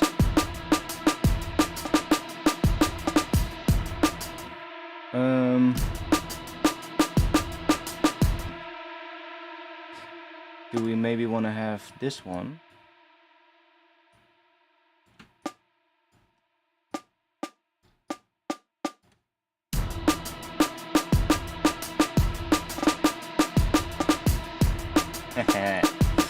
That sounds cool.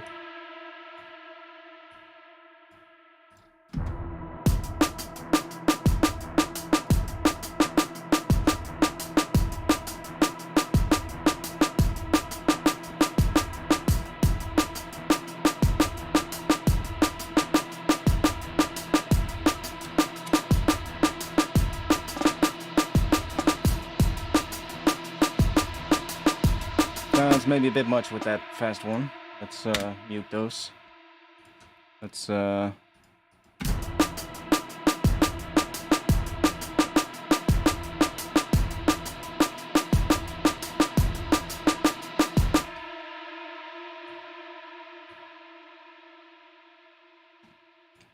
also kind of want to do a little pause maybe there.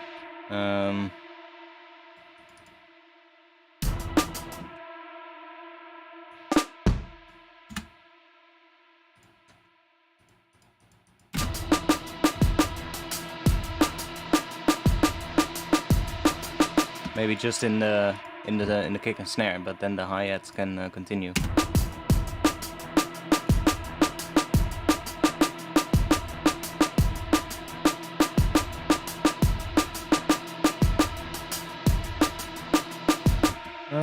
Or we can do...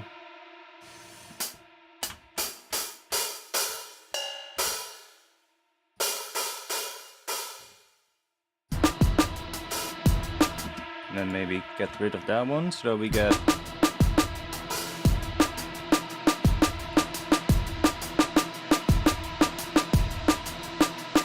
And then we could even maybe do a little, let's see, maybe with the snare, but then...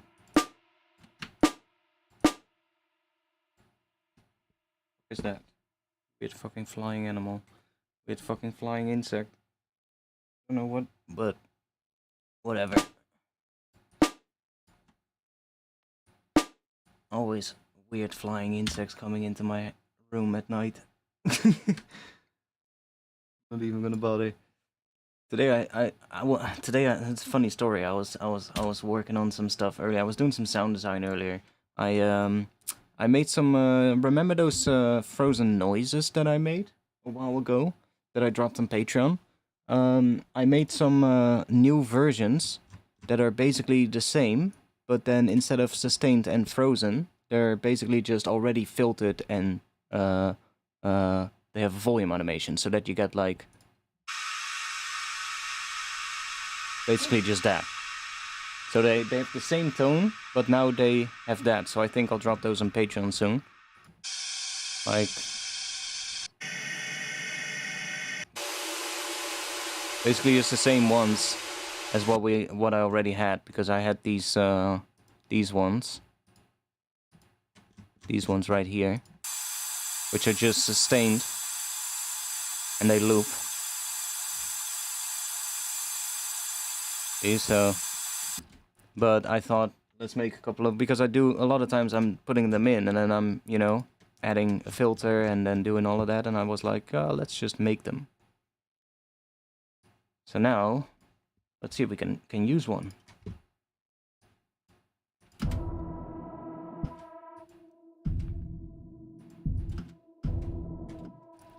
We add one here.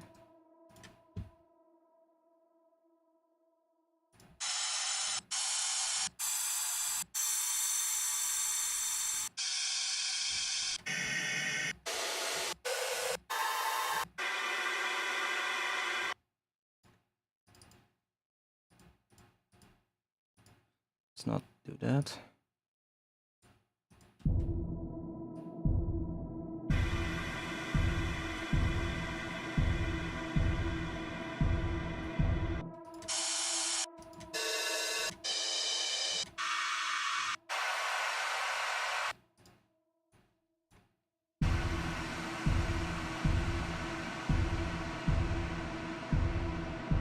They're a little bit short for this time signature.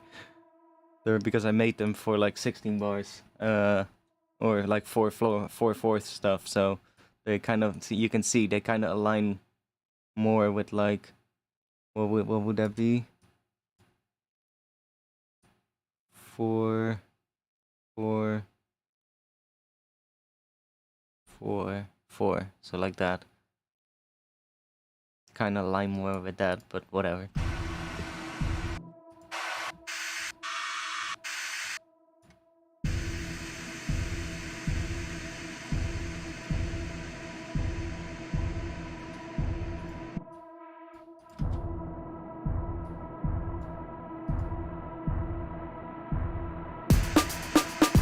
Huh?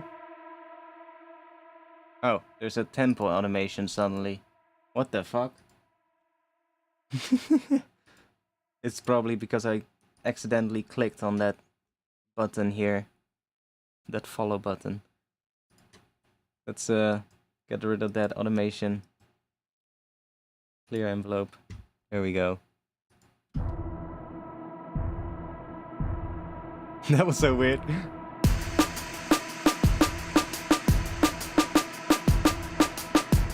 Yeah, they're a little bit short for this, so I'm gonna make one myself. I do like the tone of that one, clap 3, so let's just go in here and choose Frozen Noise clap 3. We'll just drop that in. And then I can also just do that. Then do this. And then we can do that.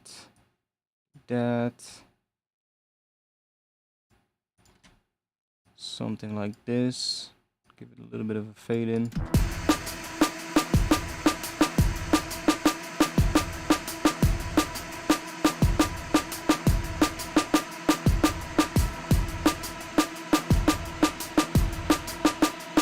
And then let's do a bit of filtering on it, because it doesn't have that. Let's just do this, low pass, and we're just gonna automate that to go down. Hello. Okay. Ableton is blocked out again, I think. Yeah. Well, whatever. Good moment to stop streaming, because it's 1:30 a.m. I'm gonna stop streaming, but I'm definitely gonna keep on working on this, because I like where this groove is going. I just need to figure out like a good drop, but I think the drop is just gonna continue the same groove. It's just gonna do it with a proper bass. Like that, with something on top, I guess. But it's just gonna keep playing the same thing, I think. Like that's just the groove that it needs of the entire track, and then the drums will do the rest. I'm not gonna start up Ableton again, so we'll just stop the stream. Anyways, thanks for being here. I might work on this again next week. If you want to join Discord, I'll drop the link to that in the chat, and if you want to support me on Patreon, then you can find the link to that as well. I put samples on Patreon every month, and this month there is a pack with a lot of bass sounds. So I put a pack on Patreon this month with a ton of just weird bass sounds, like all kinds of weird